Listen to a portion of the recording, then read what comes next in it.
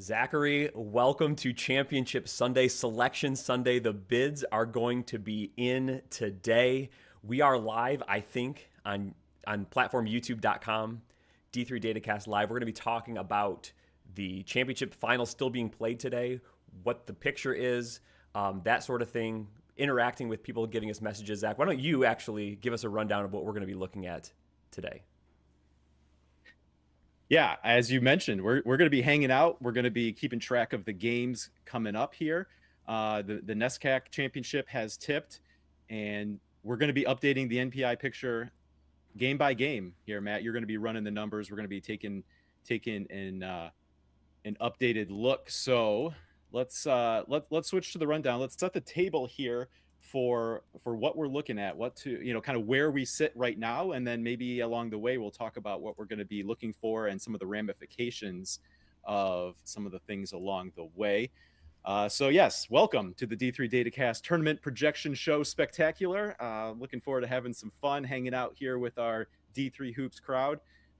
We'll be watching the chat. Maybe hopefully having some good interactive mailbag sessions along the way. No real agenda that we need to get through. We've got a lot of time, Matt. We're also going to be joined by some special guests along the way. We've got a few people lined up already, and room for some others to jump in along the way. So we're going to keep it casual. We're going to have some fun. We're gonna just enjoy this final day of the regular season. We've got some games, Matt. We've got 8 men's basketball tournaments still underway. Of course, we've got the NESCAC game going on. We've got the Skyline game tipping probably right about now between Yeshiva and Farmingdale State. Coming up at 2 o'clock, we've got 3 more games. Ithaca at RPI for the Liberty League Championship. Guilford takes on Roanoke from the Salem Civic Center in the ODAC Championship. And then in the Centennial Championship, Johns Hopkins is playing at Franklin and Marshall. 2 more tips coming up at 3 p.m. St. Norbert will be at Wisconsin Lutheran for the Northern Athletics Championship, and the SCAC Championship down in Texas will be Trinity, Texas, taking on St. Thomas. And then, Matt, we got to wait all the way till 5 p.m. Eastern tip time. Out of the SCIAC, we'll have CMS taking on Cal Lutheran.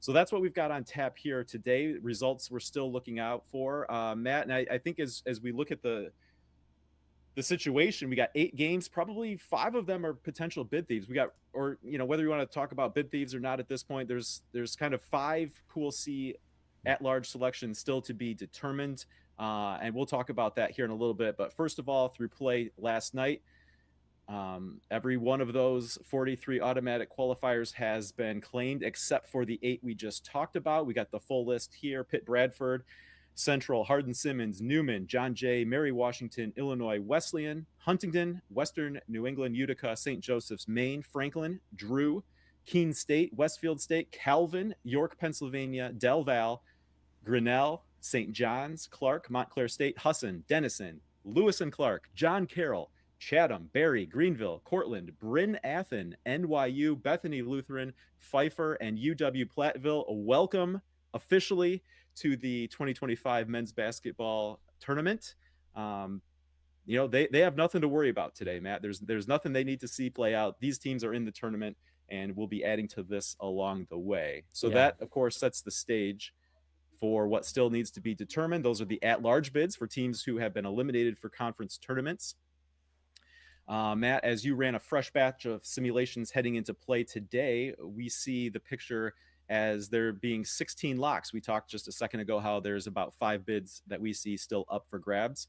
Of course, this out of the 64 team tournament, we talked about the 43 automatic qualifiers. That leaves 21 at-large bids. We see 16 as locks, and that would be one of them. No matter what happens in the NESCAC championship game, the loser of that will be safely in the field. So we account for one from whoever's going to lose today in that NESCAC championship, followed by Emory, UW La Crosse, Randolph-Macon, Tufts, Hampton-Sydney, Christopher Newport, WPI, Hamilton, WashU, Ramapo, Carthage, Stockton, Redlands, TCNJ, and Chicago. When the computer ran 1,000 simulations coming into play today, all 1,000 times those teams were in the field. So those are who we're calling locks. And then, so the matter of who's going to claim those last 5 spots, Matt, the best odds go to Catholic, Guilford, and Gettysburg. And then still in the mix group, Gustavus and Adolphus and Virginia Wesleyan, as we talk about the bid thief situation.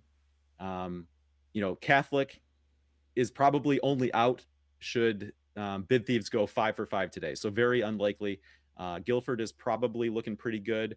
And then it's just a matter of how many bid thieves are there going to be. If there's none, probably all 5 of those teams are going to be the ones claiming those last at-large bids. But it'll be interesting to see along the way, if there's upsets and, let's say Wisconsin Lutheran loses the Northern Athletics championship game. Well, that's probably taken, one of Gustavus Adolphus or Virginia Wesleyan off the list here. But that's what we're going to monitor along the way here today. And should be that's be a the lot interesting of fun. thing about NPI for the first time this year is we can kind of see the numbers in real time. And I think as upsets happen, you just kind of start crossing up off the list. Like maybe the first one's Virginia Wesleyan, and the second one might be Gustavus Adolphus, Gettysburg hoping for not a third, and you could just see what's happening there. So that'll be the interesting thing when we get to brackets being announced on Monday. There's not going to be drama of in versus out, but these teams are very much scoreboard watching today, and I'm sure they're feeling a lot of drama right now.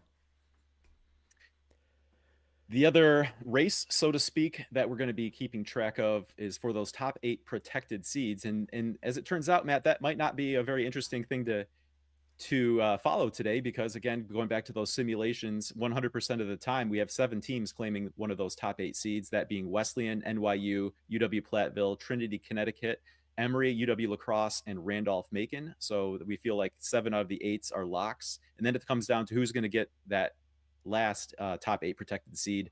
And the simulations only showed 2 possibilities, that being Illinois Wesleyan and Tufts. Matt, I don't know if you have any.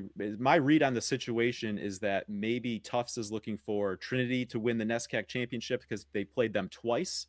And so Trinity looking a little bit better compared to Wesleyan, who they only played once, might help their overall resume a little bit more.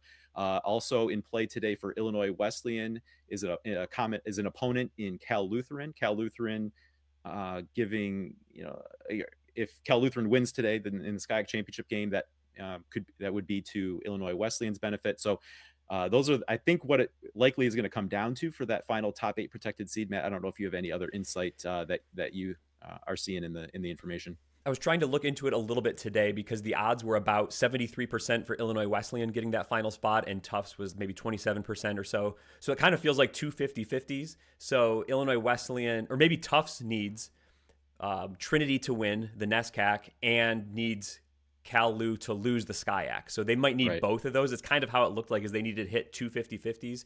And maybe for Illinois Wesleyan, it's an either or. It might be either Cal Lu wins or Wesleyan wins, and that's good enough. I don't know if that's exactly all the scenarios, but that's kind of what it seemed like to me in the 2.5 minutes I spent trying to figure it out today. And we should, for anyone who's tuning in here who may not be familiar with, kind of the new rules surrounding the top 8 protected seeds, we've talked about it in previous recorded shows that we've done, but just for the sake of being complete here in our discussion, current bracketing principles new this year guarantee that the top 8 seeds will be separated in the bracket such that they would not meet until a quarterfinal, right? So the top 4 we can kind of expect to be the number 1 seed in their quadrant, and then those next 4 would be kind of the 2 seeds at the bottom of that quadrant. And the way the brackets would play out is these teams would not face each other until a quarterfinal. But as we said, that it's looking like there's really only 1 spot up for grabs here in terms of that, Matt. But we're also going to kind of use this view. If we're looking at the screenshot you have pasted here of the current NPI standings, we're going to use this to look at the top 16, which is not as concrete as the rules surrounding top 16, but teams that are in that top, is not as concrete as what we see with the rules surrounding the top 8. But the top 16 is kind of what we look at for teams that are likely to be, maybe given some priority in terms of hosting an opening weekend pod. So we'll be talking about that and looking at like that top 16 line in this view as the day goes on as well. Yeah, and it's always important to clarify, there's no guarantees for any team, whether you're number 1 or number 16, of hosting rights. The hosting is never guaranteed, but I think what we've heard from committees essentially is that these are the teams that they're going to give preferential treatment to. If they can make it work within the geographical constraints, if they can make a good a well-seeded pod there. They will. So most of the top 16 will either be hosting or be seeded as hosts. We know there's a few teams whose men's and women's teams are both in the mix this year for the first weekend. The women's teams get preference because it's an odd numbered year. So some teams will not be able to actually host, but they'll still be seeded that way in the brackets.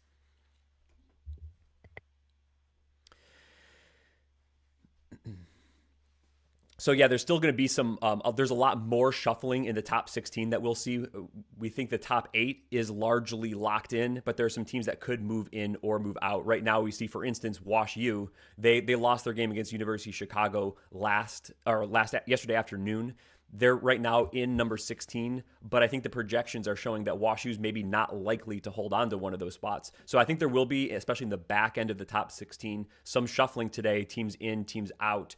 That could be games that they're directly playing, like Wisconsin Lutheran has a final today. They could probably play their way in to a top 16 spot, or there just might be shuffling around teams. So a team might not play today, but because of who they played or someone else jumping them, they might shuffle in or out of those positions. So I think there's going to be a lot more movement there in the top 16 than we're going to see in the top 8. All right, Matt. Well done. Thanks for bearing with me through the magic of a live stream there and jumping in. All right, so that's the scene for the men's side. Let's talk about the women's side here, Matt. We have 5 games to play here.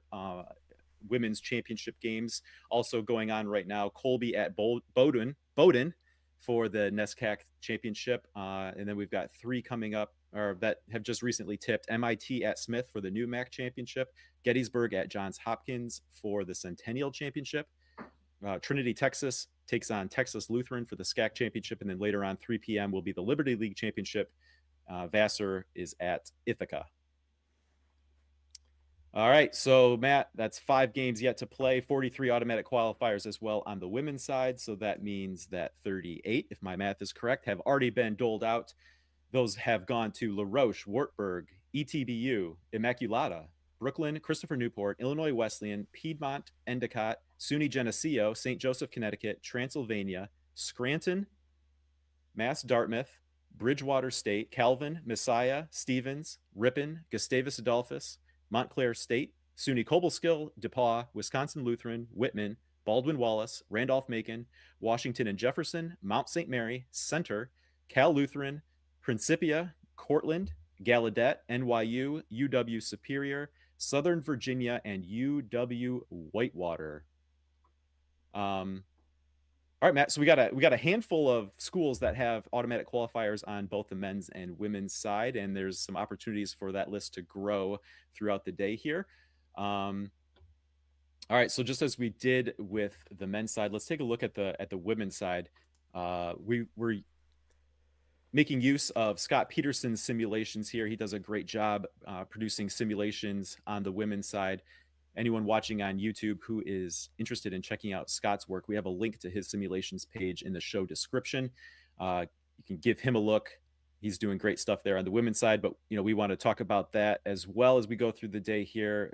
Matt, Scott, simulations run by Scott this morning have 18 locks on the women's side, UW Oshkosh being one of them. That we talked about that Centennial Championship. The loser of that game will be safely in the field. So one of those Pool C, no matter which way that goes, is going to be taken up by the Centennial Conference. Ohio Wesleyan, Catholic, Carnegie Mellon, Bethel, Trine, UW Stout, Elizabethtown, Western New England, Colorado College, Washington and Lee, Amherst, Merchant Marine, Trinity, Connecticut, McMurray, Tufts, and Bates round out the 18 locks, according to Scott Peterson's projections. That leaves just 3 at-large bids up for grabs here today, Matt. Brockport is a heavy favorite to get one of those. And then again, it's going to be like it is on the men's side, going to come down to what the bid thief situation is like today. Wisconsin Stevens Point, it looks like they could survive like a 1 bid thief scenario here today. And then also in the mix is UW La Crosse. They need all the favorites to win probably to claim that last spot. All right, let's take a look at the top 8 protected seeds. It's a bit of a similar situation with even more clarity, I think, than the men's side, Matt, where Bowdoin, NYU, Scranton, Baldwin Wallace, Whitman, Illinois Wesleyan, Gustavus Adolphus are locks to be into those top 8 seeds on the women's side. And then it's a matter of Gettysburg and Randolph-Macon also being in the mix. And this is simple. If Gettysburg wins, they get that spot, right? They're playing for the automatic qualifier and a spot in the top 8. Should Gettysburg lose today, that final spot in the top 8 protected seeds would go to Randolph-Macon. And I should point out, Zach, we have these little snippets of our data on the screen. It's probably, I don't know how easy it is to see on YouTube or not, but if you go to d3datacast.com, you can go to the NPI tab on the top and see men's basketball or women's basketball NPI. We're going to try to keep that updated as games go final today, so you can see the data. You can scroll through where all the teams are. You don't have to rely on our little slides every time we reset the data. You can go and find it there. Might be an easier view for some of you to see that. All right, man, let's put in a little plug and a word of thanks to our great supporters through the Patreon platform, patreon.com/D3Datacast. We've got a great group of subscribers. It's kind of a voluntary subscription, right? We don't have any ads or any paywalls on D3Datacast.com. We've been running the numbers there for everyone to see and enjoy, but certainly appreciate the people who have taken on, what really is sort of like a voluntary subscription, right? And grateful to have their support and allow us to do what we do. Yeah, thank you very much. We appreciate everyone who has joined with us at either the good job or the great job team levels on Patreon. That helps us so much be able to do these types of things. All right, so that kind of covers the outlook here on the men's and women's side heading into the day. And we'll update that here as the NESCAC games go final. We've got a really good one going on here on the men's side. We've got a 54-53 lead for Trinity, Connecticut. Let me give a quick look here, Matt, what's going on the women's scoreboard, unless you have that up. I do not. You want to take us back to the 2-box, though? I can take us back to the 2-box. Okay. Colby, Matt, has a 3-point lead on Bowdoin. So we just talked about UW La Crosse not wanting to see any upsets. This would be one. This would be one that knocks out UW La Crosse on the women's side. Hey, can I? Ryan Scott put a comment in the chat. I think that's kind of an interesting one based on what we were just talking about. We talked about the top 16 picture in the men's and Wash U maybe falling out of that. Wisconsin Lutheran having an ability to play themselves in. He says Wash U and Wisconsin Lutheran are both still likely to host. You probably need a geographic host in that region as well. And then also we know for the men's team for Illinois Wesleyan, they're going to have to be on the road because of their women's team. So that could be a possibility of both of those teams end up hosting. And I think that's very true. We could still see those two teams even outside of the top 16 be able to get home games for a couple of those reasons. I think that's true. I don't know that automatically the next top team there is necessarily the Illinois Wesleyan host, but I think they would be in that mix for that spot. Could still be someone like University of Chicago. Could still be someone like Calvin here in Grand Rapids. That'd be great to see. But yeah, it might be like Wisconsin Lutheran. I think especially if they lose and they fall down the seeding, that would be maybe a more natural seeding fit for the Illinois Wesleyan pod. Okay, Matt, that's what we're looking for today. It looks like we're ready to be joined by our first guest. We got someone here who's ready to hang out with us. Let's bring him in now. Joined by Matt Goldsmith, head men's basketball coach at TCNJ. And boy, it's been a lot of fun to just follow the NJAC race, throughout the year and then certainly down the stretch. How you doing, Matt? Thanks for taking some time to join us here on the live stream Sunday Spectacular. I'm doing well. Excited to be here. I'm a D3 Datacast guy. Every Monday, I watch the YouTube. I was probably refreshing 20 times a day over the last month or so to make sure our NPI was staying in a solid spot. So excited to be with you guys. One thing I wanted to ask, and love to hear that you're a fan of the show and the stuff. That's awesome. I'm completely flabbergasted that coaches actually like to listen to us because we thought we were just going to be like 10 viewers all the time. But for you, so you're an at-large hopeful, but I think at this point we kind of know it feels like you're in. It sounds like you've been following the NPI this year. How do you think that would compare, though, to past years where we didn't really know what the bubble picture was going to look like? Do you feel a lot better now than maybe you would have if it was still like the old regional rankings committee selections type of thing? Absolutely. I think just numbers-wise, we were in a really good spot. Our whole league looked like we were in a really good spot. I think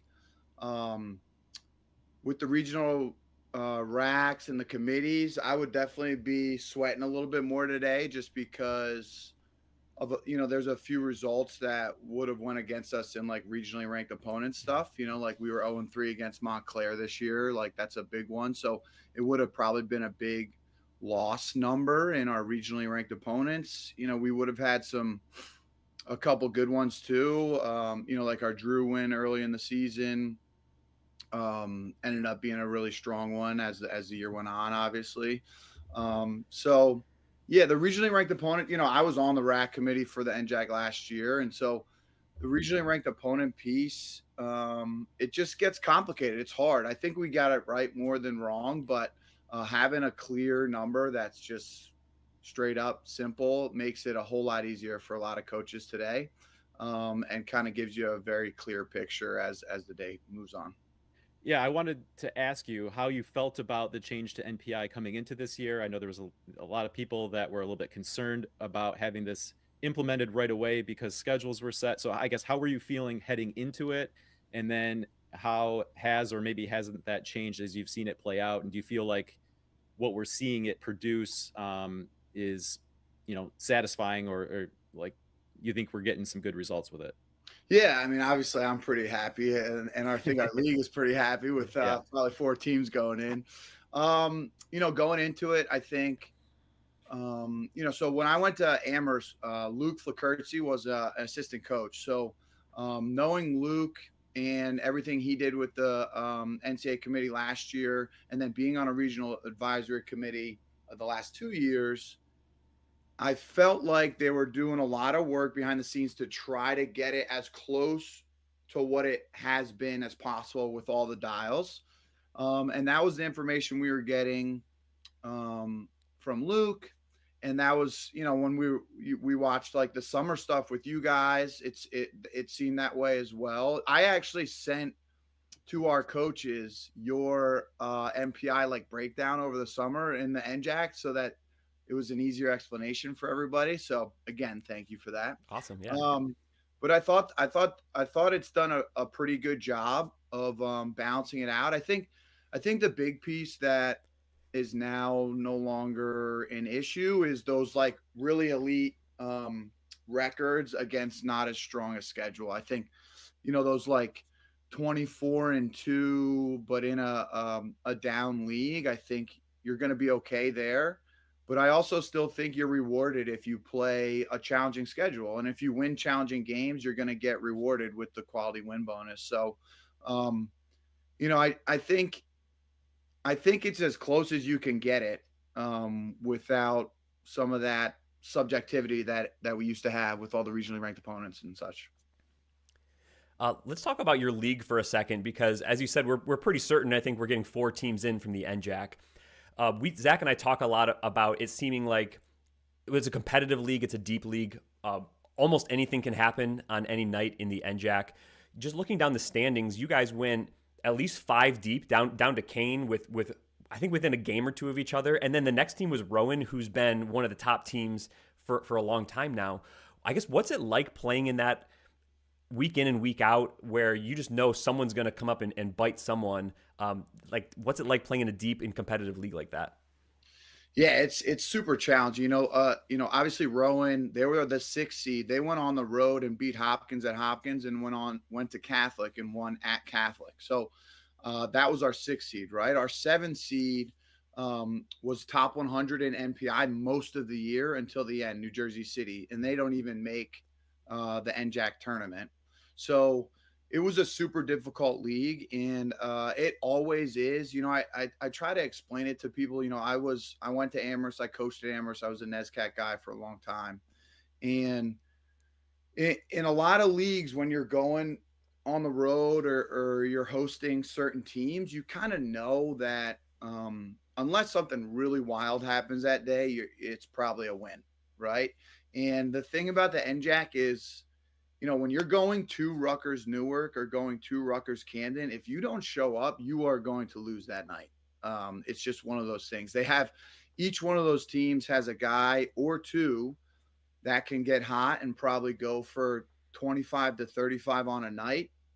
They both defend really well. So suddenly if some kid is hot and he scores 30 and they're playing a slow pace and defending you really well, and it's a really physical game, Now you're talking about a one possession game, and anything can happen in a one possession game, no matter who you're playing, right? So I just think we do beat each other up a good amount, but it's exciting to see that, this year especially, we're going to get some love in the NCAA tournament.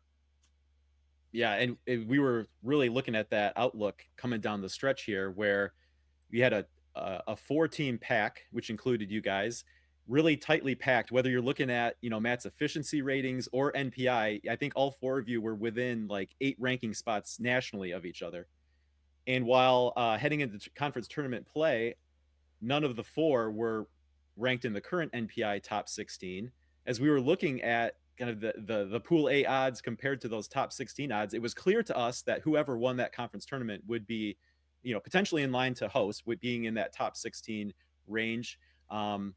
I guess how aware? Well, it sounds like you were probably pretty aware of that dynamic with, how you were following the picture with us. But I guess like, even how much are you even talking about those kinds of dynamics with your team, or is everyone just kind of aware of the stakes this time of year, and you don't really need to break it down to that kind of specific type? Yeah, so I think it's a balance. I don't really talk with about it much with the roster. Our staff knew what was going on. I think we knew that going into our first round NJAC tournament game at Kane, if we got that win, again, like, I'm a numbers guy, I'm a nerd at heart. So I was in the weeds a little bit. Like, I knew if we got the Kane win, we were going to drop our Baruch win and add a quality win bonus. So I knew that it was going to be a big deal and most likely put us in a position to make the NCAA tournament, no matter what happened the next game against Montclair. So we kind of knew going in, like, if we win this one, we're going to be in a really good position where we can go out and play and not overly worry about win or go home type situation. I do think the coaches in the league were pretty aware. I was on text chains and chats with all 3 of those other coaches, especially because, again, I was the NJAC rep for our regional committee. So I was letting them know, like, hey guys, depending upon how this goes down, we all should put in a bid to host, because one of us will most likely be a host, and maybe even 2 if NYU can host. So Yeah. if we all get in our bids, we're going to give ourselves a shot at maybe having 2 people host. And I think we're all really aware of how good the league is, and we want to be able to prove that nationally. And so, again, we're kind of all talking to each other right now about just, hey, if we do all get in, let's make sure we put our best foot forward here and kind of, again, demonstrate what our league can do on a national stage. Now, I want to ask you about this because I feel like what we've seen in the NJAC was really a year in the making. Go back to last year. Your team won the NJAC tournament as the 5 seed. Mm-hmm. I believe Ramapo was seeded 4th in that tournament and was left out. But I know, if I remember correctly, thinking back to last year when we were talking about, I don't know if it was some episode where we did where it was like the best teams that weren't getting top 25 votes. Ramapo was on that list even a year ago. So I feel like they've been kind of a team on the rise that took that next step forward this year. You were a team last year that, again, as the 5 seed, played your way really into the tournament. And then here you are this year, where going into that conference tournament looking like a lock. Talk about just the growth of the league and your team, really going back to what we saw play out last year and then into this year. Yeah. So in general, in our league, there's not a lot of 5th year transfer type stuff, right? So over the COVID years, we have an older league for sure. Like, there are rosters that have guys maybe took a couple years off, maybe 2 years in JUCO, and then show up as a junior, maybe 23, 24, 25 years old. But we weren't getting like seasoned COVID guys, 5th year guys. So I think, Coach McBreen at Ramapo this year, he has started the 5 starters since they were freshmen.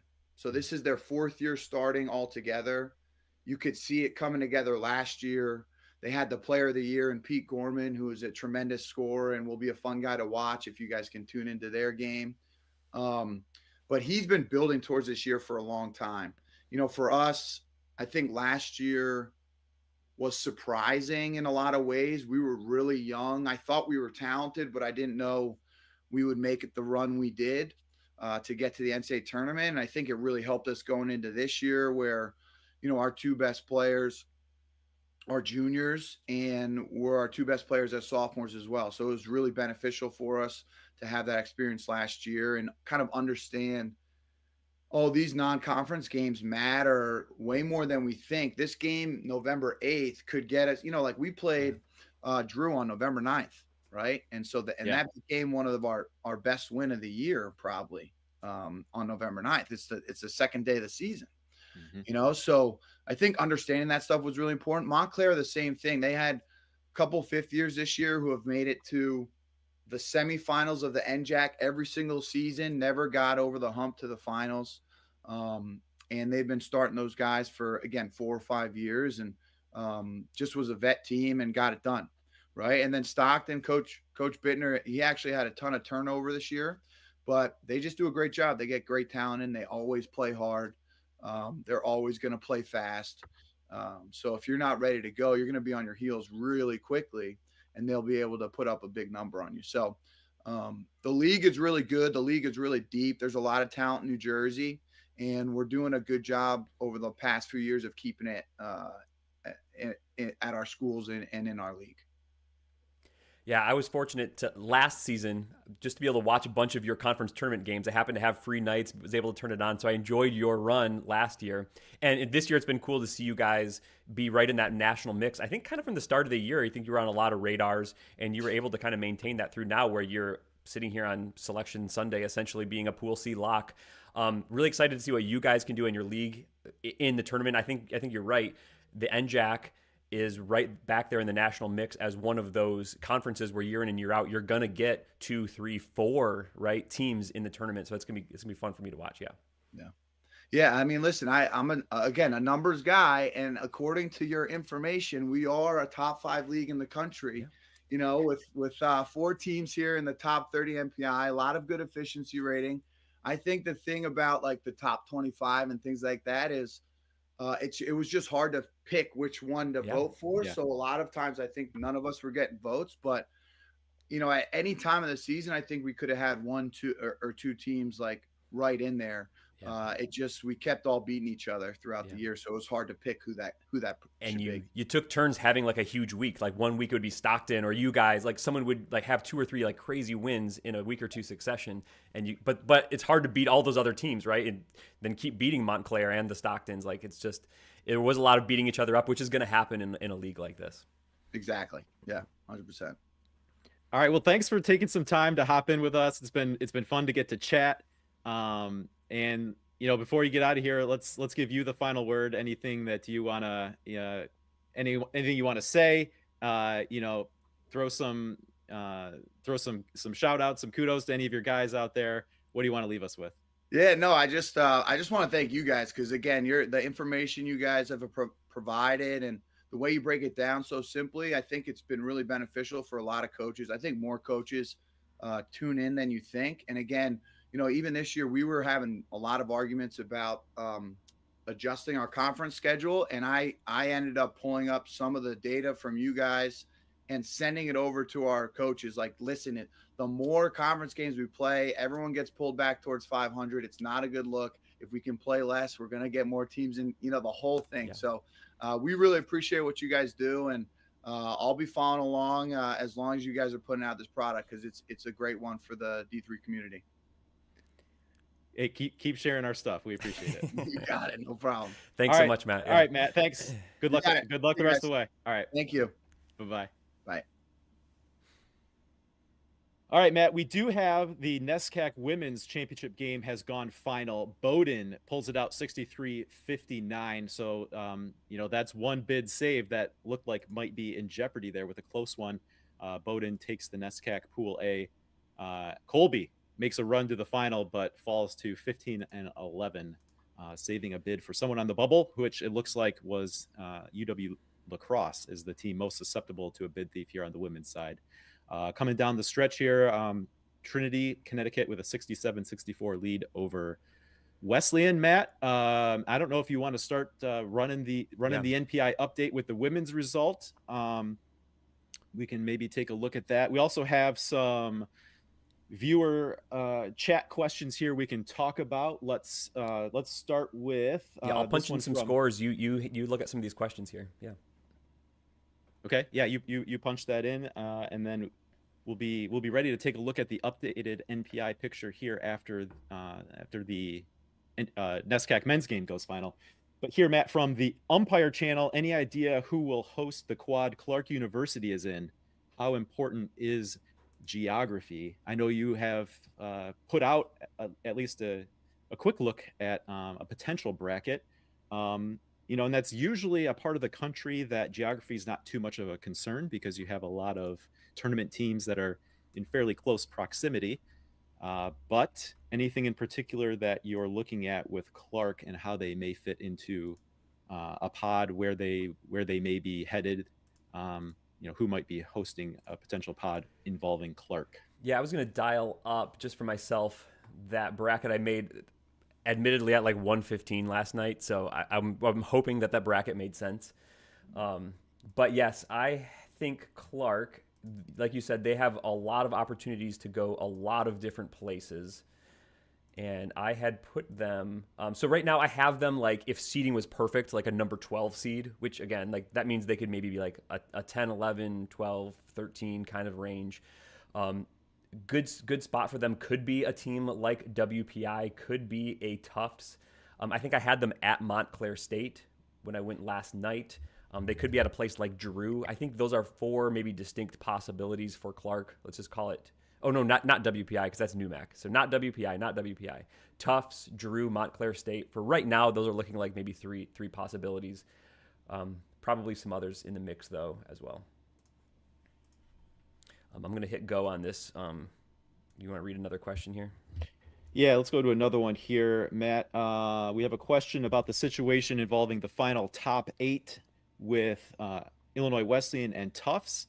We broke that down a little bit at the top of the show, but for some people who may be joined after the fact, we'll have to, this is the one we're going to be looking for because it looks like 7 of the top 8 are locked in, with that last one coming down to Illinois Wesleyan and Tufts. We kind of thought that maybe Tufts would be looking for a win by Trinity in the NESCAC championship because they played them twice and Wesleyan once. And then also there's a dynamic involving Illinois Wesleyan having played Cal Lutheran that Illinois Wesleyan would want a Cal Lu win tonight or later on late this afternoon because that would add to their resume having a win over Cal Lu. There may be some other minor details, but those were the 2 that really stuck out to us as what would be the heaviest factors in determining which way that final top 8 seed goes. And you even thought maybe Tufts needs a Trinity win and a Cal Lu loss, just looking at how some of the percentages played out. But first step, I think definitely for Tufts would be a Trinity win over Wesleyan. Now tied up under a minute to go. Yep. Anything else to add, Matt? I think that kind of summarizes the discussion we had it, about that earlier. I don't know if we had. This is an interesting question. I don't know if we necessarily have this quickly, Matt. But Matthew Lambuta wants to know which conference has the most teams in the NPI top 40. Doesn't specify men's or women's. I think Graham had an answer that ODAC has 5. That might be correct. Okay. I've not counted. NPI list is on d3datacast.com. Zach, I don't know. I don't have it pulled up right now. I don't know if you do. I mean, the NESCAC has 4 in the top 16 That's coming true. into the day, so I guess it's just a matter where's that. But they probably don't have that 5th. Yeah, I know Guilford's done a lot of work to play themselves into a position where they're looking. I think we had them on the slide of looking pretty good for Pool C should they not win the ODAC final today. So they were probably in that maybe top 40 range, but that's just in that league, right? You can win a lot of good games in conference tournament week, and they've done that so far. So it's a lot of good work for Guilford. All right, Matt. Our friend Scott Peterson jumped in the chat here saying, resist creating an arbitrary line at 40. Mm-hmm. The good thing about arbitrary lines, though, is you can use them when it's very convenient for yourself, like top whatever, like because my team happens to fit right inside that top whatever. So I think that you've been known to do that a bit on weaponize that occasion. whenever you need to. Yeah, that's a tip. Milkman wants to know, does IWU have any chance at hosting? It seems like no. I think basically by rule you cannot have rules may be the wrong word, but like you cannot have both your men's and women's team hosting. I don't think that's possible with the current bid structure. So we know for sure, right, that their women are hosting, so their men are going to have to be on the road in the first weekend. They could host the second weekend because the priority flips. But again, that all depends on which 4 teams are left in that quadrant, who's maybe highest seeded, and are they available to host, and then what is like the remaining geography look like there. So if Illinois Wesleyan men host, it would have to be a second weekend type of a thing. And I just will say, like, that means their first weekend pod's gonna have to go to an underseed in that quadrant or pod. So that could be a place like Wisconsin Lutheran in Milwaukee, Wash U. I was going to say, Louis. I know you've been looking at it, so why don't you, for the benefit of the question going the next step, where might they be instead of being at home? Yep. It could be Wisconsin Lutheran. It could be Wash U. It could be at a place like University of Chicago. They would be maybe like really on that borderline of between, like, are they a quote unquote pod number 2 or pod number 3, or like a true 7, 8, 9, 10 seed, somewhere around that range. Could be at University of Chicago. Could be at a place like Calvin. I think of those 4 places, it's probably at one of those. Like, I was going to say geographically, theoretically, is John Carroll still in play for Illinois Wesleyan? I don't know if that's close enough, but I don't think that they would send them all the way out to John Carroll to do that same kind of a thing. Maybe.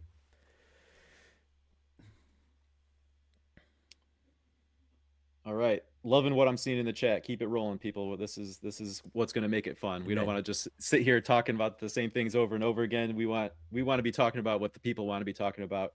And then as we're waiting here for the final seconds to tick off, Trinity, Connecticut has a 3-point lead over Wesleyan, under 30 seconds to go now. The women's game has gone final. Bowdoin defeated Colby. So we have that result, and we'll run the NPI updates for both the men and women here and go through that once we can update our rundown after the NESCAC men's final is official. All right, going back to the chat here, Edward Ward wants to know, where are the NJAC teams possibly going? I think at this point we talked about this here with Coach Goldsmith, that the outlook heading in, we knew with almost certainty that whoever won the NJAC tournament was going to be in one of those top 16 spots. Of course, that doesn't guarantee anything, but Montclair was the one that was able to make that run, so it would seem that Montclair State's in great position to host. But we'll see what happens, Matt. I don't know, just in some of the bracketing, where have maybe you placed some of those other NJAC teams? Yeah, I think you're right. Montclair's probably hosting. I don't want to say certainly hosting, but I think that they would get an opportunity at that. I think Coach Goldsmith alluded to it. One of them could be hosting an NYU pod. They are one of those teams that women are hosting and are going to take priority away from the men. That could be at a place like a Stockton or a TCNJ. Probably one of those NJACs has a good chance at ending up at a top-seeded NESCAC, like a Wesleyan or a Trinity, Connecticut. Not playing them in the first round, but in that pod for a potential second-round matchup. I think we could definitely see an NJAC there. And then, but up, they can get down to Virginia, so you could see them at a Hampton-Sydney or at a Randolph-Macon Randolph-Macon pod. Randolph-Macon's another men's team that's going to have to be on the road, even though that they're a high seed, because their women are quite strong. So in New Jersey, there's a lot of directions you can go. You can go up to the NESCAC. You can go down to Virginia. You can get out to Ohio. I think a lot of those teams can get out to like John Carroll. That'd be like a geographic type of a pod. Could get to like Franklin. I mean, again, so many places, geography in that part of the country. But I think I've laid a lot of places that they would be likely to land. Okay, Matt, just finishing up the discussion we just had about the top 40 teams in the NPI top 40. Oh, yeah. Graham jumped in there to point out the ODAC had 5, and we were wondering about that NESCAC 5th. The NESCAC's 5th is Williams, number 58. So yes, outside that top 40. Matt, we got one here. Zachary Smith, what's the likelihood that John Carroll hosts in place of a team that is unable to host because the women have priority? And then I'll let you answer as you're thinking about your answer there. Ryan Scott jumped in the chat to throw out that JCU hosting is actually quite likely as a host to alternative for NYU, or Randolph-Macon is another one who it looks like they'll be in position to host on the women's side, sending their men's team on the road. And John Carroll there, the Cleveland area is an interesting one because you can draw in, from teams from the West, teams from the East, and depending on how just where everyone's distributed, that can be pretty beneficial. Yeah, because depending on what you need, you can host, let's say, a Randolph-Macon pod at John Carroll, and you could bring in a Carthage or a University of Chicago to play in an NYU or a Randolph-Macon pod. So that's just a good geographic mixer right there. Pulls in east to west. I think because they have an opportunity, as Ryan said, for both of those, they're within 500 miles of both of those, that puts them in the mix. But then again, like, that's not guaranteed, or maybe even 50-50. I don't know. Maybe they're approaching 50-50. It's hard to say. I think a team like Denison, though, is in line for the Randolph-Macon spot as well. I've been thinking for a long time it's one of John Carroll or Denison that will host the Randolph-Macon pod. Again, the committee can probably go a dozen different directions there, so it's not guaranteed. But I think those look decent. So I think it's a very real possibility. I think for wherever they are, like a 7, 8, 9 seed or something like that for John Carroll, usually this type of a season you wouldn't be thinking hosting, but I think as realistic as these things go, yes, they are definitely in that mix to host one of those alternative sites. And I think I bracketed like way back. Again, I should pull up the mileage on this one, but to get Illinois Wesleyan, I think they're literally within 500 miles of all three of those teams that are like definitely going to need an alternative. So I think, again, John Carroll very much in the mix to get one of those, but it could also not happen, right? Hey, Ryan Scott, if you're watching and you have any interest in jumping in with us, I can send you a link. Just send us a DM and we can have you jump in. All right, let's check here. Ooh, Matt, you're gonna like this one. Ready? All right, I like all of them. I like all of them. Yes. Well, try to enjoy each YouTube chat equally. Yes. All right. Graham's provided some good information on some of these other questions here. Graham's got a question of his own. How hard is it to run your 1K simulations to make your projections? Is it really resource intensive? Yeah, I'm going to start this by saying I run this code in Python. I didn't know any Python 1 year ago, and I've learned enough to make a really bad piece of code to do all of this. Like, if you are actually someone who programs or codes, like, my stuff is probably embarrassing. So I've done some work, used some resources to help me out. A huge shout out to like Scott Peterson. He and I bounce ideas off each other all the time, or like give me a smell test on this result. Does it seem fair? He's pointed me some resources because he's like actually knows how to do this kind of stuff to help me. So I've refined my code. First time I did any NPI, so we're not even talking about like simulations, but it took me 13 minutes to run an NPI code with like 80 iterations, which is ridiculously long. Then the first simulations were like 2 hours to run 1,000 simulations. And then it was 1 hour, and now it's more like 30 minutes. So I've improved the code, used even some AI resources to like, how do you do this more efficiently? So shouts to the AI people out there. So, I was telling you every step of the way. Well, you wanted me to take it. You wanted me to make it whole cloth from AI, and I don't even know enough about coding to ask the AI to do what I'm trying to do. So I had to kind of just like tell it know to do about, NPI. Yeah. Okay. Sure. I should have done that. I should have told it to make it NPI. But now I can run 1,000 simulations in about 30 minutes. I do put my computer into like high performance mode, and I can hear the fan like chugging. So like, pretty big deal. But so it's not that bad anymore. I just let it run, and I go get a glass of water and make myself a frozen pizza, and I come back and it's done. It's funny to hear you talk about putting your computer into high performance mode, because the dirty little secret of our entire show, whether it's the show, anything, like we've been able to cobble together basically everything we've done with D3 Datacast with free software, hardware that we already have, just like regular stuff. This is not high production value. This is tin can and string type stuff, but we're making do of it. Okay, Matt, we've got Ryan Scott is going to join us here. which will free you up, Matt, to plug in our NESCAC finals. We talked about Bowdoin getting a win on the women's side. Trinity, Connecticut gets a 75-67 win over Wesleyan. The lone unbeaten remaining in men's basketball goes down. We will not have any unbeatens heading into the Division III men's basketball tournament. Get the loss out of the way now. The Wesleyan Cardinals get knocked out. Ryan, thanks for joining us. D3hoops.com columnist Ryan Scott joining the program. Yeah, I feel like, has it been all the way back to Benedictine since we last had an undefeated team entering the tournament? It's been a while, I think. Yeah, even entering the tournament, I'm not sure about that, but yeah, they had that big run, and that team all the way to the final. Yeah, that was they lost the championship game. Right. Yep. So right, hey, Ryan. Before you start this conversation with Ryan, and because I'm gonna have to punch some things in, I just kind of looked up John Carroll, and they're almost exactly 450 miles from all three of those. It's right there, Illinois Wesleyan 450 miles. New York City 460 miles, and Randolph-Macon about the same. So that's really interesting that they're in that exact part of the country that they can host anyone. Well, and they're going to be super key because the geography is really getting bifurcated this year for the men's bracket. There's no hosts, sort of in the middle of the country there, and so they're probably going to be needed, and maybe even a second one there. Denison's also a possibility as an alternative host in the middle of the country there too. Yeah, I feel like there's a few locations that just always seem to be key in terms of tying the bracket together. Those places that are a little bit more centrally located, that you could pull teams from all sorts of different, maybe all four cardinal directions.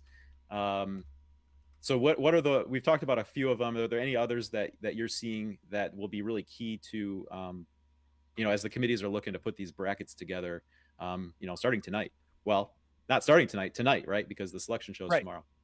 Well, I mean, the big thing is going to be these Region 10 championship games, right? Because we get the upsets, if we have CMS in and Trinity, neither one will likely be in if they lose those games.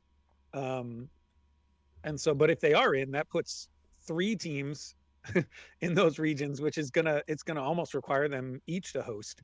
But there's a situation, in which if only one of those, if Cal Lutheran or St. Thomas win, only one of them will probably be able to host, and we'll get sort of some boring brackets out of that. So that's a big one to watch, because it's going to take away likely, if they both lose, they're both going to be out of the top 16. So it's going to take away 2 hosting spots from teams that would, otherwise have earned it, we say.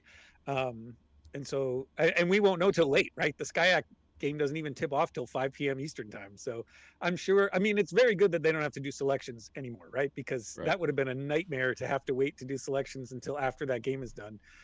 But it'll be a little easier with bracketing. Well, here's the thing is our plan is, with that being the lone game to go, we're going to know the this or this scenario, right? So we'll be able to talk about that. So we'll know what that situation is right away. Yeah, and I'm sure we'll be able. The committee's probably doing the same thing, as they'll start building an either or bracket too, right? So, because for the most part, that's going to affect a little bit, but it won't be a ton of things. The other one to watch is in the ODAC championship. If Guilford is able to pull that out, which of those? Because it's probably going to be one of those 2 teams that ends up going to Emory. Either Guilford or Roanoke, and I suspect maybe the loser of that game is the one that ends up there, but it could very well be the winner. So we already know Huntington and Barry have to go there just by geography, and so those will probably be the 3 and 4 seed, and it's just whichever one of those ODAC teams makes a more reasonable to head down there. That's another one to check out. I think if Guilford wins seeding wise, they end up as the number 2 seed in that Emory pod, and then you can squint at Huntington being the 3 and then Barry the 4, and then you kind of have a reasonable pod. If Roanoke wins, to me it feels like too high. It's too high, and so you either have to force that down back into the Emory pod, which maybe you can do, because probably then between Huntington and Barry, the other 2 are weak enough that maybe you can force a higher seed into that, or you just say we're going to go completely underseeded, and then you have the Guilford as a losing ODAC team in there with. Because we know pretty much Huntington and Barry are locked to Emory, right? That's pretty much going to be the situation. Yeah, and for the people chirping on Twitter. Emory has played both Roanoke and Guilford this year, so either way, we have a potential second round rematch. And there's not really any other way around that. No, and I feel like non-conference rematches for a potential second round game, like, yeah, it'd be nice to avoid those if you can, but also like we're gonna get those all over like the Midwest, and it's just at a certain point it's hard to avoid that. Yeah, the only thing they might go out of their way to do is, for a league that has a ton of teams in, like on the women's side for the WIAC, if they can avoid putting those teams at the same pod Yeah. to avoid a potential second round game, they might try to do that, although they don't have to. Right. But those are the only ones that they're really going to take into consideration, second round games. Yep. Non-con rematches, they're not going to care too much about. Yeah. I'm always interested in people who are doing the bracketology, putting brackets together ahead of time, because going through that exercise lets you know some of the constraints or some of the challenges that the committee is likely to face. And I know some of that is yet to be determined based on what plays out, but I'm wondering if either of you have any maybe consistent constraints or things that you've had to work around, or maybe give some insight into some of the challenges that the committees might be facing as they're putting the brackets together. Yeah, I'll let Ryan go first. I mean, there's constraints so there's always unique challenges every year. This year, for the women especially, there are so many, not just New England teams, but Eastern New England teams. So you don't think about, because often like Amherst can get to Randolph-Macon, but Tufts can't, right? And so just the distance across Massachusetts from Amherst to Tufts is enough that that becomes problematic. And so you've got teams like Mass Dartmouth, which is on the coast. Tufts is on the coast. You've got the main teams. Even when we were looking at it, Johnson and Wales isn't actually going to be in now, but like Rhode Island College and Johnson and Wales are both like 502 away from some of those Virginia schools. And so that presents some of the problems in the East. It's not that usually you don't have those issues in New England, but you get far enough up there and that can become a problem. As the weekend has gone on, which is unique, we were having so much trouble geographically getting the women's bracket together when I was doing mock brackets all week long.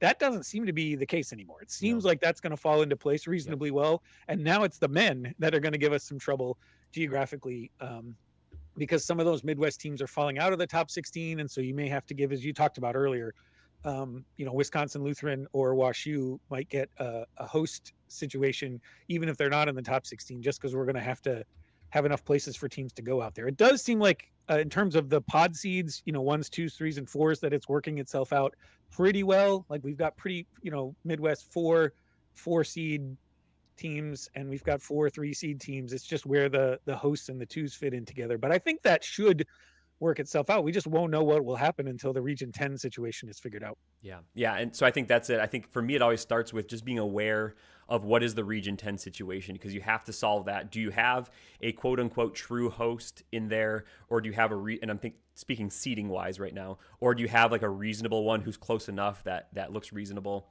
Either way, you might just have to force a Region 10 pod, because we know with geography being a thing, they're just not going to be allowed to fly teams all over the place. So Texas, naturally, you're going to get basically, depending on how the SCAC breaks out, right? But you're probably going to get 2 Texas teams, which means that's a natural place for a pod.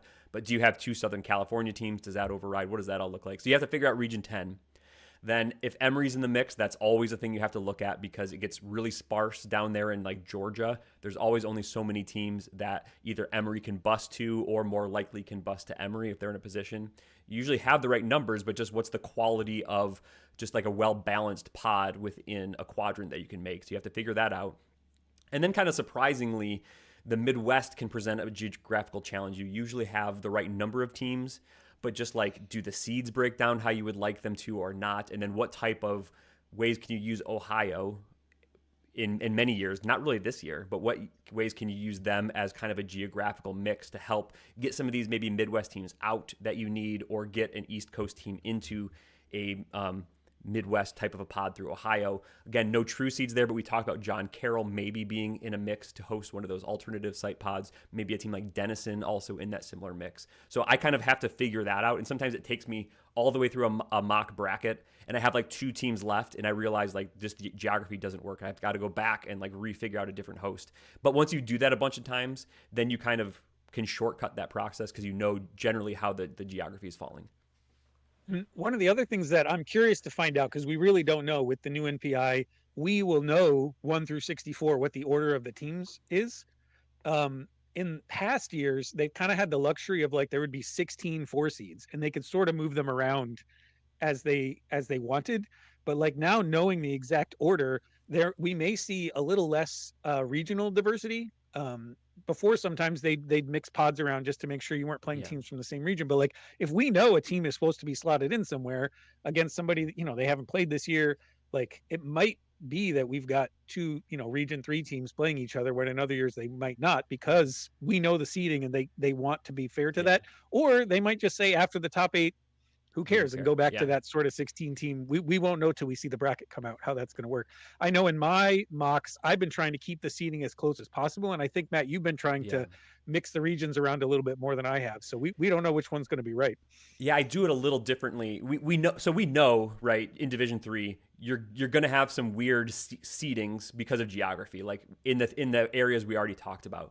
Other parts of the country where you can make the seeding work out, it's going to be the question of how strictly do they want to follow the seeding. We've heard the committee chairs use the term bracket integrity, which I think means like more of a truly seeded tournament. We know it's not going to be perfect, but then to what degree, yes, will they follow the seeding? Like for me, if I determine a team's a number 13 seed, I'm willing to slide them all around that 13 line if I can mix up geography a little bit. I don't really care so much like, no, this 13 should be against this 4. But so I'll slide them around. I'll slide them like a seed line to avoid non-conference rematches, maybe. But really, other than that, I've, like you've been trying to stick more to true seeding. But I'm very interested in that as well. I think men's and women's have been, I think, on the front edge of bracket creativity and seeding for a long time. I think that they've had good brackets. It hasn't been terrible. I know I honked at last year's bracket for men's a little bit. It was a good bracket, right? But there's a few things that could be tweaked a little bit. So I think that they're going to have more good brackets as well. It's just going to be like, how exactly true is it going to be? What's their philosophy around that? And that's just something we don't really know from the outside, and we're going to learn this year. And they have a lot more time to put it together, right? They're not spending 6 hours selecting teams. So they're going to have all of that extra time to work on the brackets and make sure it's done really well. It's putting extra pressure on our mock brackets, even though they're really worthless. Like, I want to make sure I get them really good and don't have those rematches where in the past we might have done that. The other thing to shout out is some of the surprise teams that got in that are really going to help geography. Center is in on the women's side, right? And that's right in the middle of the country, is really helpful. For the men, it may not seem like a big deal, but Central beating Nebraska Wesleyan is kind of huge for flexibility, right? Nebraska Wesleyan can't get to Chicago or Wisconsin Lutheran, but Central can. And so that will also help some of the flexibility there in the Midwest. So just little things like that, right? Like Central and Nebraska Wesleyan are not actually super, super far apart, but it will be helpful just having some extra hosts that they're able to get to. All right, let me jump in real quick, Matt. You'll have to let us know when you are ready with the updated NPI numbers to go in our rundown, and then we'll give that look. Following here, the NESCAC championship games. Bowdoin won on the women's side. Trinity, Connecticut has won on the men's side.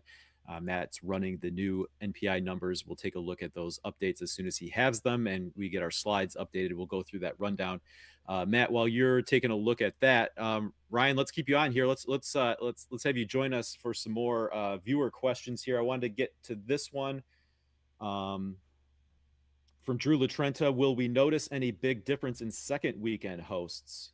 More flights to protect top seeds, or still go to a 2 or 3 seed if it means fewer flights?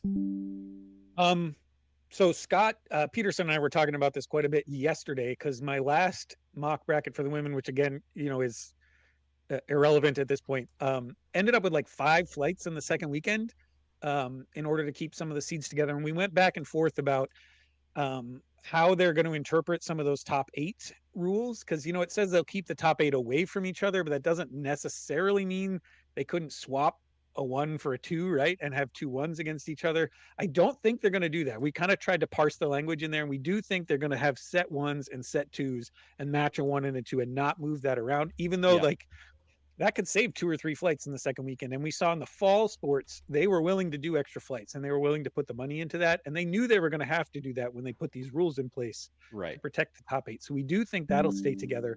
What's not going to happen, though, when they put the pods together for the second weekend is doing extra flights just so a top seed can host, right?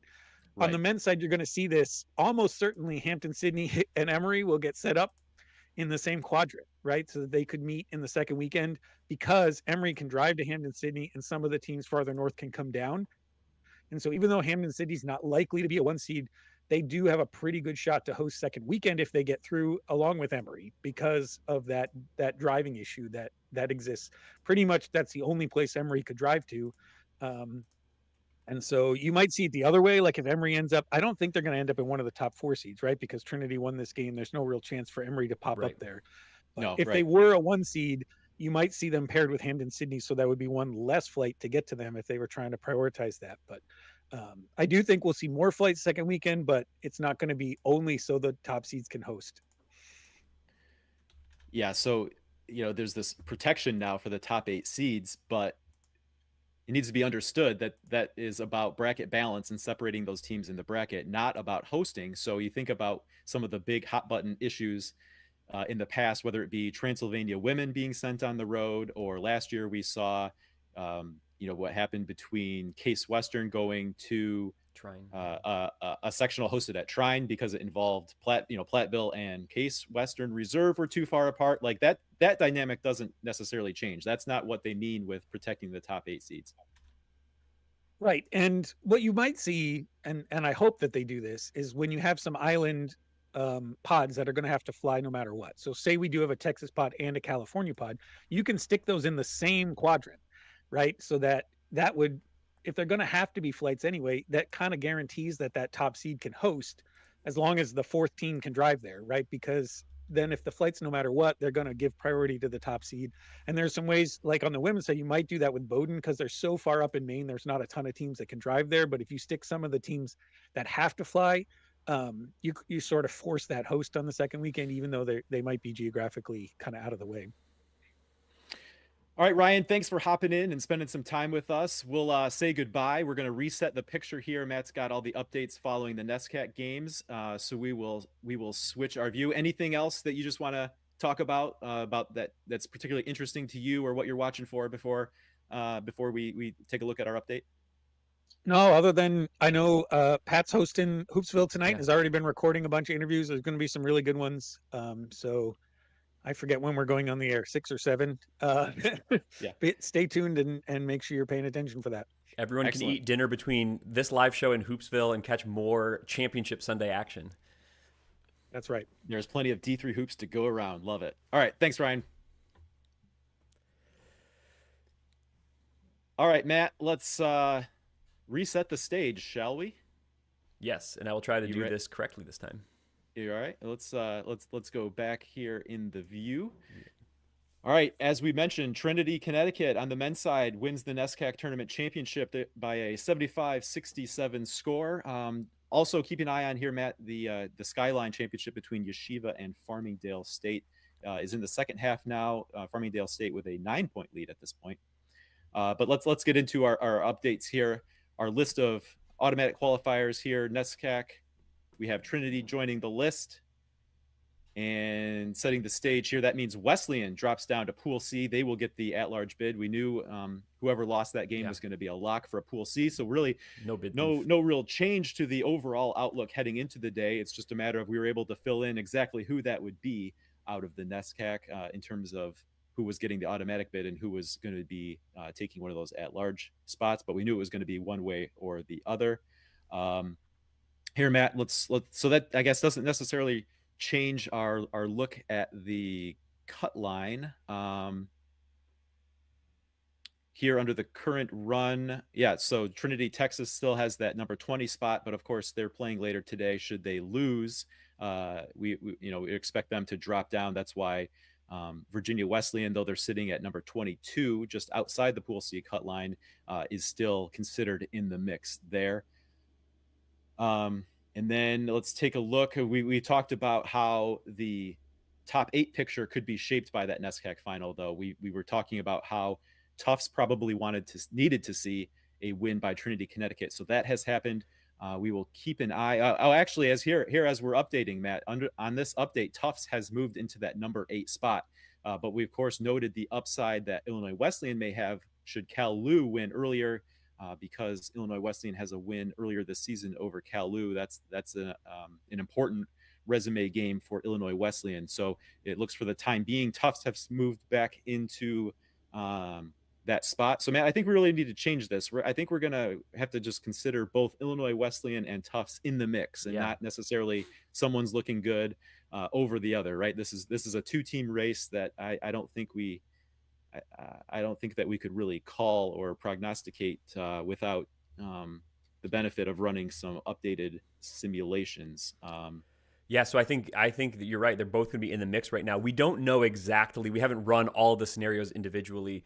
We think Illinois Wesleyan still has a shot to overcome that if Cal Lutheran wins. I think coming into the day, we talked about Tufts probably needing both of those results, breaking their way. They needed probably Trinity and Cal Lutheran to lose, because Cal Lutheran's good on Illinois Wesleyan's resume.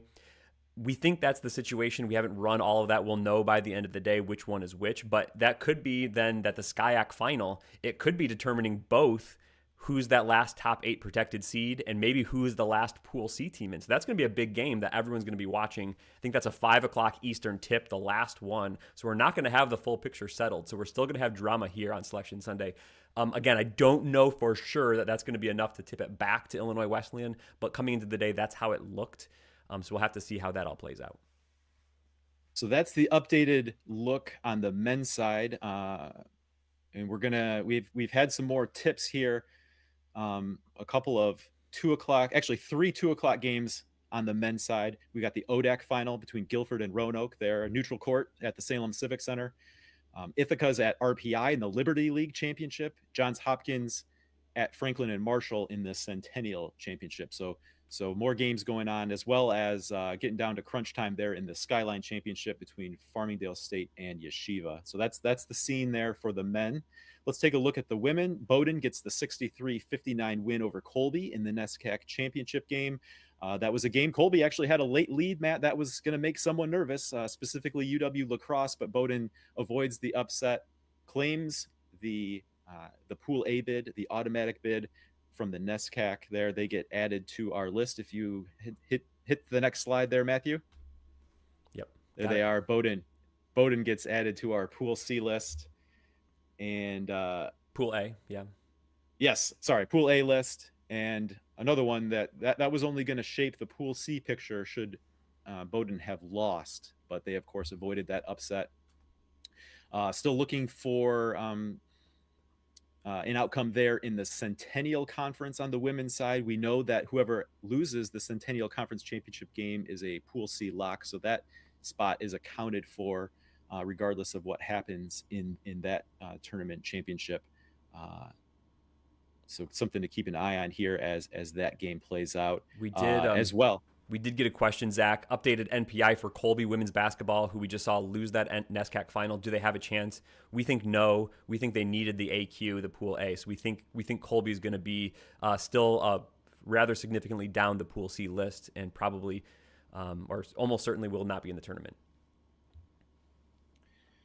And then taking a look at the women's top 8 protected seed outlook, also going to be heavily dependent on what happens in that Centennial Conference Championship game.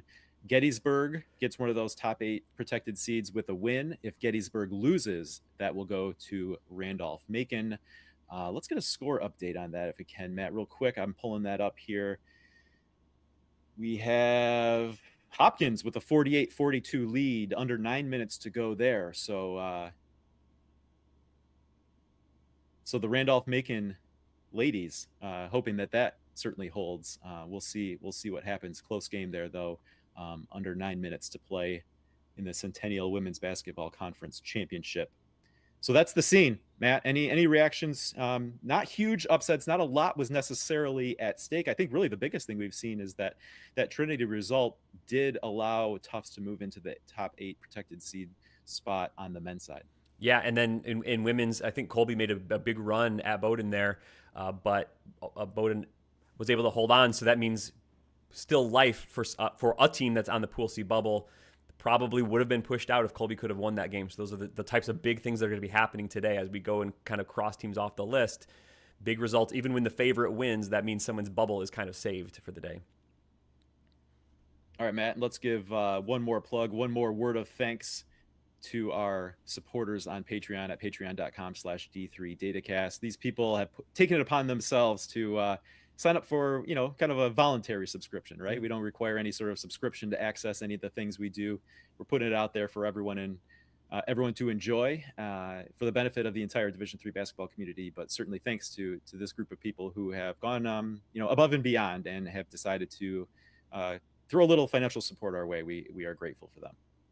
Yeah, and we just have a $3 tier and a $5 tier if anyone wants to join on patreon.com/D3Datacast. Helps us to make these shows. You do get early access to most of our episodes. Once we are done with them, we make that available and usually schedule it for the next morning for everyone else. So that's one little perk that you do get for signing up is if you want D3 Datacast right away, if you're up late Sunday nights anyway, you usually get our episode that night instead of having to wait for the next morning.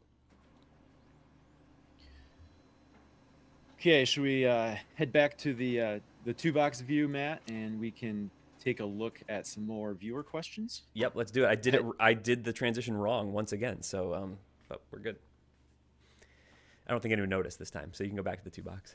Yeah, okay. All right, let's go. All right.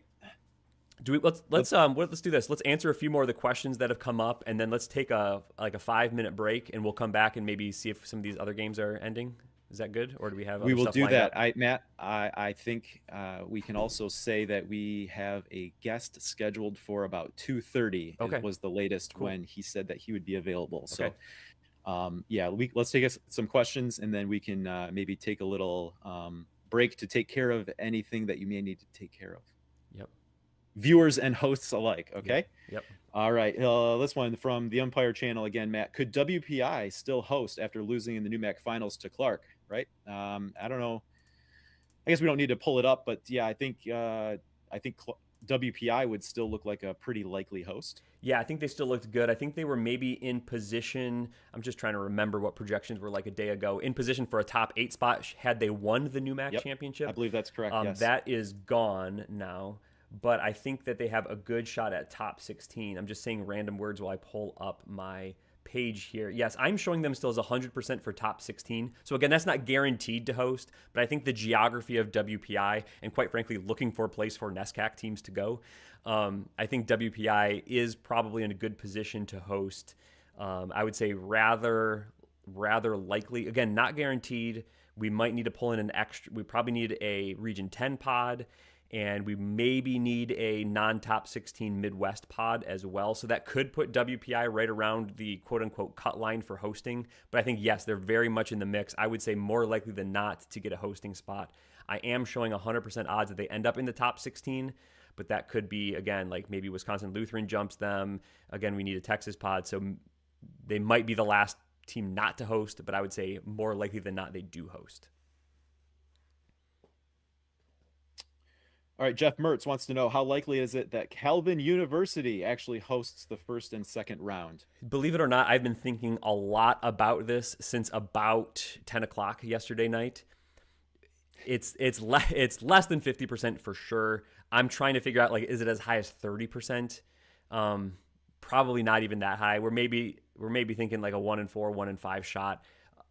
We talked about some of the places Illinois Wesleyan could go. It could be Washington U. It could be Wisconsin Lutheran, depending on the result of their game. It could be University of Chicago. It could be Calvin. It could theoretically be John Carroll, although I don't think that geography works out off the top of my head. Those are the most likely places. It could even go to some other type underseeds in the area, like probably not Franklin, but for a while it was looking like maybe Anderson. Had they won the HCAC, it could go there. So I think there's still some reasonable places that they could go. But so Calvin is in that mix. So good facilities that you could host it at. But again, like would they drive past maybe like a Chicago to get to Calvin? I'm not sure. Maybe do they want to keep them a little bit closer to home if possible? So one of the teams in the mix, less likely than likely. And the dynamic at play that isn't seen is, of course, it requires the institution to host to bid. Although sources indicate that Calvin has indeed gotten that paperwork in. So they are an option should the, yes. Um, okay, and in women's basketball, is UW Stevens Point still in the mix? Yes. We didn't necessarily call out Stevens Point in this last rundown, but it looks like Stevens Point would survive as long as the bid thief situation on the women's side playing out today is 1 or fewer. So yes, definitely in the mix. They just don't want to see Yep. at least a second upset, I think is really the outlook. We think the next Okay. team out is probably UW Lacrosse. Correct. And then after that would be Stevens Point. That would be kind of two bid thieves. That's their margin of error. Or the one bid thief they can survive, two they probably cannot. All right. Yeah, you handled the one about the update for Colby. Looks like they are out. Yeah, Ryan Scott doing a good job keeping tabs on the game still going on. Smith and Texas Lutheran seem to be doing well enough to help the bubble. So yeah, just piggybacking that on the UW Stevens Point question on there on the women's side. The Pointers definitely rooting for all the favorites who so far have been taking care of business. And Ryan also confirms that Chicago has bid to host. Oh, okay. So they remain an option there as an alternate site. I know you've talked about that potentially with like a Illinois Wesleyan who is likely on the road due to women hosting. All right, so that's the scene. Matt, you want to get in a little break here and take care of some business behind the scenes. Of course, the stream will still be running. We'll be back here just in a few minutes. But if you need to take a break with us, certainly understand.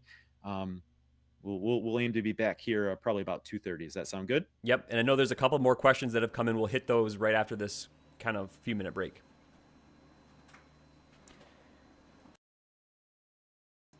Hold on 1 second. I'm not getting us to the break yet because I have forgotten how to do that. All right. I'm figuring this out as we go. Oh, and as you're figuring that out, we'll just say, so we will have up our slides that kind of set the stage, kind of the whole scenario that we're following here throughout the day. Those will be looping, so the information will be there, but we'll be back live here shortly. Okay, I'm good to go. So we'll be back in a minute.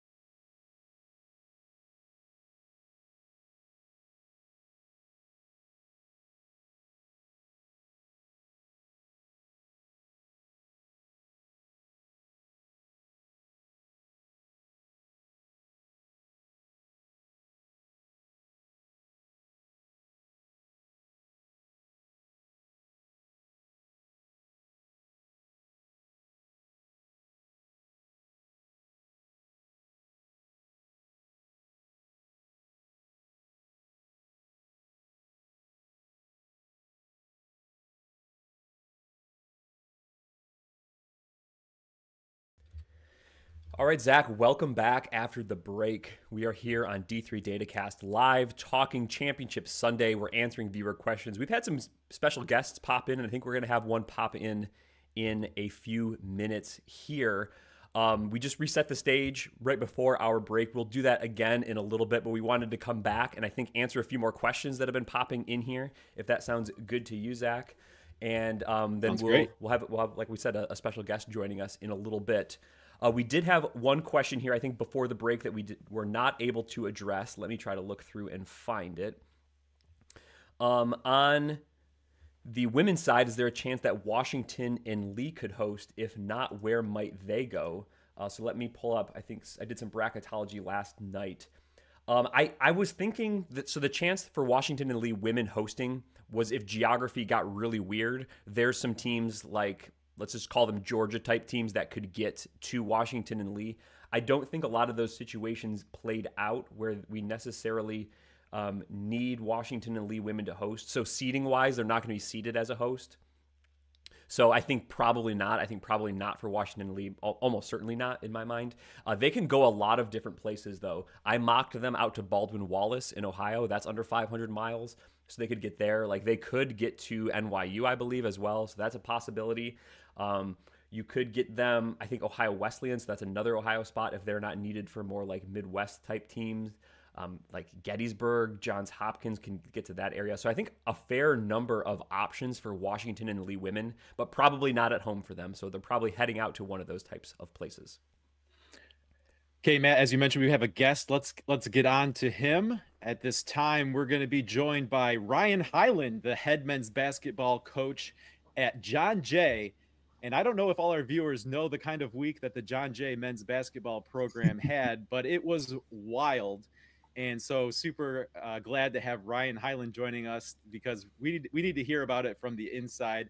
Let me give like the high level version, Ryan, and then we'll kind of hear your take on it. So John Jay matched up with Lehman in a Cognac semifinal, which you lost. Yep. Then a couple days later, it was ruled or determined that Lehman had a player who had been I don't remember the exact term, administratively unenrolled, I suppose is the way it was put. Don't know the details, don't need to know, but basically what it came down to was an ineligible player had played for Lehman, and as a result, John Jay moved into the Cognac championship game where you defeated Baruch to claim the conference's automatic bid to the conference tournament.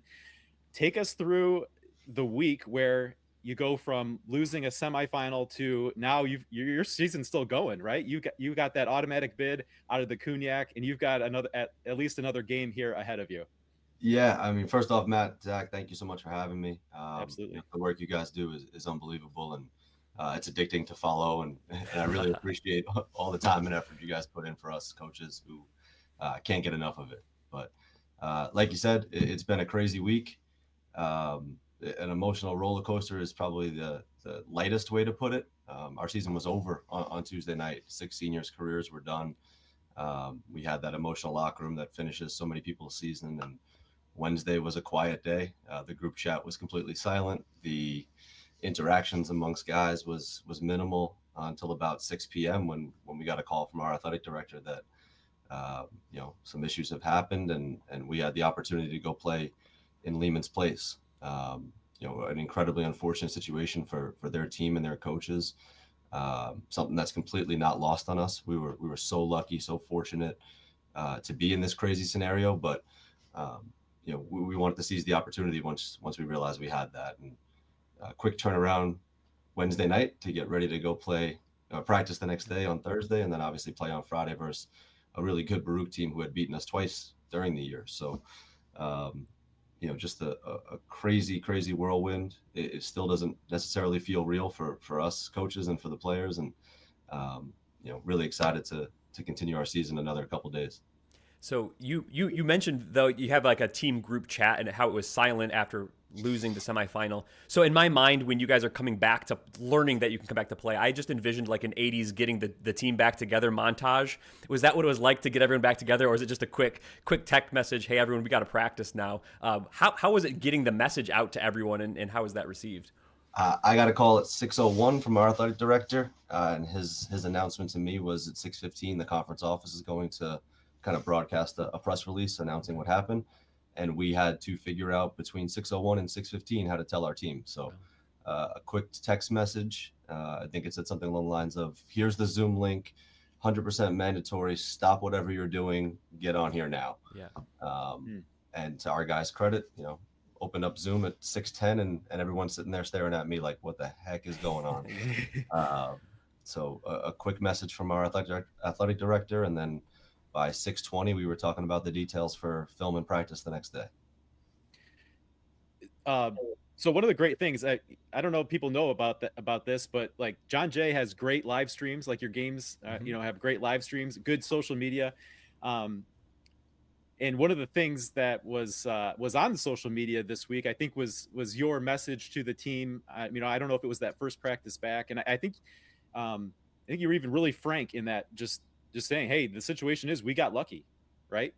Yeah. So I guess, was there anything more about your message to the team, and I guess how was the mindset with that new life that you didn't expect to have? Do you feel like you guys were able to play with like an additional sense of freedom that you might have otherwise not had you advanced, and all of a sudden you're playing for the tournament life here, you're able to go and play for an at-large or a automatic qualifier, but at the same time, is the pressure off because you had already lost once before, right? This is new life that you never expected to have. Yeah, 100%. I would recommend, if any coach can get put in this situation, it's fun to coach this way. Yeah. The expectations were gone. Our season was over. We didn't deserve this.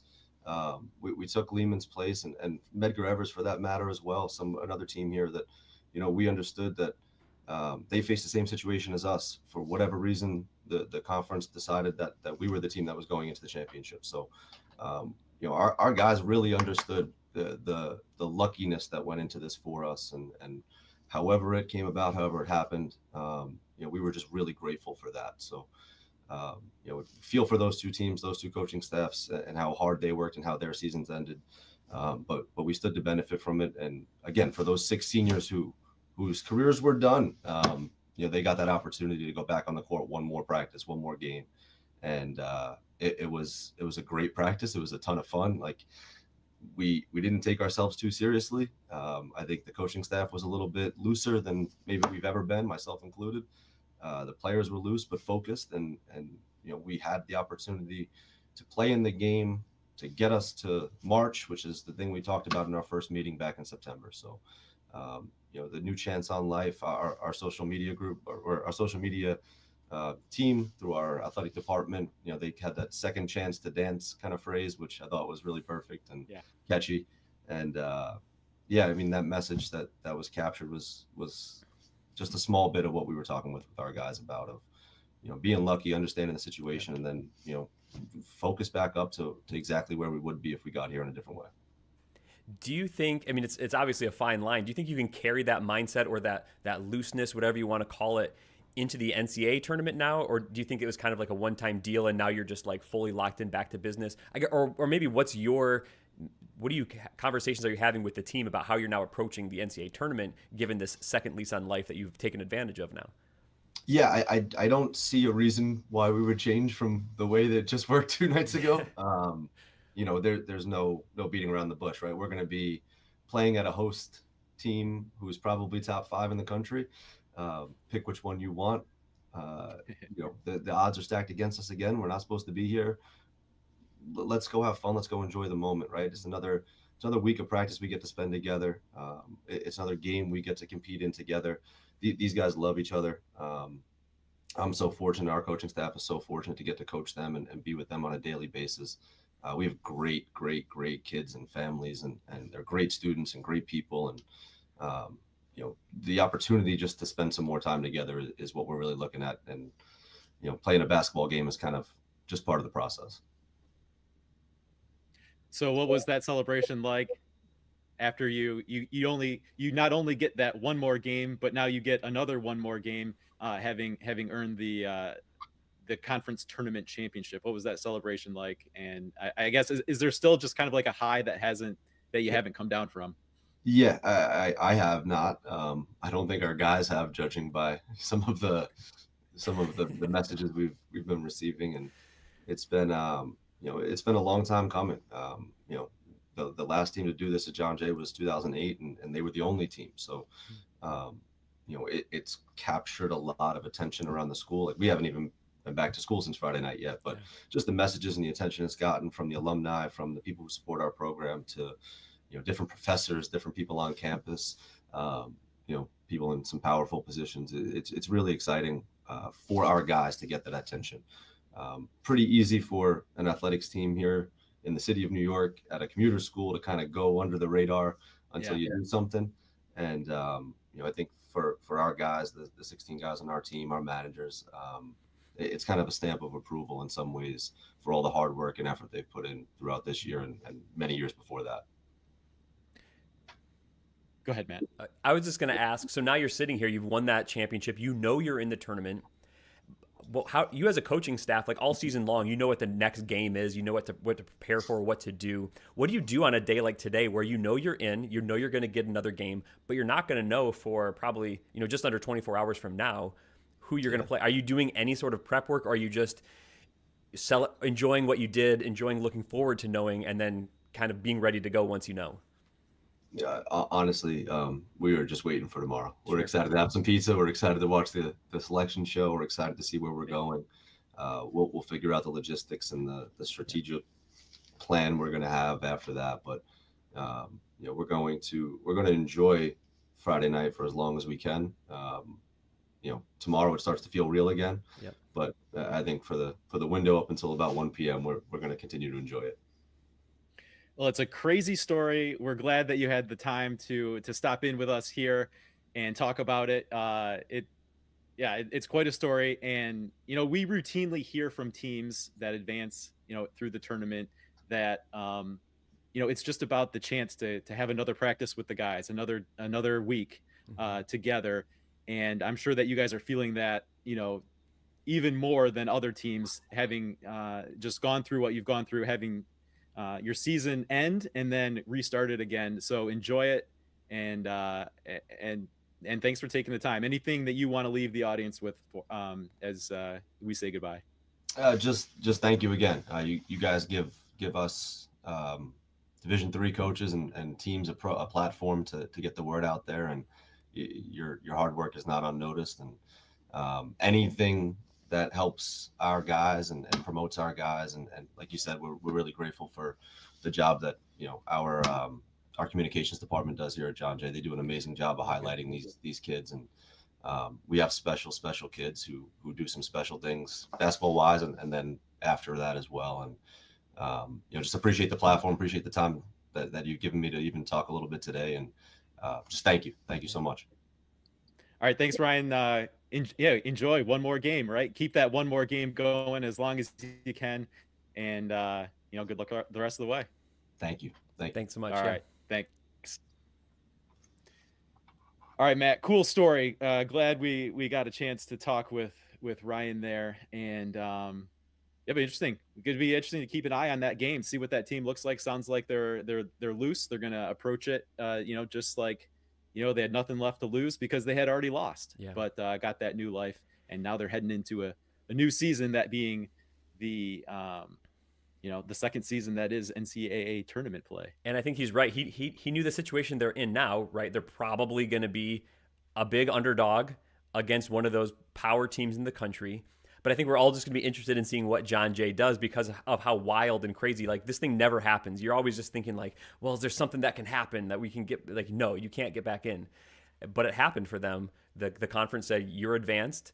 They took advantage of it. Now they're in the national tournament, and who knows what's going to happen come March. They're going to have another opportunity, another game on the court. It'll be interesting to watch their games next weekend. Okay, Matt, we have a final in the Skyline.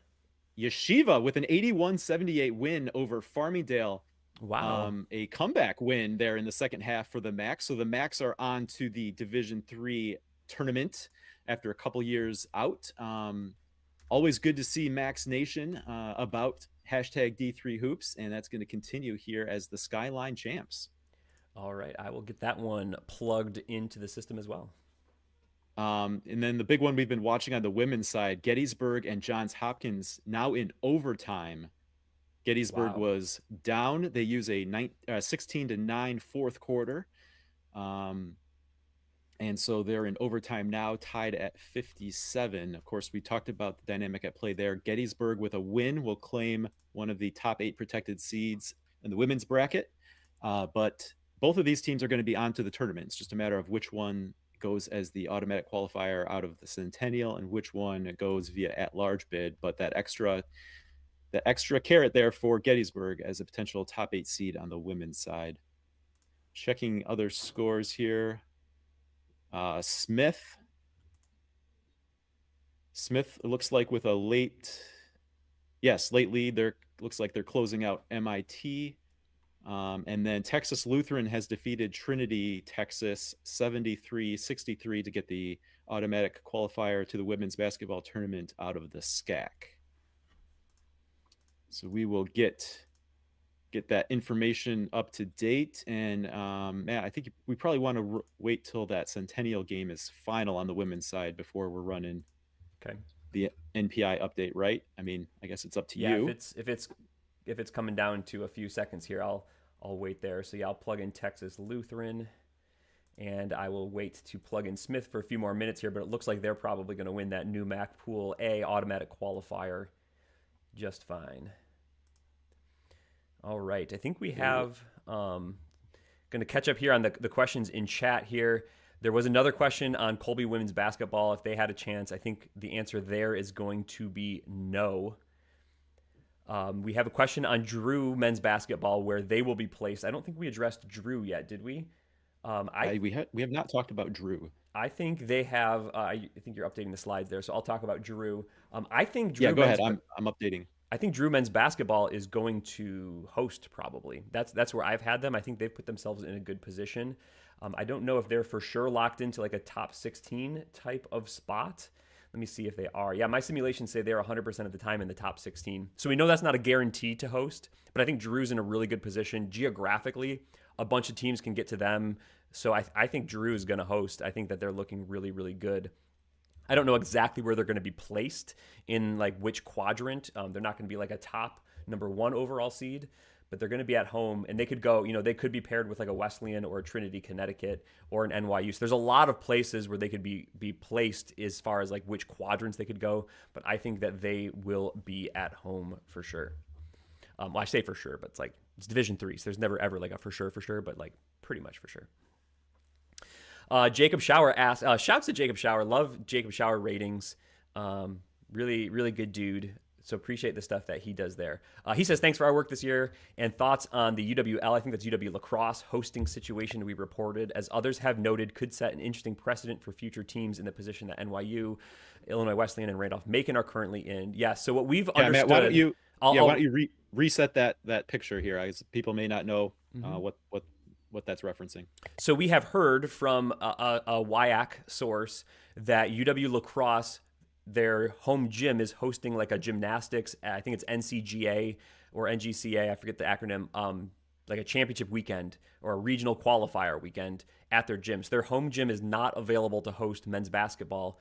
And we know that they're, I think maybe they are locked into a top 8 type of a spot. So almost certainly like a host seed for UW lacrosse.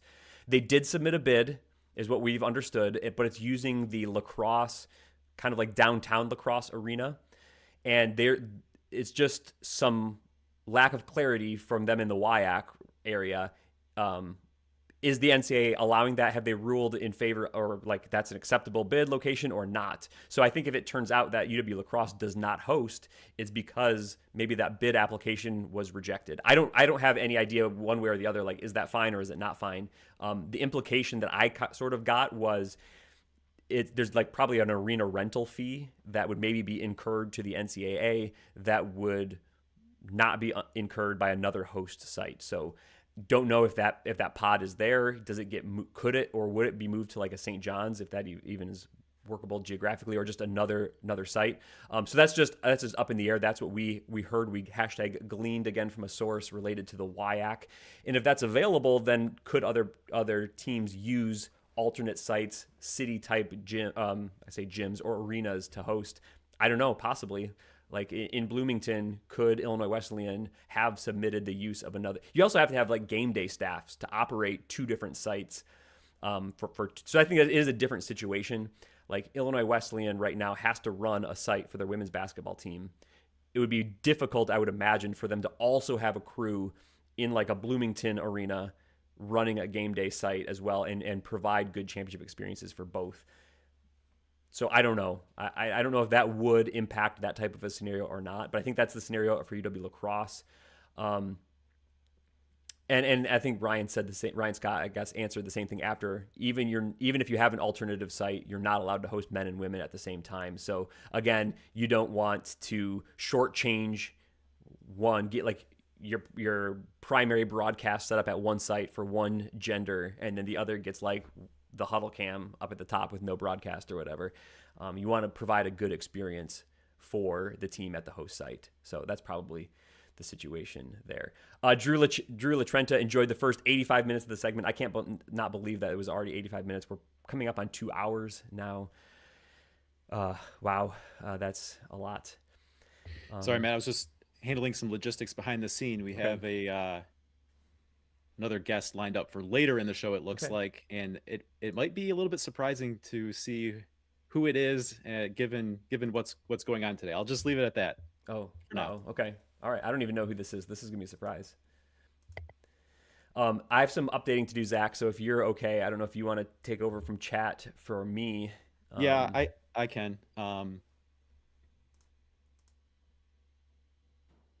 Yeah, we can reset some scores here. I know we'll do that after when we're looking at the updated NPI numbers, but Smith has finished off MIT 79-66. So that is good news for the bubble. Matt, we had 5 games on the women's side to track here, and 4 of the 5 were between noon and 1 p.m. tips. So I know that was a bid thief situation we were looking for.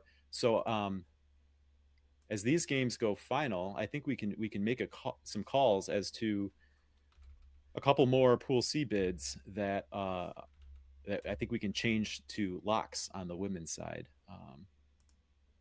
Let's also take a look at what's going on. Okay, we mentioned Texas Lutheran on the women's side, got a 73-63 win to win the SCAC. Hopkins and Gettysburg, big one that we've been watching. Gettysburg now with a 6-point lead in overtime, under a minute to go. Let's take a look at the chat here. Yep, we talked about the Yeshiva win. Ryan Scott here says, Zevi, huge 3 to take the lead late. Yeah, it looks like we might have to look up some replays on that one. We're not keeping track of video as we're doing this here, but it definitely looked like Zevi Samet came through with some big shots, some scoring as he does. One of the great scorers in Division III basketball, certainly. We've been talking about Tufts in that top 8 spot, Matt. Given that Tufts beat Yeshiva, does this have an impact on the final top 8 spot contest? Yeah, we talked about the dynamic with Illinois Wesleyan, probably really rooting for Cal Lutheran tonight. But yeah, that's another one that would be good for Tufts. So we'll continue to watch that top 8 cut line between Tufts and Illinois Wesleyan as the numbers roll in.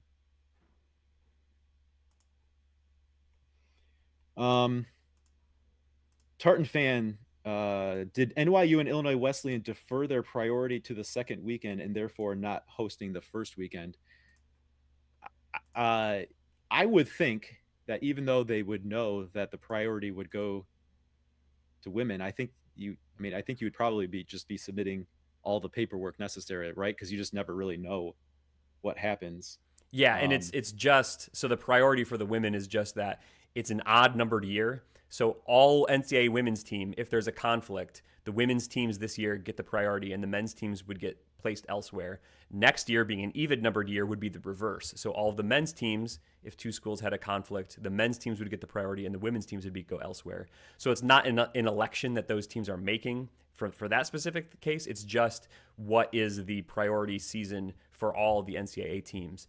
So in the second weekend, that priority reverses. So this year's second weekend priority. So if NYU men and NYU women, let's say, advance, if they're both seated and geographically able to host second weekend pods, this year it's the men's in the second weekend that will get that priority, and the women's team would have to go on the road. So it's first weekend women, second weekend men this year. Next year that will flip. So it's not a choice. If that was the question, it's not a choice that the schools are making. It's just the priority season. Well, I don't think that necessarily was the question, but I mean, I guess the question is, knowing that priority is in place, might they have just chosen not to bid because? Oh, I mean, but so that was my point. I think you put in all your bidding documents regardless, instead of just conceding the point, right? I mean, certainly if it's a year that the women get priority, as this year is, they would certainly want their women to be able to host. But you never know what's going to happen. Should something goofy happen, then you don't want to have your men miss out just because you conceded that it was going to be a women's year, so you just take it for granted that they would host, right? I think you would definitely want to bid it both ways. Suppose there was a situation where in order it would add a flight, except the only thing you could do was move the Illinois Wesleyan women to Wash U and have like Suwannee, who I don't think is in the mix in the women's, but like go to Wash U, and that's the only way it works. That could be a case where then now the women are on the road, and if men just didn't put into host, then like no one's at Illinois Wesleyan that first weekend. I don't think there's any of those situations this year, and that would be a weird situation. But that would be a reason to just always put in your paperwork, even if you think you're like a number 16, the last seed, just put in your paperwork to host, and might as well do it for both weekends, because you could be the geographic link between everyone in your quadrant, and you could get, as an underseed, the second weekend host. So I think if you're going to go through the trouble, I know it is work and it is paperwork, but if you're going to go through the trouble of submitting, even if you think your other team, your other gender has priority, just submit yourself, because then if it comes to you and they say or they would select you as a host, they can have the opportunity to do that. If you did not bid, there's really no going back and saying, oh, actually, we do want to be in the mix. Like, sorry, you can't qualify anymore. Question here: are you surprised to see Clark upset WPI in the NUMAC? I mean, yes and no. Yes, because WPI had looked strong. I mean, they won that conference in the regular season, right? So they were, to me, the best team there. But no, Clark is a team that has won these types of games, especially later in the season. I think they really came on as a team. And so it's not like one of those games where it's like, 99% this other team's going to win. I think Clark definitely was good enough and showed they were good enough to win that game. So to that, I mean, it was, to me, still like an upset, but it's not like that surprising of an upset. That's definitely a game that Clark can win, and they showed us that they can and did win it. All right. Matt, Jaden Avery here says Drew did not bid to host, unfortunately. Oh, I did not know that. I don't think that's an area we've been really efforting any information, but that would be interesting. Yeah, and there's reasons, like they might have something scheduled. We talk about lacrosse's situation where they're just on, and my understanding is that's just like a conference or regional rotation, and it just happened to be their year this year. So that's not really like they could have done much differently, because that was already like an in-place agreement. So maybe they just didn't do it, or maybe they're not available to do it, or maybe they feel like their facility, they didn't have the availability to do it. So yeah, not sure. I didn't know that. So that means they will be on the road, probably likely to be seated as a host then if they really cannot host. But that would maybe put them, they could go a lot of different places. That opens up like another NJAC possibility. Like you could host an NJAC type of a team there. Like does Ramapo or TCNJ like have another opportunity to host there? That would be an option for sure. Like St. Joseph's Maine is like maybe they wouldn't be a benefactor of that. Beneficiary, I guess is the term. Yeah, so that would be interesting.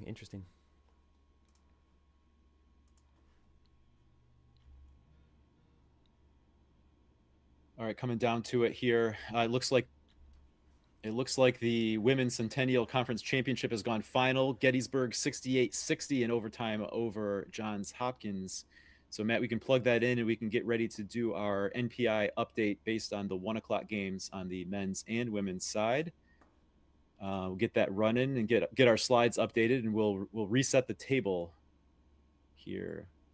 Of course, with the 1 o'clock games, we've seen Yeshiva get the automatic qualifier out of the Skyline. Not a game that would have any impact on the at-large picture, but a big one there, no doubt. As you know, someone was going to be in, someone was going to be out. Let's see, what else we got here going on in the chat. Reed O'Brien, RMC fan, what is the possibility of Randolph-Macon men to host second weekend if they make it through next weekend? Is that to me? I think it's just general. I mean, I think it looks like Randolph-Macon will not be a top 4 seed. So I think in terms of, if you're looking at hosting priority in terms of seeding, they would probably not be in the position they want to be. But as we've talked about, those top 8 protected seeds are about balancing the bracket and not necessarily about lining teams up for hosting. So depending on what the sectional looks like, I mean, I think that they would,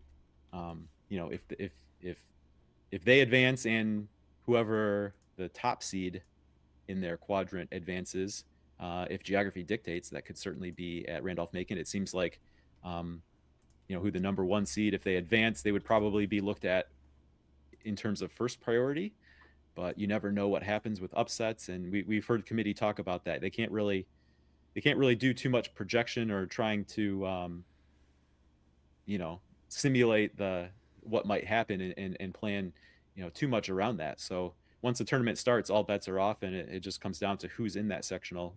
So I would say Randolph-Macon is probably, should they advance out of the first weekend, probably in decent shape, and it's just going to come down to who else is, around them. They may be, kind of a second option in terms of seeding, depending on who they get paired with as a top seed in that quadrant.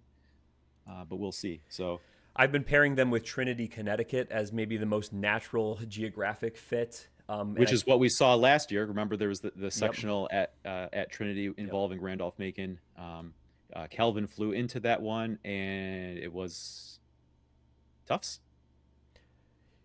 It was Tufts that would have pushed it to Trinity rather than being at Macon, right? Because Calvin would have had to fly either way. Right. I was just trying to think who was the 4th team in that quadrant. I think right? It was Tufts, yeah. But that was a situation where Randolph-Macon was, I think, theoretically the higher seed, and Tufts was like the 2. So Randolph-Macon this year would be maybe hoping for the reverse of that. The way I'm seeing the geography probably playing out, I think it would be more naturally up at Trinity. Again, if they're paired, there's probably a couple different ways you could go with that. So I think maybe some chance. I'm just going to throw out a random number and say like that's 10% chance that Randolph-Macon, 90% that would be more like Trinity. Yep.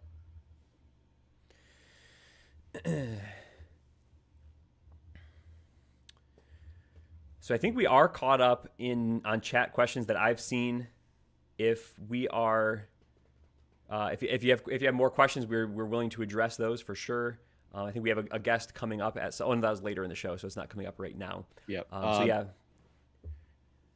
It sounds like we have some confirmation that Drew will not be hosting. Okay, interesting. I received that via DM. So yeah, and that's information it's not really ever out there until the bracket comes out, and then the first reaction is like, why didn't the committee place this at Drew? They should have hosted. But if something is out of line, sometimes if there's usually a good reason for it. Yeah, it's because they couldn't do it. So yeah, it's sometimes out of the committee's hands. Like maybe they would have liked to put that there. I think they will be seated as a host. Like my mock bracket, I had Redlands flying out to Drew. Obviously you're just not going to flip that pod to Redlands and fly everyone else out there. So you'd have to do something else completely different than what I did in my mock bracket. But again, that part of the country, like dozens of ways you can start bracketing team and moving teams around. So geographically, I don't think that will present too huge of a problem for the committee. I think there's a lot of things that they could do out there. So we're going to work on, I don't know if we want to reset the picture, Zach. I mean, are we good with the? No, the slides are not set because I need some time to be able to do that. But I can do that at some point.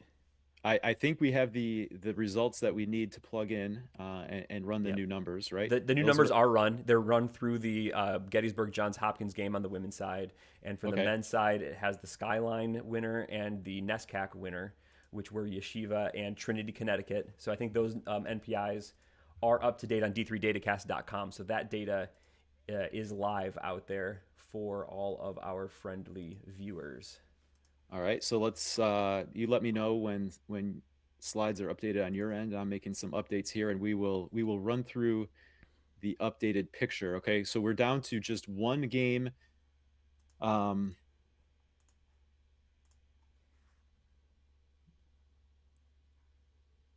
down to just one game here on the women's side, Matt. That's Vassar and Ithaca, and I think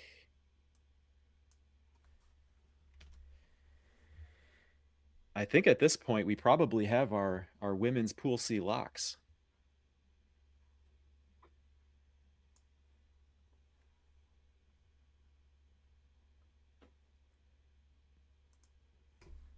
Are you interested in calling those out, or are we waiting?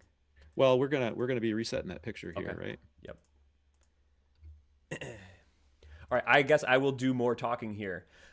So we're looking for women's. Sorry. We're looking for women's Pool C locks. We're gonna update the slides. We'll reset that picture here pretty soon. Again, it was Gettysburg that won that Johns Hopkins game. I think that was our last. Was that our last kind of bubble burster potential game? We also had the Texas Lutheran Trinity game that went final about the same time. Right. So I think that those are all set. that was in that mix. And Ithaca Vassar is not affecting the bubble, we don't think, one way or the other. So yeah, we should be able to make a call here in a few minutes about who exactly are in the women's tournament, which 21 they are. And we will get those slides updated to you, information to you here shortly, once I can hand things over to Zach, so that way I can update things here in the background.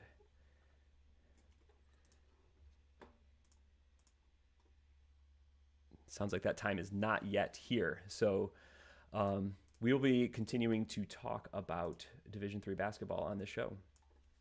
Matt, let's see. Lando says, look up Cal Lutheran game winner Friday night. Oh. Yeah, that was a crazy ending. I know on your Twitter account, you tweeted out the replay of that play.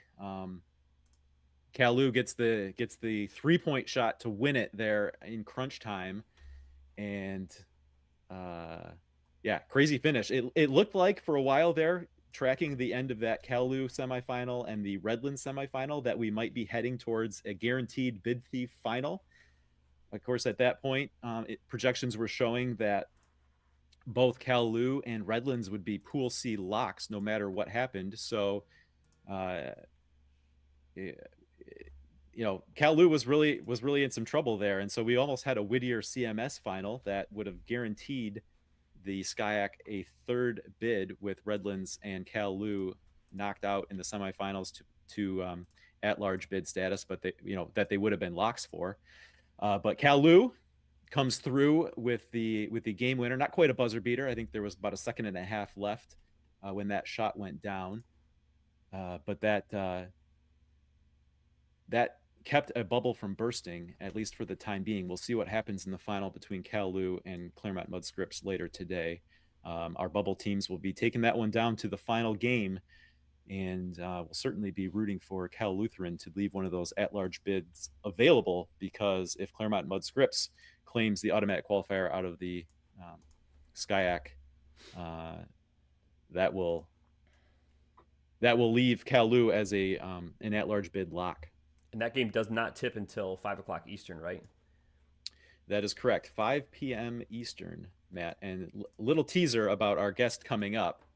Got a message from Kalu head coach Russell White that I guess he typically doesn't have a lot going on before a game. And so he's like, hey, I'm willing to jump on with you. So wow, before his finals game? Yes. Wow, that's incredible.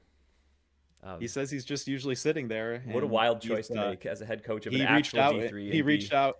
Yeah, he reached out and offered to jump on. So he's got the information we'll see.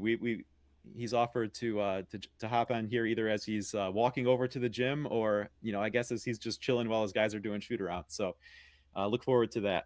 That's incredible. That's awesome. Love to see it. Yeah. I think slides are set now, Zach, if we want to go through, do a rundown on where those are. All right. Sounds good. Let me just make sure I put that tease out there. Okay. All right, let's go to it, Matt. Take us here into our rundown. We'll take a look now. Resetting the men's schedule for today. Of course, earlier we talked about this. Trinity wins the NESCAC championship. Our most recent result here, Yeshiva claiming the Skyline Championship, 81-78 over Farmingdale. We've got games underway here. Ithaca at RPI, Guilford taking on Roanoke, and Johns Hopkins at F&M. We'll check in on those later. But this is our update following the 1 p.m. games. Heading to our list of men's automatic qualifiers, Trinity got added earlier today. Yeshiva hits the board as the champ out of the Skyline Conference. Matt, as you'd like to advance the slide here to give everyone a view at our list of the automatic qualifiers.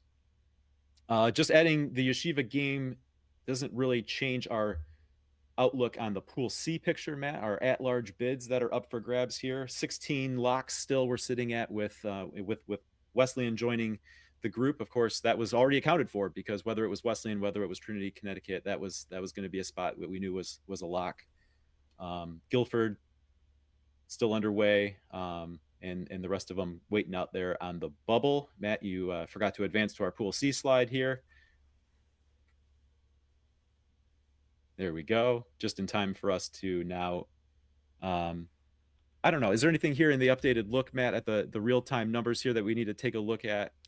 Our Pool C cut line, I think it's pretty much the same dynamic. Yeah. We've been looking at Trinity there, Pool C number 20, but we project them to slide below that Pool C cut line should they lose later today. So yeah, I don't think there's really anything to update in terms of the Pool C outlook following just this update involving the Skyline Championship. So let's move on, Matt. Well, just 1 second. I just want to we've stated it earlier in the show, but we think Virginia Wesleyan, even though they're right below the cutoff line right now, we think if Trinity Texas loses their game that they would fall below Virginia Wesleyan.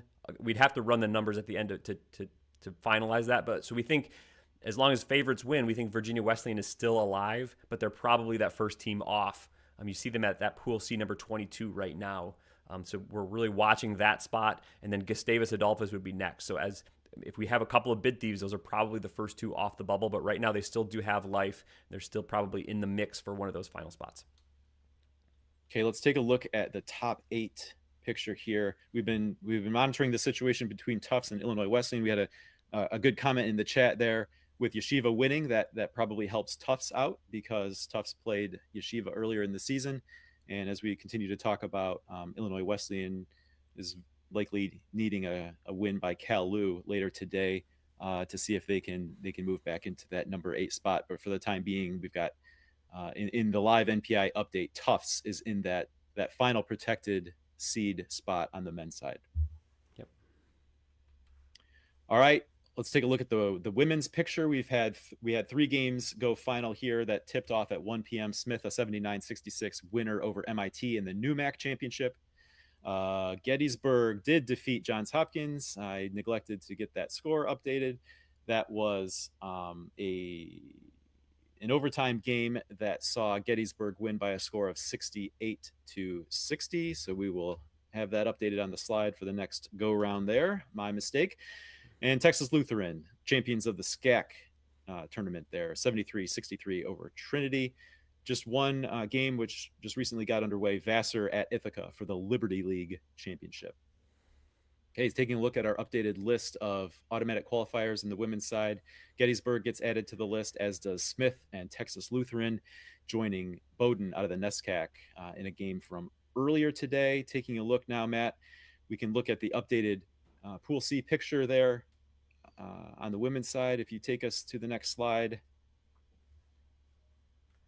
Okay, for the time being, we'll UW La Crosse is left in the mix, but at this point, due to the bid thief outlook, they may actually be a lock at this point. We've added Brockport and UW Stevens Point The two teams who really only needed to avoid multiple upsets today, but with only one game remaining, which may not impact even UW La Crosse, we'll call Brockport and UW Stevens Point at-large locks on the women's side. Big news for those teams. They avoided, enough upsets, maybe all the upsets to get in here. So really good day for Brockport. I think Brockport was already feeling pretty good coming into today, but UW Stevens Point women kind of on that bubble. Looks good for them so far. And UW La Crosse even, I think, at this point, looking pretty good with just that Liberty League to go. You'd always have to see, NPI, any result around the country can start changing the decimal numbers here. But UW La Crosse up by almost 0.2 full points on Mary Hardin-Baylor as that next team out. So I think La Crosse is looking really good here. Right. Mary Hardin-Baylor probably doesn't really stand anything to gain from the final game involving a couple Liberty League teams. Nor may UW La Crosse stand to get hurt by anything we see there. So, yeah, we'll call them in the mix. But, I mean, I think at this point, that's more of a looking good situation for UW La Crosse with one game yet to play.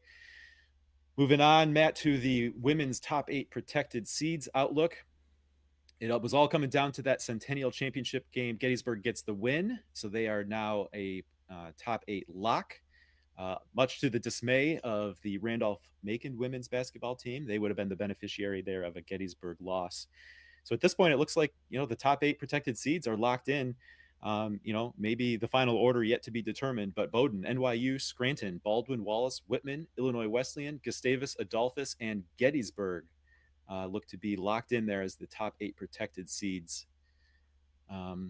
Anything, of course, we've talked about using this view also to maybe keep an eye on the top 16, although that doesn't guarantee hosting. That's, something to look at in terms of what teams may be in best position to be chosen as hosts. Yeah, I think we're gonna have to take another look at it maybe later in the show if we do look at any bracketing or geography. I know in women's it was going to be particularly interesting. How are you going to get all these kind of Midwest pods? You can see in the top 8 there you have Illinois Wesleyan and Gustavus Adolphus. So those have to be kind of separated in different quadrants. Baldwin Wallace as a top 4 overall seed looks like they will stay there. Is kind of what it's looking like. So maybe you pair Illinois Wesleyan with the Baldwin Wallace. Just thinking about bracketing here, and Gustavus is going to maybe be on an island all by themselves. Probably that's how I'd start doing it. But then you're going to have to fit in like UW Oshkosh.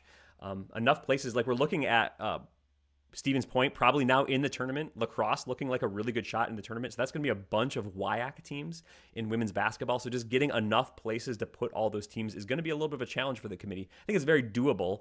People like Ryan Scott and me and Scott Peterson have been like looking at these types of things for a couple of weeks now. And the 5 WIAC scenario was in play. I think it was a lower probability odds, but I think we've maybe avoided enough bid thieves at this point in women's that looks like it's going to happen here. So we're going to have to find a bunch of different places to put all of these WIAC teams. Committee's going to have to get a little bit creative to do that, but I think it's definitely doable. For instance, UW Whitewater is kind of the saving grace there. You can get them out to Baldwin Wallace if you need to, or Ohio Wesleyan if they stay into a hosting range. So you can maybe make something work out there and make the seedings close enough there. So that'll be interesting to watch geographically for women's basketball.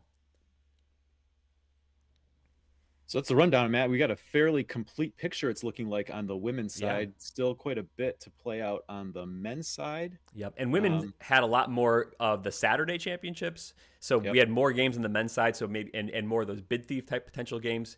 So a little bit less drama on selection Sunday or championship Sunday on the women's side. And we kind of knew that going in. Our list of teams kind of on the bubble in the mix was maybe a little bit shorter there. But yeah, I think kind of all these bubble teams maybe are surviving the day on the women's side.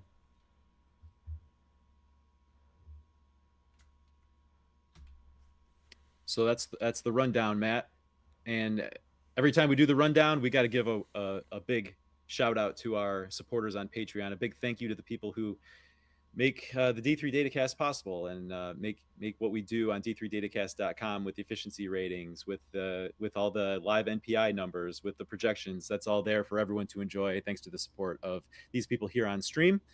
And we're grateful for their ongoing support. We thank them. They help us out, but they also help everyone else out there in Division III. Because we do the Patreon, we've chosen as an option rather than doing ads on the site. So you can get all that data at d3datacast.com without ads. I think that hopefully helps the loading times a little bit and helps the pop-up. So we've been able to go that route because of people that join the Patreon. We thank them so much for being able to do that. And I hope that makes the d3datacast.com experience a little bit cleaner if you're looking for those daily score projections or the NPI projections or the NPI numbers or men's and women's basketball team efficiency ratings. Anything that's stored there on d3datacast.com is all ad-free on the website. All right, let's get rid of the rundown there, Matt, and we will head back to give everyone a better view of the two of us. And is that something they want? Well, it's something they're getting. So Okay. We're not going to worry about what they want. We're giving them what we say they want. All right. Let's give them what they want in the form of checking in with chat and answering some questions here. Mathlete, is the impact on teams who play non-NCAA affiliated teams any different with the NPI? For example, you're 17-7 regular season, but 15-7 for NPI purposes because you played one NCCAA and one NAIA. So I think the easiest way to answer is yes. The impact, well, I guess the question is the impact different from the way things used to be versus how they are now? So we'll say it this way. The way NPI works is only D3 versus D3 games are taken into account.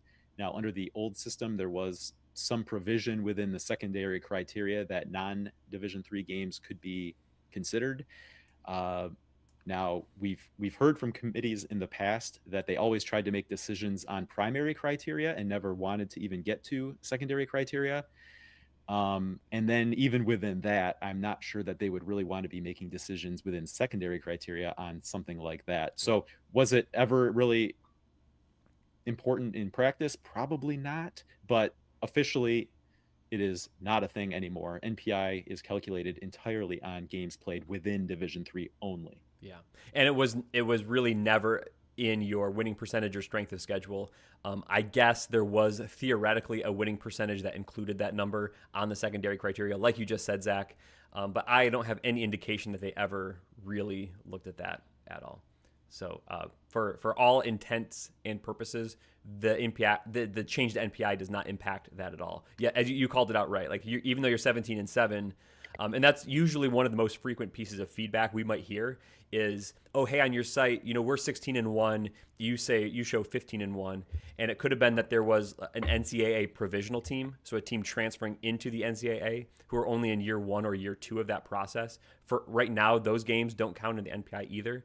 Or they played a non-Division III game, as you say, like a Division II or an NAIA or an NCCAA. Those also do not count as in the NPI. So I would often show them as the 15-7, like you say, because that's their D3 record, and those are just the games that are going into NPI. We got a question from Lando. Who do you guys think will win Claremont Mudscripts versus Cal Lu? To me, this looks pretty 50-50. Cal Lu has the home court advantage on this one, if I'm not mistaken. So I would always go with home court, and just if I was going to pick now, I would pick Cal Lu. But it's going to be a close game, and I think a game that Claremont Mudscripts can win.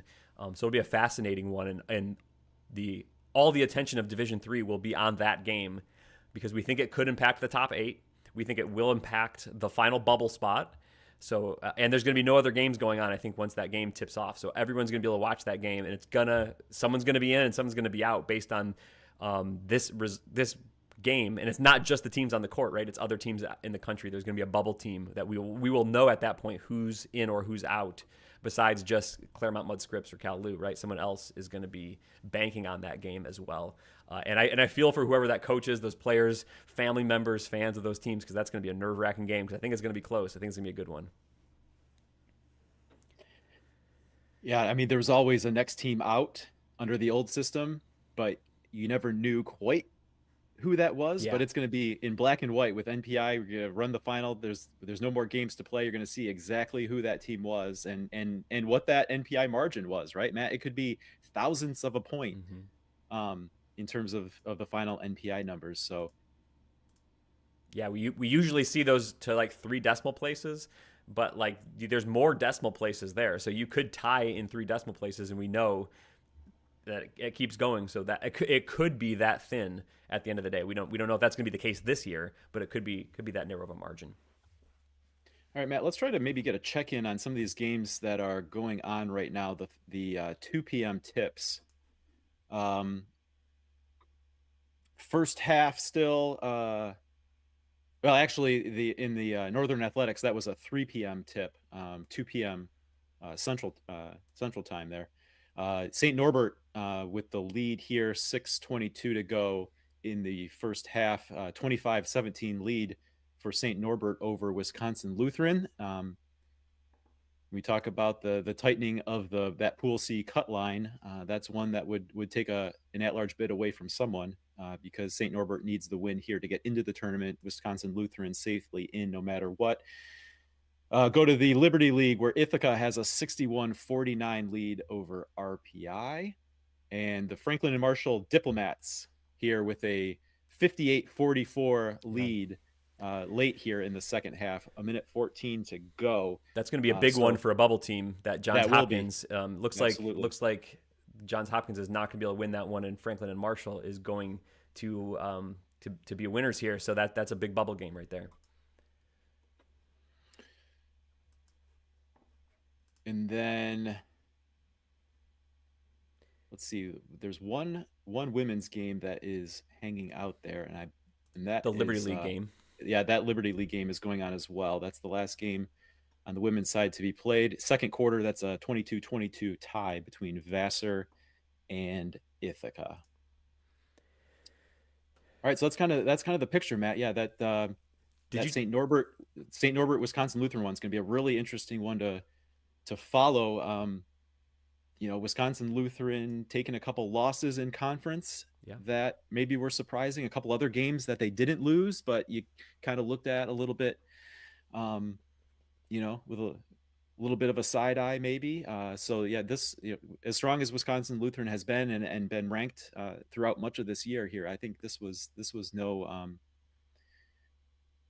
nothing that anyone that would be on the bubble would be taking for granted here with St. Norbert, who's routinely been right there at the top of the Northern Athletics Conference.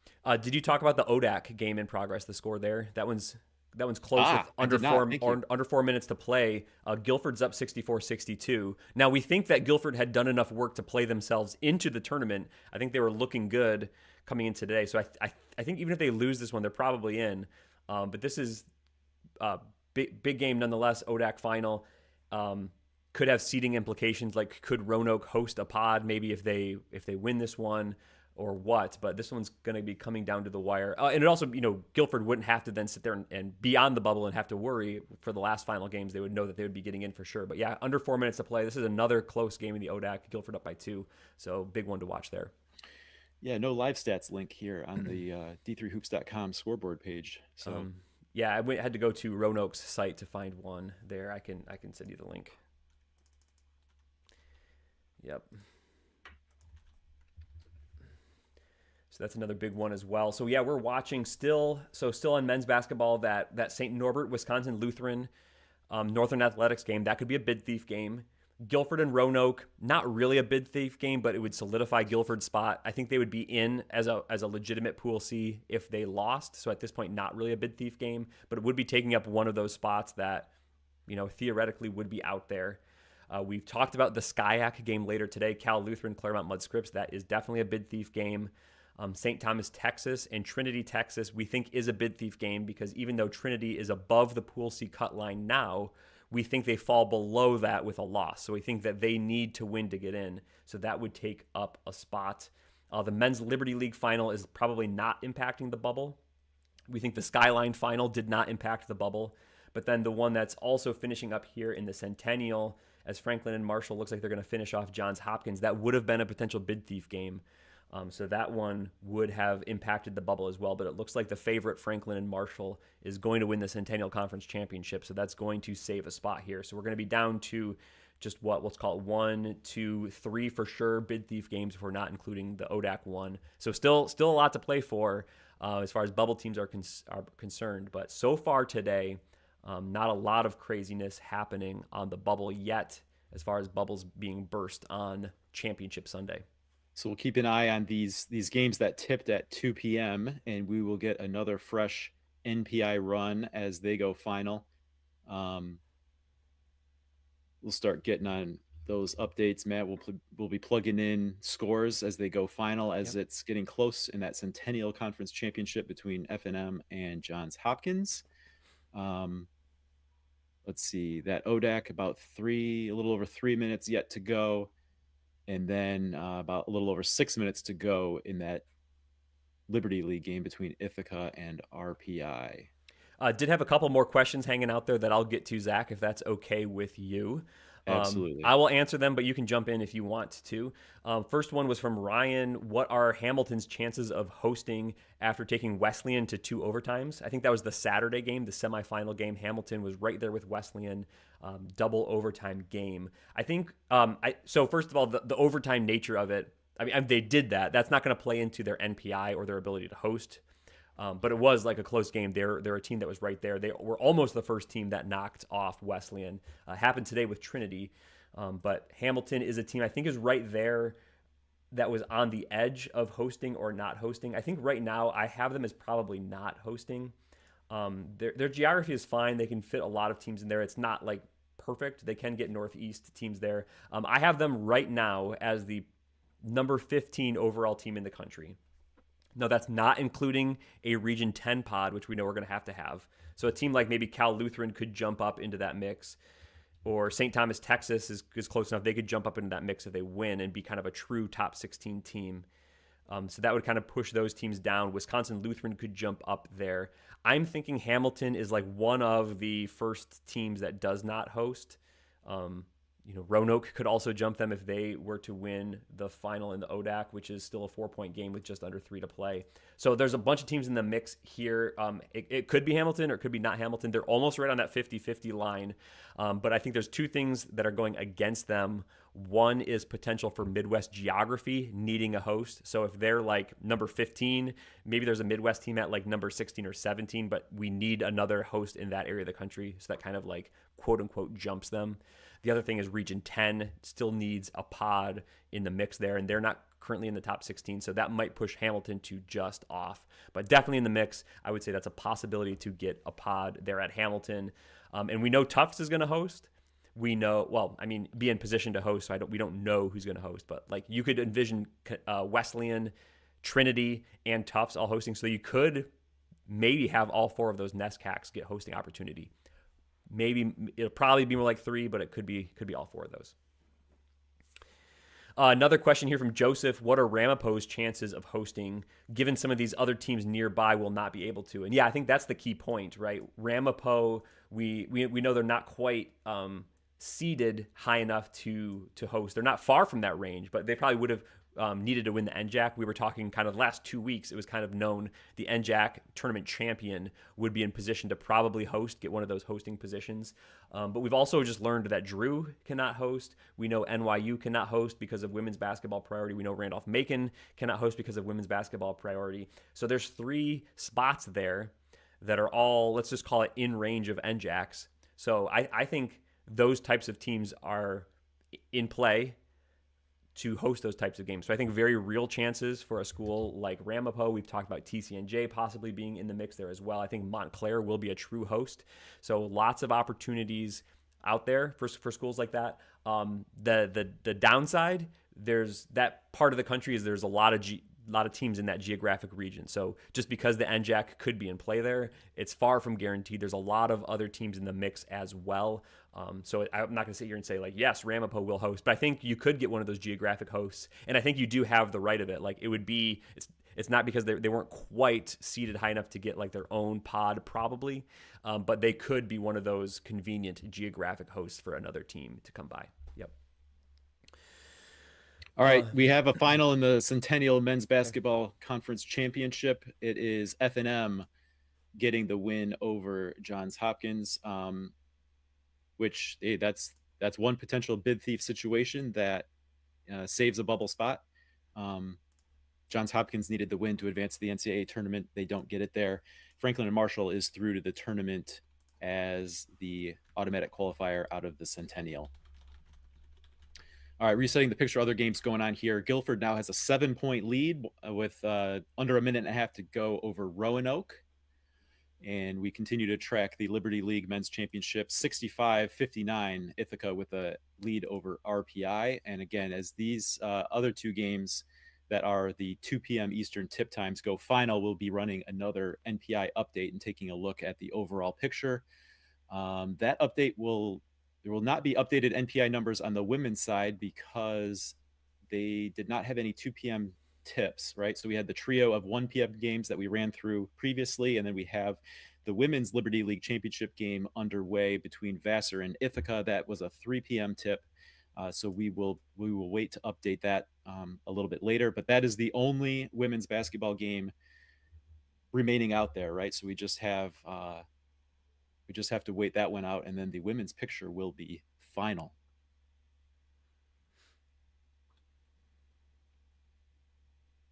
Okay, let's see. I'm going to be plugging in I'm going to be dark for a minute here, Zach, because I'm going to be plugging in some numbers, and I think I've got something messed up here, so I'm going to check that out. Well, please don't have anything messed up. Yeah. Did we talk about Ramapo's chances of hosting? Yep, we talked about that one. Did we talk about who do you think the best SCIAC team is? I did not answer that question. Oh, boy. Who do you think the best SCIAC team is? I really think that, Redlands and Cal Lou have been the two most consistent teams all season. But I know you talked about that the odds or the chances that CMS has in the final. I think they've been really good. And, I've been talking about AJ Rohosi for a lot of this season. He's a player, a grad transfer out there for CMS, and he's had some big games. I think if he has another big game today, that could see them steal a bid from someone.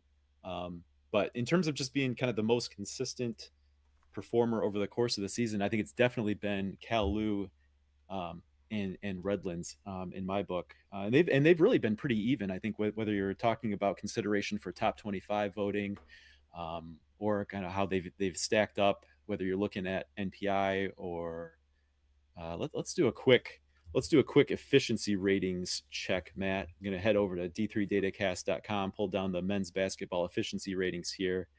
Let's just pull up the SCIAC page just to see kind of how they all, right now in terms of the national rank in your efficiency ratings, Redlands 33, Cal Lou 36, or excuse me, Claremont Mudd Scripps 36, Cal Lou 40, right? So that trio of teams really tightly packed in terms of the efficiency ratings.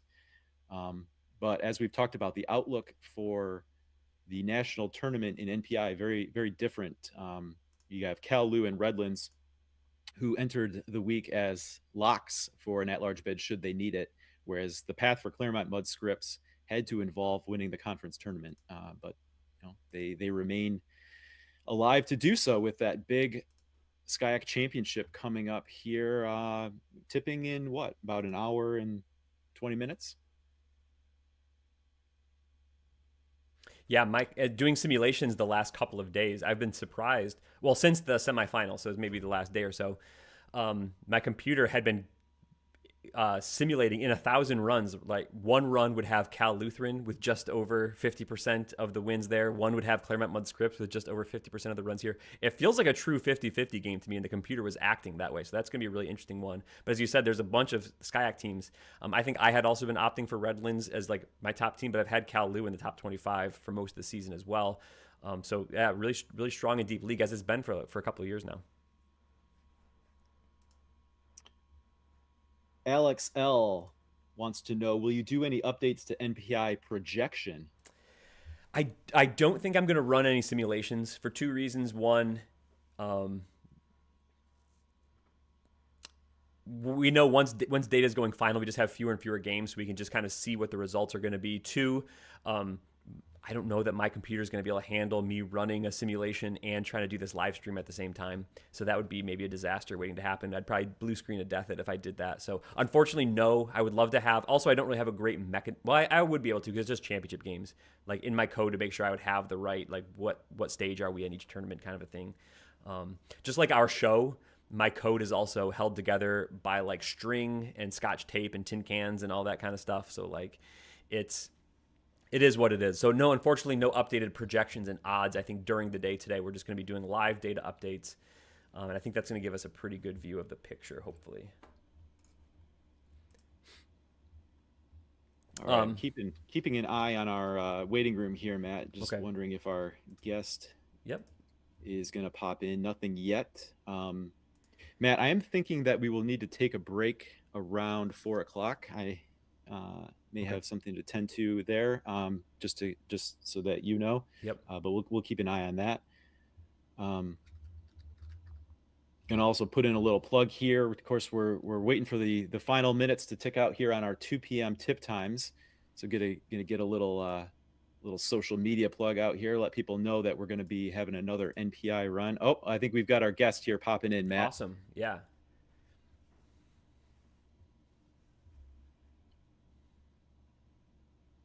Let's go. Let's go to our guest here. Joining us now, the head men's basketball coach at Cal Lutheran, Russell White. Hey, don't you have a game to get ready for or something? Kind of a big one, right? Big game. I'd just be sitting around in my thoughts anyway. So the more I can stay busy, the better.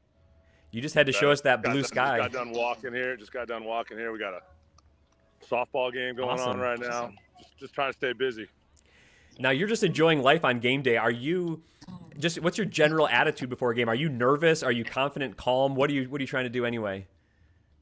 I'm usually a little nervous. I mean, I like they say, if you're not nervous, you don't care. So I definitely get nervous, and that's why I like to try and stay busy, try and keep myself active. A lot of times, if I'm not talking to you guys, I'll get on a crossword puzzle or a Sudoku or something like that. Keep my mind off the game. I've obviously done all of our prep, and it's time to go play, but just trying to stay away from it for a little bit, and then I'll be fully into it at 2 o'clock. Don't worry. Yeah, sure. Well, you guys have been in it for a while. Your league is great, and you had a nail biter of a semifinal game. Not quite a buzzer beater, but just about. What was the mood like after that game, getting to this final here and having a big win like that? Well, I didn't really realize it during the moment, because I went to shake Mark's hand as fast as I could and congratulate him on a great season, and just obviously pay my respects as a coach. And then I shake the hands, and I didn't really realize it until I watched the game after. I mean, pretty solid court storming. Some alums said that's the first court storming in Cal-Lu. I can't believe that's true. We've been around for 63 years, but certainly been a while, and it was awesome to watch on film and see the excitement. It's been a long ways since 6 years ago when we took over, and we weren't getting too many court stormings at that point. So it was fun to watch, definitely. So tell us about the game tonight. You've got Claremont Mudscripts in the SCIAC championship game, and with NPI, I feel like we're getting a much clearer picture of the implications of all these games. For you guys can expect to be in the tournament either way, but I think you know that you're going to have a desperate Claremont Mudscripts team that their only path to the tournament at this point is to win tonight. So what's the mindset, and how in this NPI era does that maybe change kind of what you know going into a game like this?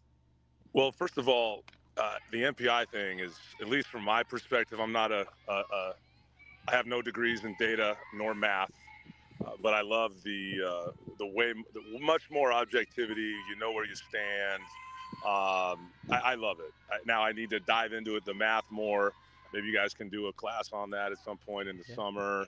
Episode 83. Episode 83. Check it out. Fair. So I like the NPI. We were in the same boat last year. I mean, we were pretty much in. Claremont needed to beat us to get in. They did. They made a run. I don't think – this is what I actually talked to the guys about this morning. I mean, we pretty much know we're in, and we know they need to go, but you still – ultimately, we play this game because we love playing it, and we like to win a lot more than we like to lose. So let's go out there and try and win and not worry about anything else, and put the best foot forward and keep trying to get better. And we talk about that all the time. So, but I don't think it changes our mindset. I mean, obviously there's more to play for them, but yeah, we're not going to roll over. They're not going to roll over. The team that plays best is going to win, and probably the team that plays best in the last 3 minutes is going to win.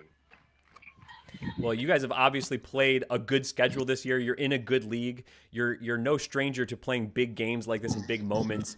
Is that part of the reason why you schedule tough in the non-conference, is for these conference championship games and then the NCAA tournament games? I want to schedule as hard as possible every year. I know.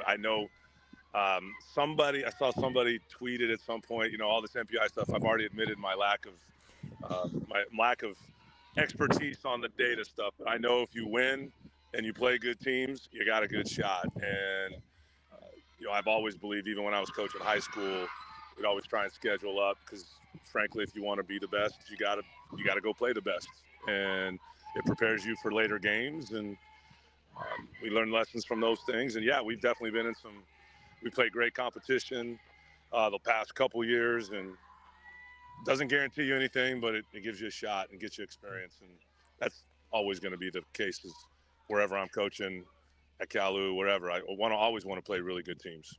So speaking of playing really good teams, let's go back to November. We got a chance to say hello to you in Bloomington, Illinois.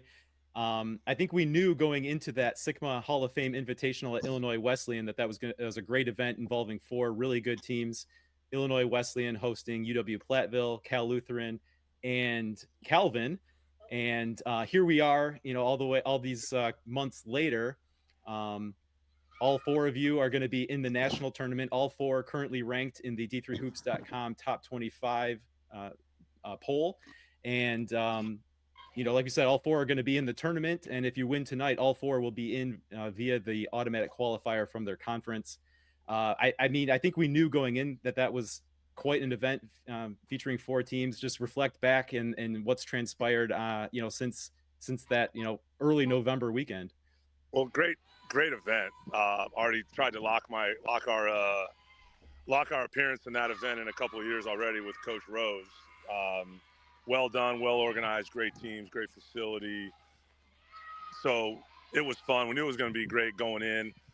Frankly, going into it, hoping we'd get 1 win. We did. It worked out great. Calvin made a great run. We appreciate you guys helping our NPI a little bit. Hopefully we did the same for you. Yep.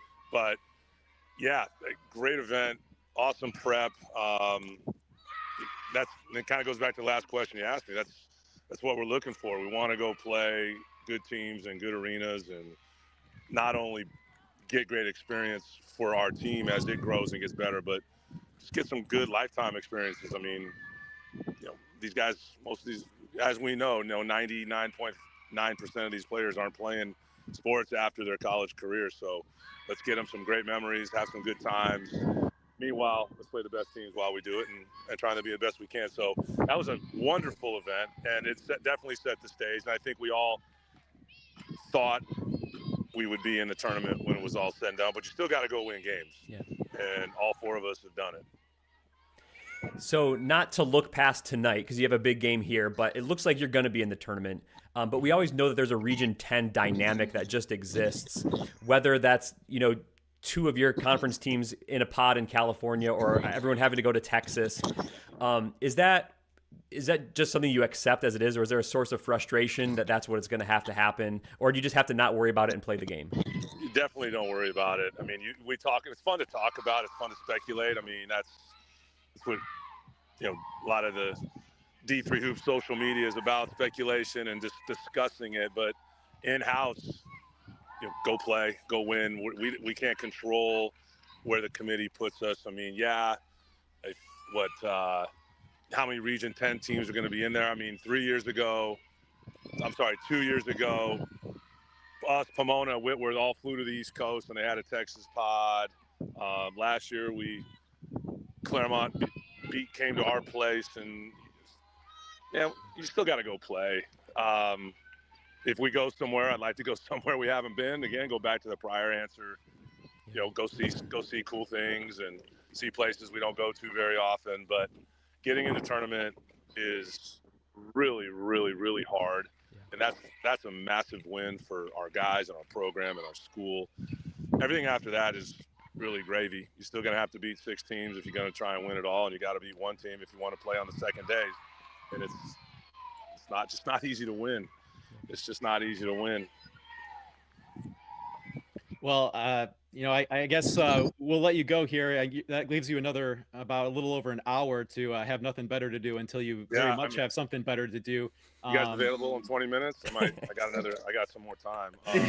No, you guys. Well, I mean, it sounds like you got another Sudoku or a crossword puzzle to hit. So, I mean, that sounds like something better than hanging out with us. So I'll find something, but really appreciate all the work you guys do. We, especially this week with all the updated on the numbers and the Pool C rankings. It's fun to look at when we got time and when we're enjoying it after a long day. But to everyone out there, enjoy the day, enjoy the experience. I know we're the last game of the day, so I'd like to see that that viewership go up. Now our league's on Flow Sports. I know half the country hates that. That's right. Yeah. Half the country hates that, rightfully so.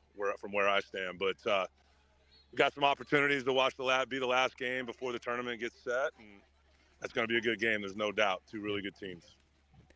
Well, good luck tonight, and I guess this afternoon where you are, but heading into evening where we are, and then looking forward to seeing where you guys get placed and what happens in the national tournament. So thanks for taking the time, Russell. It's good to talk, and appreciate all you guys' work. Enjoy the day. Get a little rest tonight, huh? All right, we will do. Yeah.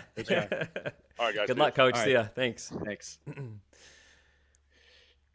Pretty cool that a coach would join us just hours before his game, and he seems pretty relaxed and casual here. So I'm sure in the insides, I mean, he seems to have that vibe. He can. I guess he just flips that switch because in game you got to be focused and locked in, and I know he is. But that was kind of funny to get that DM and be like, hey, I don't have anything going on here. Just leading up to a game. All the prep work's done, so just looking to pass some time. Glad he chose to do it with us.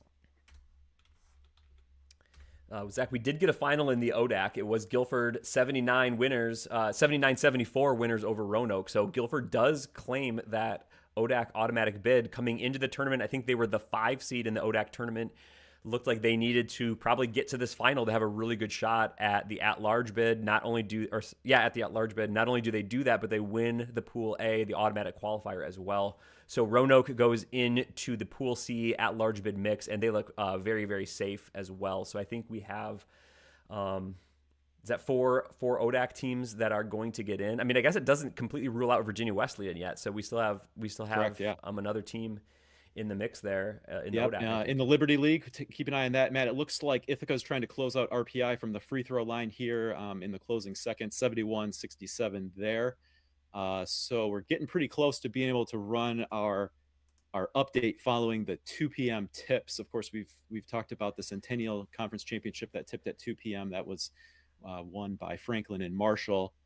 So I think what we may do here is wait for the closing seconds here in the Liberty League. Maybe we'll take a quick break. We'll have up our slide that kind of runs through the picture as it was heading into the 2 p.m. games, and then when we come back from that, we will take everyone through the updated picture with those 3 important games on the men's side completed. Does that sound like a plan? Actually, we have a couple minutes. Maybe we can just make sure we're caught up to date on the chat. Yeah, can you? I'm gonna update. I'm just actually gonna remove. I'm gonna remove the images from the slide because they're not 100% up to date, but there's text that shows what they are. So we'll loop that for our break when we get to that point, and then we'll come back and we'll be able to reset the picture. Okay, that sounds good, Matt. Looks like the only other question we needed to pick up is from Lando. How do you run the simulations? So I've written some code in Python. What I do is I look at for the regular season, I would just look at any game that hasn't been played. I would pull in my efficiency ratings that we run on d3datacast.com. And from team efficiency ratings, you can get an expectation. So a certain game might be that team A is 40% likely to win based on their rating against team B. So if it's a 60-40 game, I throw a random number generator, and that determines which side of that 60-40 happened, quote unquote, on that game. And then I assign the winner. So I do that for the season, and I do a cutoff at the regular season, seed the conference tournaments, or right now, right, they're already seeded and already in progress. And then I have a section of code that runs through using the same process, right? What would be the next tournament matchup? Simulate the game using that same kind of like odds based on the efficiency ratings, and then throwing a random number at it. and then advancing the team and playing out the next game of the tournament, advancing the team, etc., until someone gets the automatic qualifier. Then from there, I have 43 automatic qualifiers. Then I do the NPI calculations, pick the 21 pool Cs, and that's one simulation there. So my code stores which teams made it, etc. And then it does the same thing again, and it throws new random number generators against the same types of matchups and sees, okay, who won this time. So in an 80-20 matchup, in 1,000 simulations, you're likely to see one team win 800 times and another team win 200 times, but which teams have won which games don't always match up. So you start to get to see a bunch of more combinations of what might happen around the country. And that's how we come up with things like, if Guilford makes it to the finals of the ODAC, then they have a 95% chance of winning. It's really more like 95% of the time in 1,000 simulations, once they had reached that point, did they eventually get into the at-large or not? That's kind of how it happens. So it's the interaction between the NPI and our efficiency ratings through the code to determine how that has played out. Okay, that gets us caught up with the chat here, Matt. Do you want to send it to a break here, and we'll get things kind of buttoned up behind the scenes and be back with our update? Yep, I'm good for that. Hang on, let me just take a quick run through let me get these final scores up here. Guilford, a 79-74 winner over Roanoke in the ODAC championship. And then did the Ithaca game go final? Ithaca and RPI have gone final now. Ithaca, a 72-67 winner over RPI. Bombers, yep. So Matt, you'll get that plugged in, fire up the NPI calc, and we will make sure our slides are up to date and be right back with another big update. Three games going in, so this should be interesting to take a look at what that produces. All right, so if you're updated, Zach, I'll start the break here.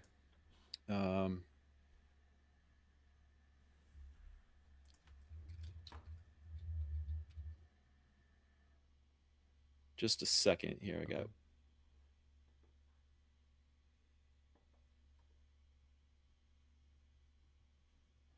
add Guilford here to the list of our automatic qualifiers. And all right, I think we're good, Matt. Let's send it into a break.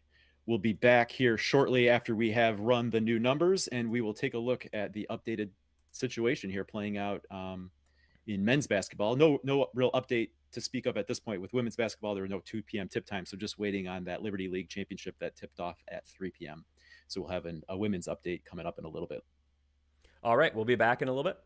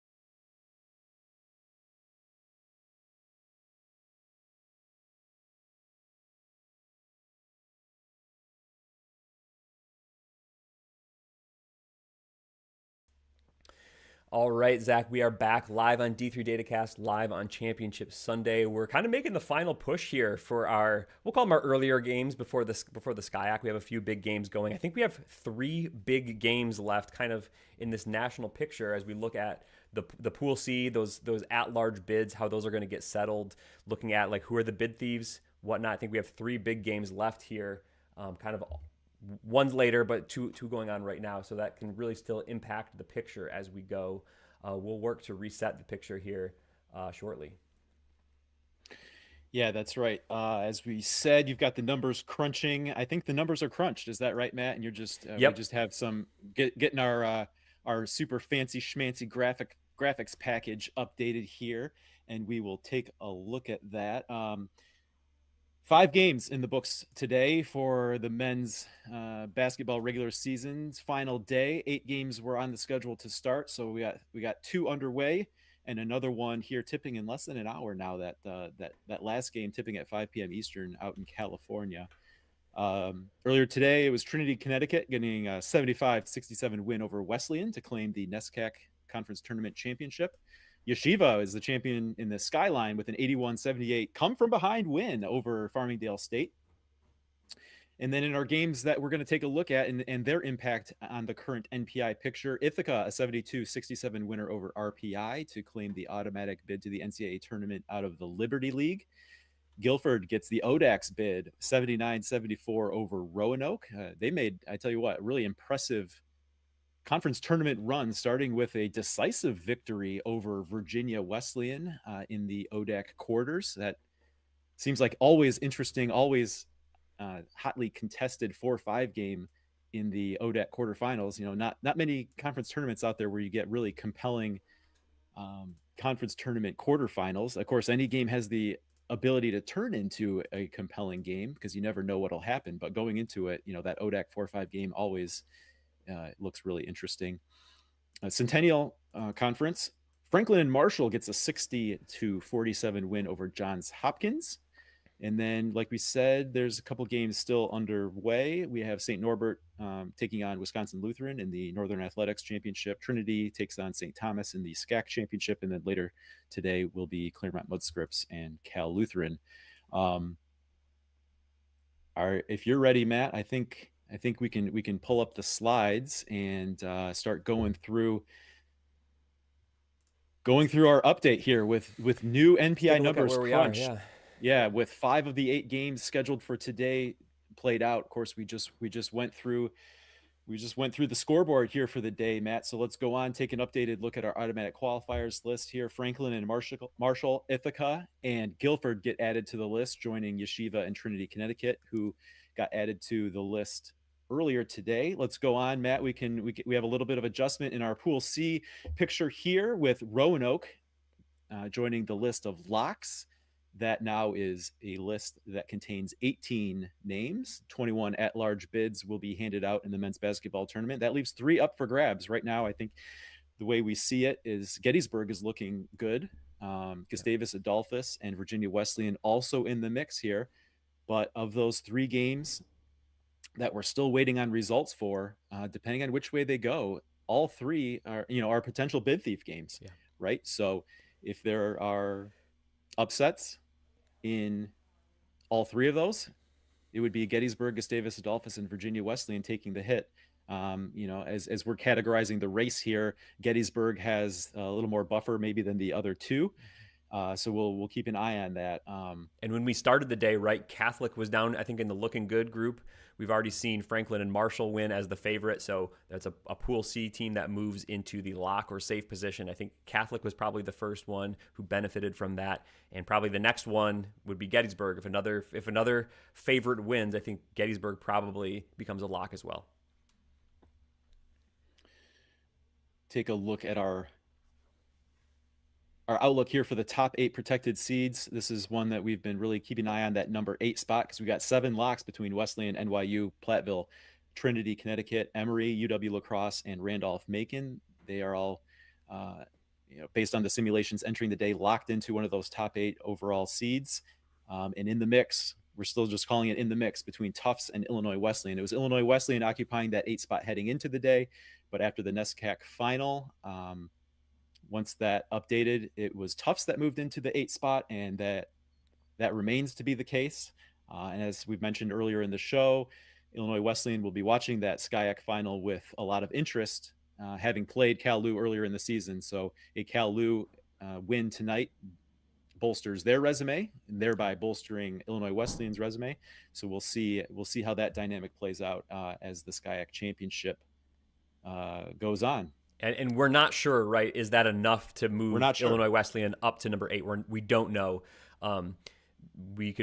We'll probably know by the end of the show. Once couple more things go final, we'll maybe be able to run this or that before we sign off the air. But we're not at the point yet where we've been able to do that. So it could or it could not. We're not sure. Maybe Tufts is locked into that number 8, or maybe Illinois Wesleyan could jump into that position.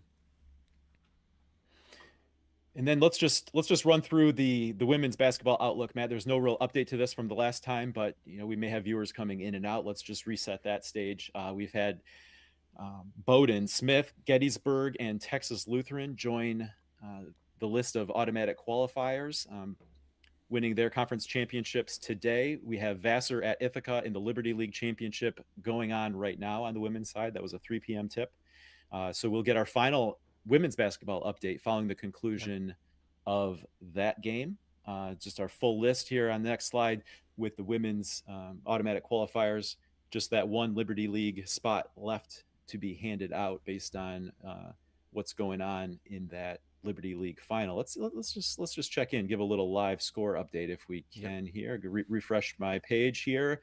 Vassar up currently, just started the fourth quarter. Vassar's up 50-44. All right, and then Matt, based on what with just that one game being played, let's take a look at the women's Pool C outlook. We've over the course of the day, with there not being upsets in those first 4 games, we've moved Brockport and UW-Stevens Point from looking good to locks. And we've just been keeping an eye on it. Maybe at this point that UW-La Crosse is also a lock, but that they've been the one that's occupying that last spot at the Pool C cut line. So we're just going to leave them in the looking good for right now. I don't really expect that whatever happens in a game played between Vassar and RPI will change the result there, especially with it being,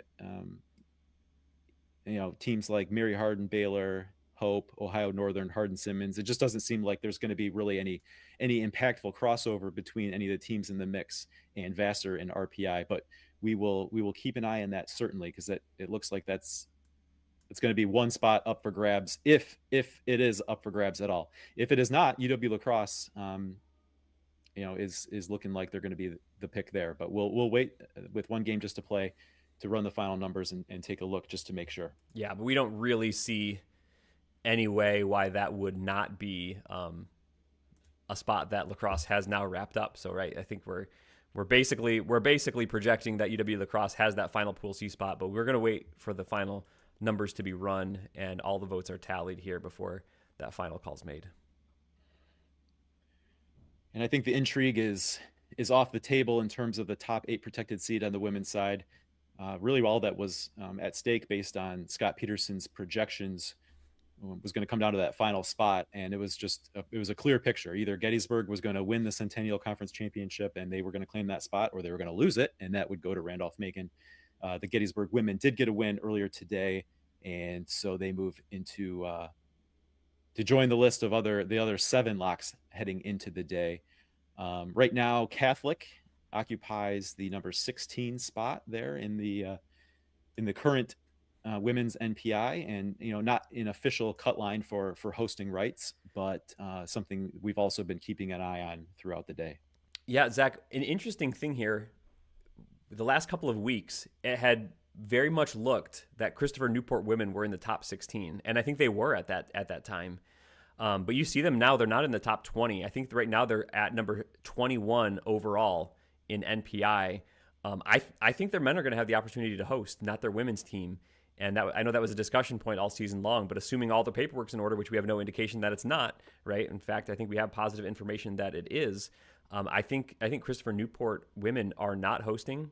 unless there's some crazy geography things that I am not seeing. And I think it will be their men's team that will have the opportunity to host the first weekend. So that concludes the current look. Like we said, we'll have our next update following the 3 p.m. games closing, Matt. So let's just get in another word of thanks here to our great supporters through Patreon at patreon.com/D3Datacast.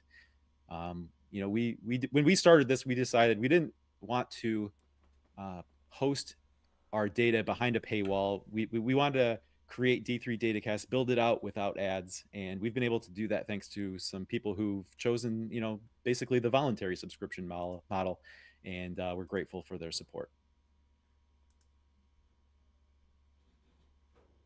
Same goes for you, Double. Yeah, sorry, I was looking at something in the background. Yeah, no, so super thankful for the Patreon folks that have joined us. You can see their names on the screen, every one of them. It means so much to us that they've supported us and supported the D3 community in the show. Yep.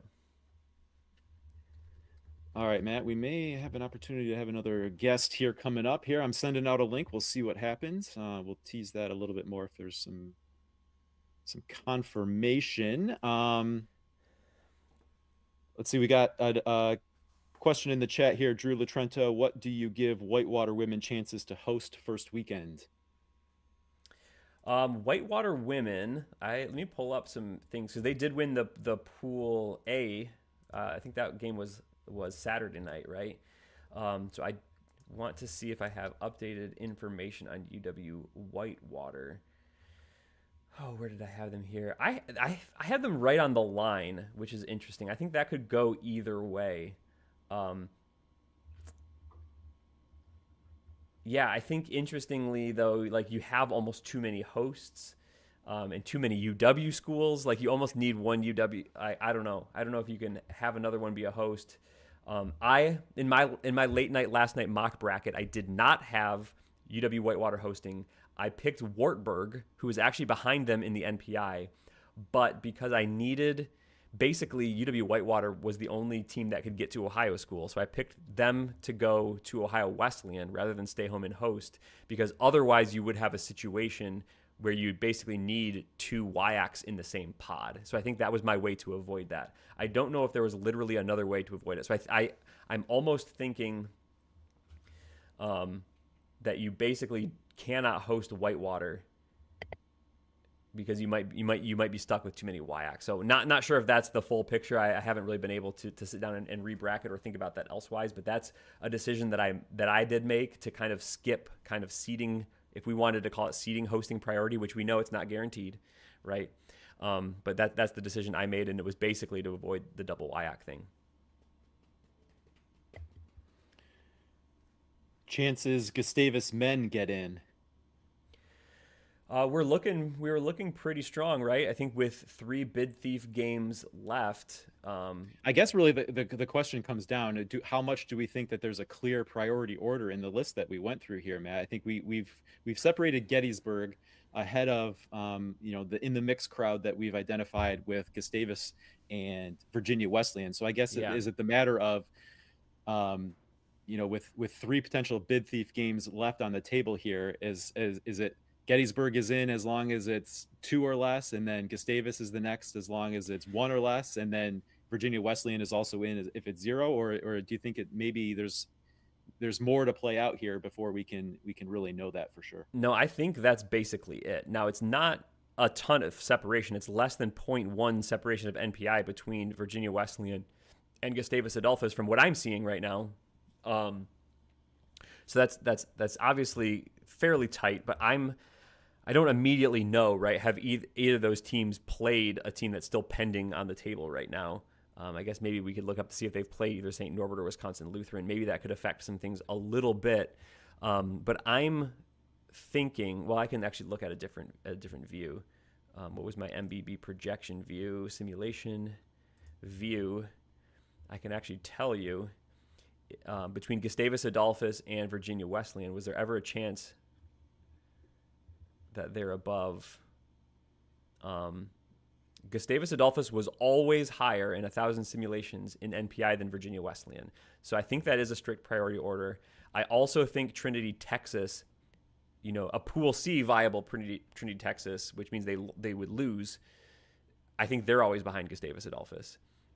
So I really think it is a two bid thief situation. I think it is a priority order that first Virginia Wesleyan's crossed off, then Gustavus is crossed off, and if we get all three, then maybe Gettysburg would be crossed off as well. I think that's the situation. All right, Matt, backstage, we have a special guest getting ready to come on here, and the information I have is that he will be joined by someone else as well. We might have a dual guest situation here, so I'm just waiting to see if okay, here we go. We're going to get ready to go to our guest mode here. Matt, welcome to the program, the D3 Datacast Sunday Spectacular here from Grenell. We have head coach Dave Arsenault Jr. and assistant coach DJ Damizo. Welcome the system. What's up, fellas? What's up, guys? You can already hear Coach DJ doesn't even have his voice anymore. Well, big win for you guys in claiming the Midwest Conference title, getting into the tournament. I'm sure that feels great. I'm sure the team is excited. But congratulations, I guess, on making the tournament. Yeah, thank you so much. It's been almost a quarter of a century since we've been in the NCAA tournament, and a lot of teams, a lot of heartbreak. But it's nice to be back. You know, I was halfway hoping to see Zach throwing on the shirt here. I saw it earlier in a previous. Oh my! Let's go. Wait, hold on. Please do not make Zach take off his shirt in the middle of the show. This is not a situation any of us want.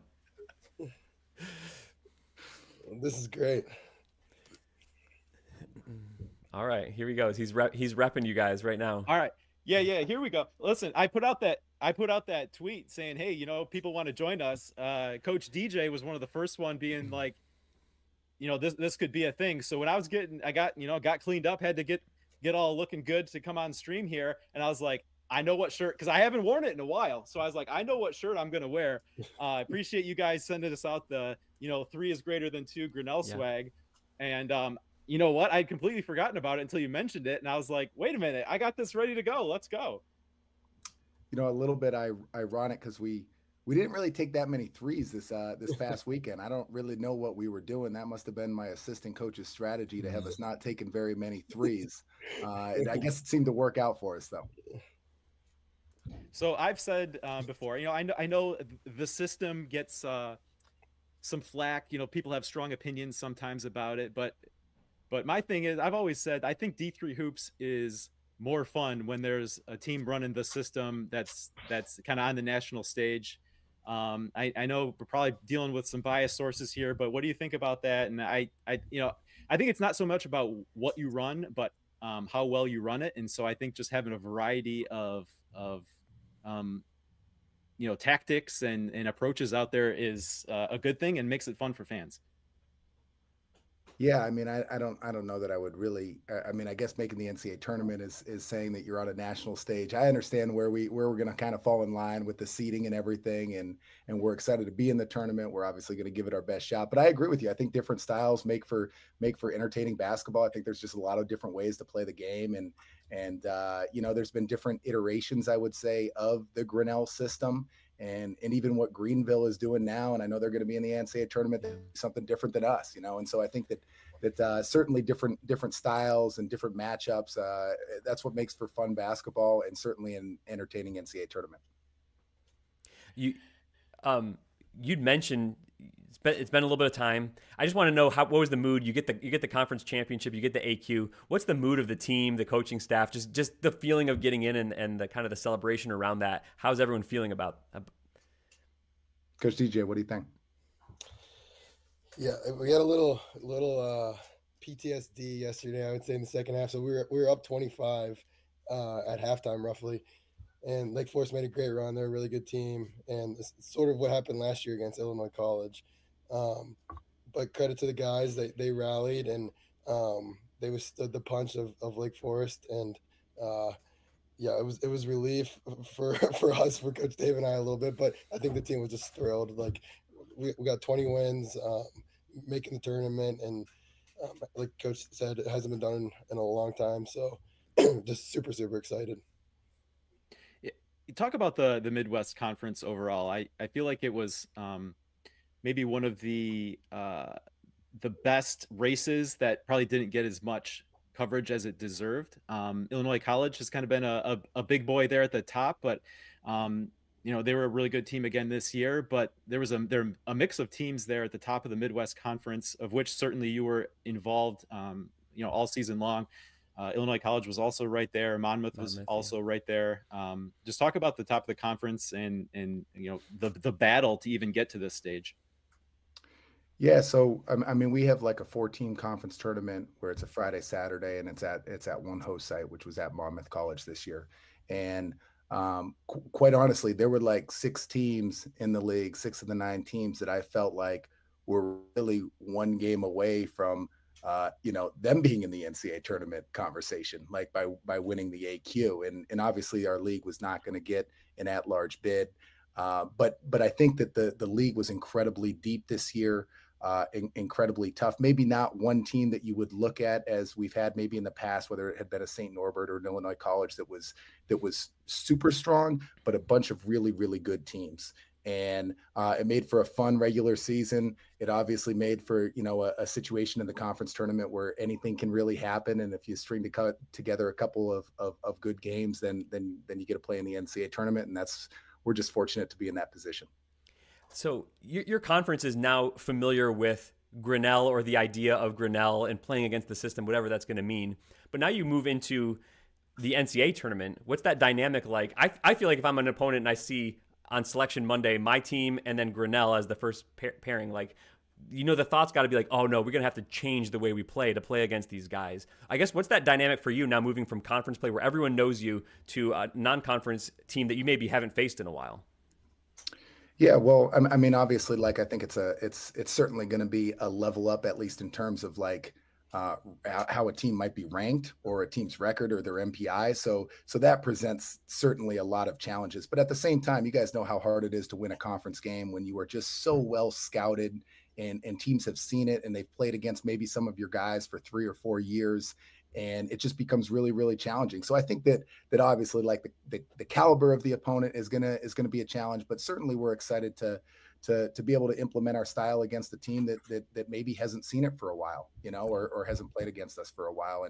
And I think that our guys have really embraced this kind of underdog type of role where we haven't gotten over the hump yet, and we're really just sticking together to try to get it done. And so that mentality is going to continue for us, knowing that wherever we get sent to, it's going to be a challenge, and it's likely going to be against the host school. And you might have some better ideas than me of where we're going to get sent to, but we're excited for the opportunity, and we're looking forward to the challenge.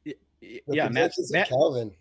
Yeah, Matt has a lot of influence over the bracket. Where do you guys want to go? Yeah, I'll put you anywhere. Put in a plug. That's the one I had. I had you against Illinois Wesleyan playing at Calvin. And hey, I would love to see you guys up close in person here in Grand Rapids. But, it could be UW La Crosse, or where you guys are geographically, I think could end up putting you in a bunch of different spots. I saw that. It was nice. You wanted us to come pay you a visit. I like that. I would love to watch you guys up close and in person. So putting it 2 minutes from my house is how I did that. Yeah. I mean, I've got my wardrobe ready to go, clearly. Now I want to, one thing I've noticed, there's, I don't know, you maybe hear about it in like the NFL, or I guess probably it happens in basketball too, but there's like coaching trees, right? Coaching circles. Now there's some Grenell connections throughout Division III, but it hasn't led to a proliferation of the system. So I want to go to Coach DJ here, because I know, one of these days you're going to be sitting in the top spot on a sideline somewhere. So, like Coach Flakertsy's not running the system at Rochester. Is Coach DJ going to be running the system when you become a head coach next? That's a great question. I think first and foremost, what people think the Grenell system is this us running up and down, jacking up 63s a game. And, that's a big part of it. Getting up lots of threes, making lots of threes is a big part of it. But at the core of what we do is playing harder than anyone in the country. And I would take it to the bank that Grenell plays harder than anyone in the country. And I would hope my team, whenever I get that chance, will embody that core element of Grenell basketball. My voice is really cutting out right now. I'm sorry. But I think there will be many, many elements of the Grenell system whenever I get my shot. All right, That Matt. was a very diplomatic response by him. Huh? Hey, Matt, I'm going to have you take over for just a second, okay? Okay, yeah. All right. So I mean, you just mentioned, hey, where are you guys going to go? Do you have any preferences? Like, you look around the country, you probably can't say, even because you got to be diplomatic about it too, but do you have any preferences of like where you go or what type of matchup you would get? Or is it just going to be game on? We're going to go wherever our name's called. We're going to be there. Yeah, I think it's more the latter. And, I appreciate like looking over kind of your bracketology, your version of bracketology, and some of the creativity and a lot of the thought that you put into it. And, I'm hopeful that the committee, as they've done in the past, gets creative with things and sets up unique matchups. And I think that's what really makes it fun. I know that there are some constraints with the travel and the flights and the cost and everything, but certainly having some unique matchups is what makes it a lot of fun. How much? I mean, I'm always interested to hear from coaches. How much do you follow the national landscape, looking at the NPI numbers? Obviously, you have like your conference position you're jockeying for, and that's very up front and center. But how much do you look around you when it gets toward tournament time? A little bit of scoreboard watching, or a little bit of that. Hey, we could get matched up with these types of teams. We could get seeded this way. How much of that national picture do you look at, or do you look at with the team, or is it more of just we'll worry about that when it comes, and we're just going to talk about what we have in front of us right now? Yeah, I think I look at it a lot just because I'm a fan. Like, I also recognize that, like, just given our profile, that we are not a viable at-large candidate by any stretch. So it's not that I'm looking at it, but I am also looking at it out of curiosity. I think that, like, I have your website pinned as a tab right there, so I can check it daily just to kind of see and try to track, and it can help with scheduling. And it's just interesting to kind of see the movement. See the changes from I was on the rack last year and no longer on the rack this year, but kind of see the changes and follow along with kind of what you guys produce. And it's just super helpful as a coach to be able to understand the information, even if it might not be affecting our team right now where we are. Certainly we want to try to get to a position where we might be in the mix at some point in time for something like that if we don't win the AQ. And so, I guess it's not really like impacting me on a day-to-day right now, but it's more so just that it is very interesting. I like following along. I love Division III basketball. On the bus ride to Monmouth, we had Division III basketball games playing on the TV. We love D3 hoops. Coach DJ and I love D3 hoops and love watching any game. You come into my office almost every week and say, "Did you see that episode of the D3 Datacast?" Then we talk about it, and yeah, we're D3 junkies. Well, Coach DJ, I was going to ask you, because it always seems like some of the early adopters to D3 Datacast have been like assistants and lead assistants places. We hear from them like, oh, hey, I saw your episode, or I saw you posted this on your site. What is it about being like a D3 coach or an assistant coach? Is it just like the basketball junkie nature, or just following the landscape wherever you can? But it's always these assistants that are contacting us first and reaching out to us, which is really cool. But it's nothing I anticipated when we started the show. Yeah, I think that's interesting. I think we're just trying to find an edge for our program, and like whether it's through scheduling, potentially trying to get a bid, or how to best put ourselves in a position to get a bid, or seeing how other teams are in the mix for a pool C previously, or how to boost your MPI kind of thing. I think just trying to find an edge for our program, and we obviously have a little more time to do those things as assistants, so I think that makes a little bit of sense. Well, I'm thrilled to see Grenell back in the tournament. I think Zach made a post from our social media, like, it's cool to see the system. You mentioned like Greenville's doing something different, but they're also in there, so it's gonna prevent some matchup problems. I think that's really cool to see. I know you guys probably use your version of the system as a recruiting tool, playing a unique style of basketball, but probably getting into the NCAA tournament thing is a nice boost to your program too, to show that it's not just, people might want to just brush it off as a gimmick, but this is a thing that we used. We got into the NCAA tournament. We're playing on the national stage. Does that help your recruiting profile as well? Yeah, I think it certainly helps. I think everybody wants to win the national championship. And as I've been telling recruits, recently, like that's not the next logical step for our program. The next logical step is we've been near the top of our league. The next logical step is to win our league on a consistent basis and to start playing in the NCAA tournament, and then see what happens from there. And then figure out where do we try to go from there to continue to elevate our program and to continue to give our guys the best possible experience. And so certainly this is following in line. I mean, a lot of things have to come together, including a little bit of luck to get to this point. I know a lot of hard work goes into it, but there's also some level of luck involved, especially when you have a Midwest conference as competitive as what it was this season. And so, for us, it's a great step, in getting to where we eventually want to be. And we're just hoping that we can kind of keep things rolling that direction. So don't want to take up too much more of your time, but I have a similar question I'm going to want to ask to both of you. And it's mostly about, like, what do you think people misunderstand about what you guys are trying to do on the court, the Grenell system? First for Coach Dave, like what is it, if you were going to convey like one thing, people don't get this, what do you think it is? Yeah, I think that it's the system has like changed over 35 years, and it really changes every single year, based on the personnel and just based on a different style, based on the way the game's being played currently. It used to be that nobody would ever take 3-point shots against us, and now you can look, and some teams might be taking close to as many as us, maybe not entirely. And so I think that a lot of times there's this misconception about the Grenell system. Maybe they saw it back in 1992. And, it just the game looks very, very different. So for me, that's and it's going to continue to change. I realize it's always going to be called the Grenell system, even though it's just going to continue to look different probably every single year. Yeah. And Coach DJ, from your perspective too, maybe a similar answer, but what do you think people coming from the outside don't completely understand about the Grenell system? Yeah. I mean, I always chuckle whenever people say we don't play defense. For the big part of this year, actually, we're number one in the country in Division III in points per possession in the half court defensively. So pretty interesting stat. And I don't know where we are now, but we were for an extended period of time. And our defense is kind of what makes us go. So I would say that would be the biggest misconception. Yeah. Why the heck didn't you tell me to stop pressing so much then? Maybe that's why his voice is gone. Maybe he was. You just weren't listening. It's possible. Well, hey, really fun that you guys are going to be making the tournament this year. Anything that you would like to leave the Division III fans with, give you guys kind of the final word.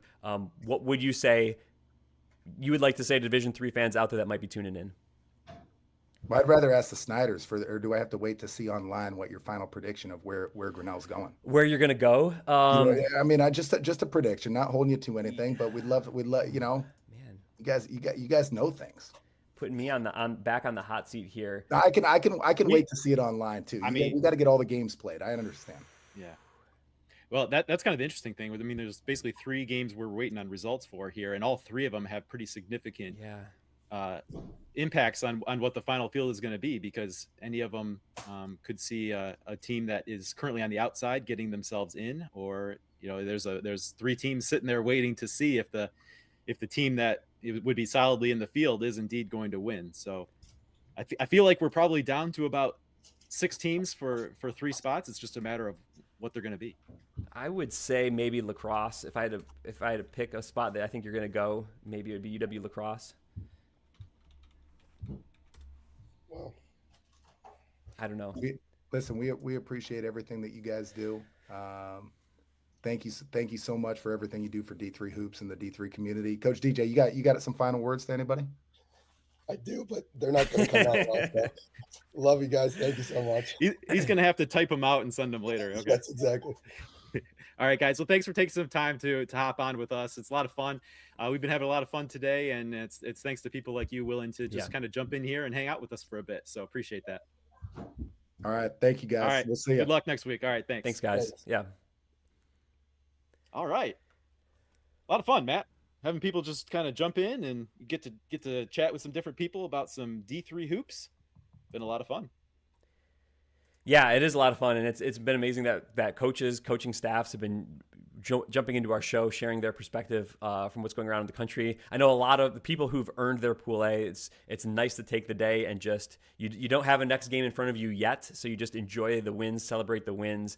Hopefully, let your hair down just a little bit before you get back to business. Once you find out where you're going, make arrangements to go there, and then start prepping for those games. So fun to celebrate that, and a big Midwest Conference win for Grenell. And I think it's true. I think it's going to be fun that they're in the tournament. Follow that game. I'm sure their opponent is going to see them as a matchup, just a little bit of a headache, right? You probably can't just do your normal stuff against Grenell without at least thinking about what they're going to do against you. So that's probably a competitive advantage.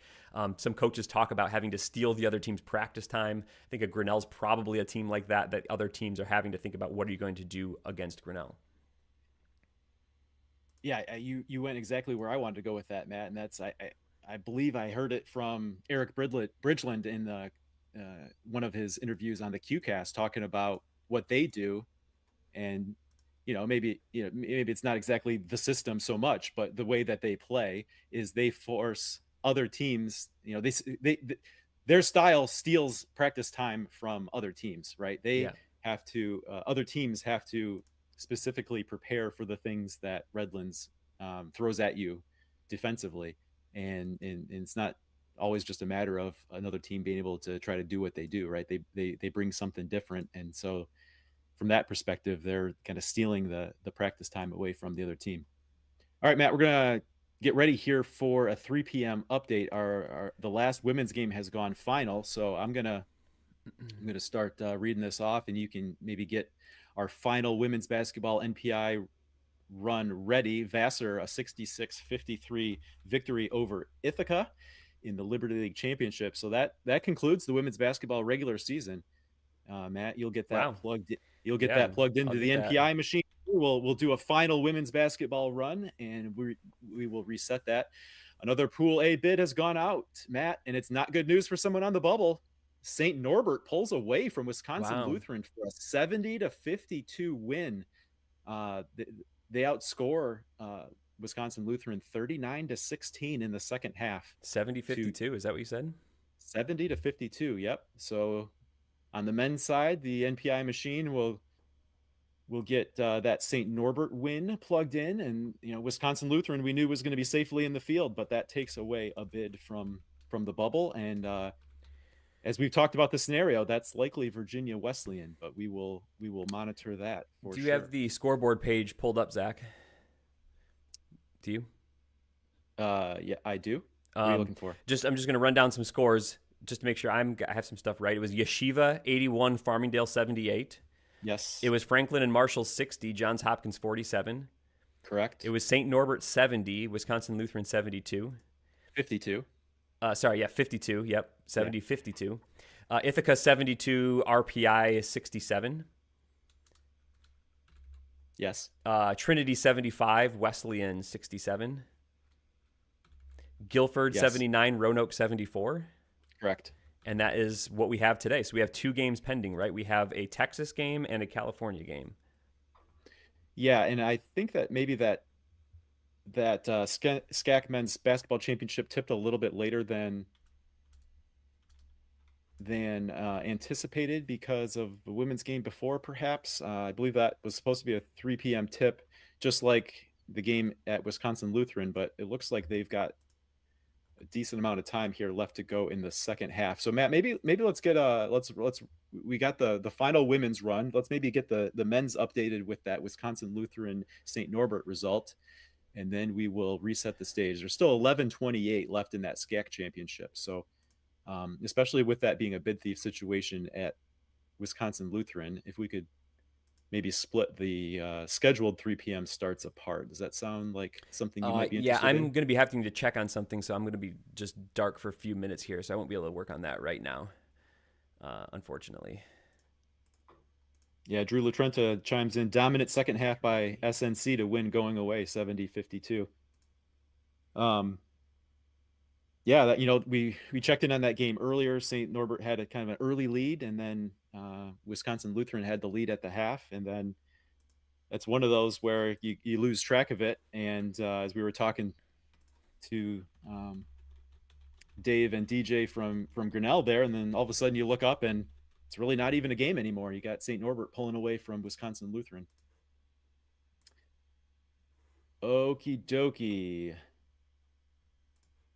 So let's get plugged in again. Vassar wins the Liberty League Championship on the women's side. That completes all 43 automatic qualifiers. And so on the women's side, so we'll get them added to the board as we update things along the way. With that done, Matt, we'll be able to know for sure. We thought that probably UW La Crosse would be sitting pretty there as no matter what happened in that Liberty League final for that 21st at-large bid on the women's side. As the final numbers get run here, we will know for sure. So definitely something of interest to check in on there. The men's, we'll get St. Norbert plugged in as the champions out of the Northern Athletics Conference. Yeah, I need to fix that. St. Norbert. And of course, St. Norbert winning, that's bad news for someone, like we said, Virginia Wesleyan. So Wisconsin Lutheran goes into the list of Pool C locks. We knew heading into the day, based on the simulations run this morning, that in all 1,000 simulations run, Wisconsin Lutheran was going to be in the field, which means someone who was on the bubble was going to be left out as a result. Going to be interesting to see once this NPI run is final, exactly how that is looking.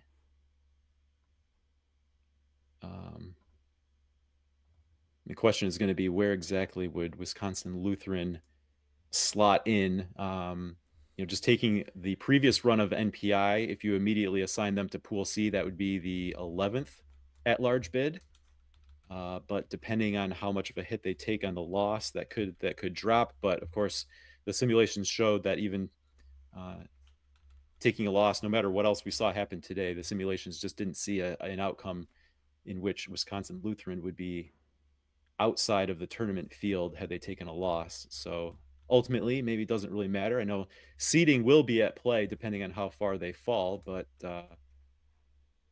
that may not even really be a terribly important factor depending on how geography factors into that. Although, Matt, they entered the day number 16. So the loss could have cost them hosting opportunities. With a win there, maybe they jump Wash U. That'll make it really interesting there. Yep. Let's see. I'm just double checking the efficacy, making sure I have stuff entered in correctly as I'm running final data. I don't want to have, a whole bunch of errors in here as we're running stuff. So that's why I'm kind of in the background a little bit here. Just letting everyone know what we're doing. Okay, Wisconsin Lutheran, just kind of getting our slides here updated. We'll reset the table here as we have the final NPI numbers, but Wisconsin Lutheran does move into Pool C.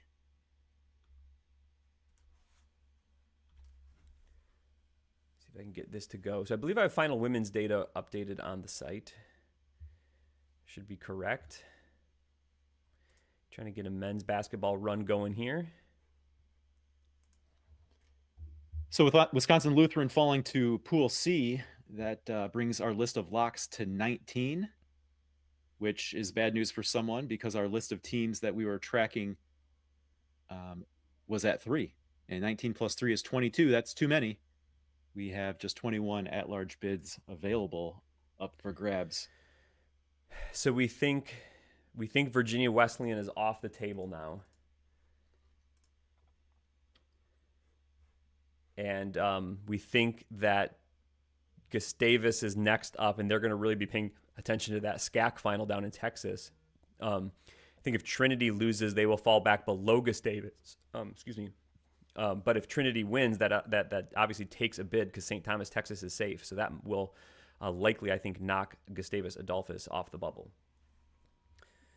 I don't know. That game is in progress, right? So I have not pulled up a scoreboard there. Which one are you looking at? We're looking at St. Texas, Thomas? Yeah, that's the one. They're midway through the second half right now. Okay. But but I think if we're able to not have to wait on that result, we can take an updated look in between. So at this point, it would be an update with just the Wisconsin Lutheran result updated, added in on the men's side from our previous update, and then the Liberty League final to conclude the women's data set. Okay, so like looking to me like maybe Wisconsin Lutheran dropped down to like number 29 overall. So that would be a pretty big drop. That would put like them Pool in C line. number 16. Like I think they're a likely Pool C number 16 or so for Wisconsin Lutheran. Right.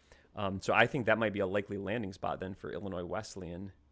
I think that would make some sense. I haven't done a bracketology yet necessarily, but that would, you're right. That would be maybe kind they of gave up a pop 16. They could have claimed a legit hosting spot, but maybe they back their way into hosting because of a situation like Illinois Wesleyan, who may be forced on the road in the first weekend because of their women hosting. Now, for now, Wash U is still that number 16 overall. I think St. Thomas would stand a good shot, probably would jump into that position if they win. So that would be maybe Wash U still hosts for reasons we've talked about. They probably need another team in that geographical region to host. Wash U could be a pretty natural kind of number 4 in a region there if they need that. So that would be pretty interesting there. But yeah, I think Wisconsin Lutheran may have lost their opportunity to host, like a true host of a pod, and maybe they're going to pick up an alternate site host. Still other places you could do. You could still, I mean, Grand Rapids is still a place, and Chicago is still a place probably as well. So that depends.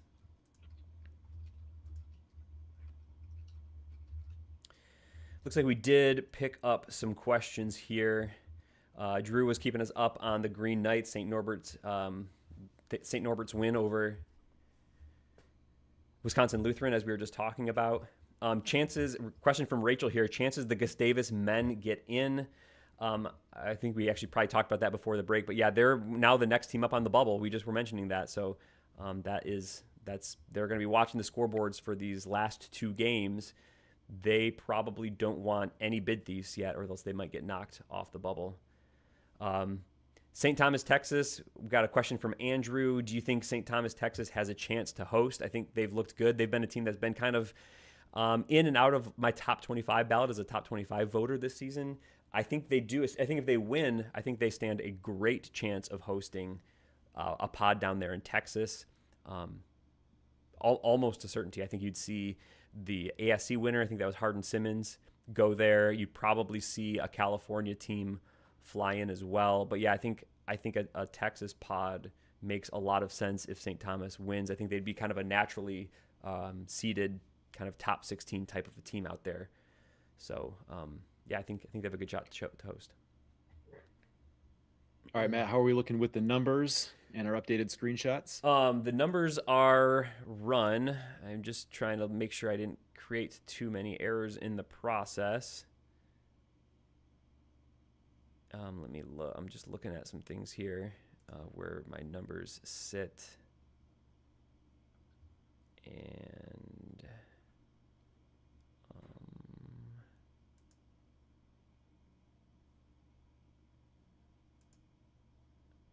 we had this question here about Cal-Lu, if they lose, if they could still host a pod.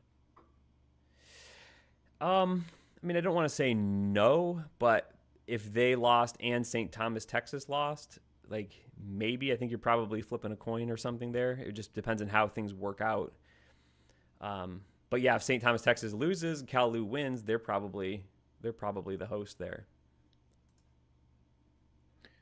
Well, if St. Thomas loses, though, then you've got 3 Texas teams. You maybe are forced into a Texas pod to minimize a flight. Yeah, you've got 3 Texas teams. Yeah, you're going to go someplace with 2. You're going to have 2 Southern California teams or 2 Texas teams. In my mind, if they're close to tied, you maybe just pick the Texas because then you might be able to mix up conferences a little bit better and just say we're going to get a Northwest, we're going to get an ASC, we're going to get an SCAC, and we're going to get a SCIAC. And then that's a better conference mix, and then you fly out the other teams. So in my mind, a tiebreaker goes to Texas rather than Southern California. I don't know that the committee sees it that way, but that would be a way to look at it, right? That would be a way to look at it. Yes. I'm just counting some Pool C bids here to make sure I've allocated teams kind of correctly, Zach, before I get screenshots, because I'm nervous that there could be, things going on. Oh, okay. I think I did count that correctly. Good. Okay, so I'm gonna roll with that for now. And I'll be getting a screenshot here. Update our slides. We'll reset the picture briefly. Yeah, a couple of questions have rolled in here, Matt. I can handle that while you're getting updated screenshots here. The QCast wants to know, longtime listener, if Cal Lu wins, can IWU get back to number 8?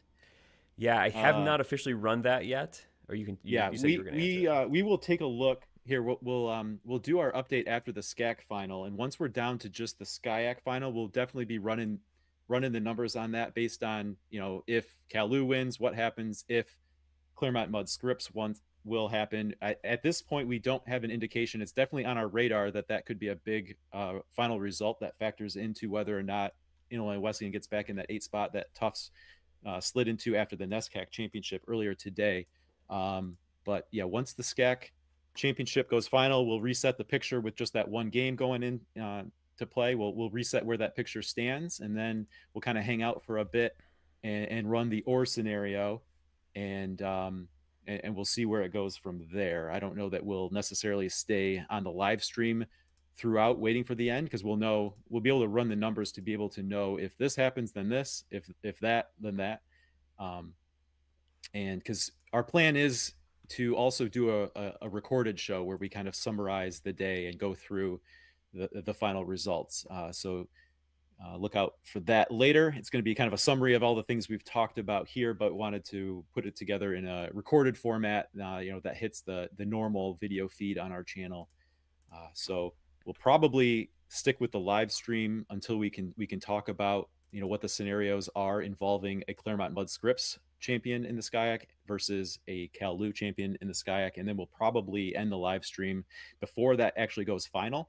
But again, we'll leave everyone knowing exactly what the scenario will be depending on the outcome. All right, Zach, I was able to get those slides updated. Okay. So we can reset the picture as we see it, and then we'll take a few more questions. We'll look at for the SCIAC, see how close that's getting to finishing, or not the SCIAC, the SCAC, and we'll see if we can get close to running if or that. Matt, before we talk about it, I guess we talk about it in coded language right now. Do we need to make a change on our men's Pool C at large bids for who's in the mix, or are we not ready to call that yet? Be more explicit in which decision. Do we take a team off? Virginia Wesleyan? Yes. Yeah, I think they're off. Okay.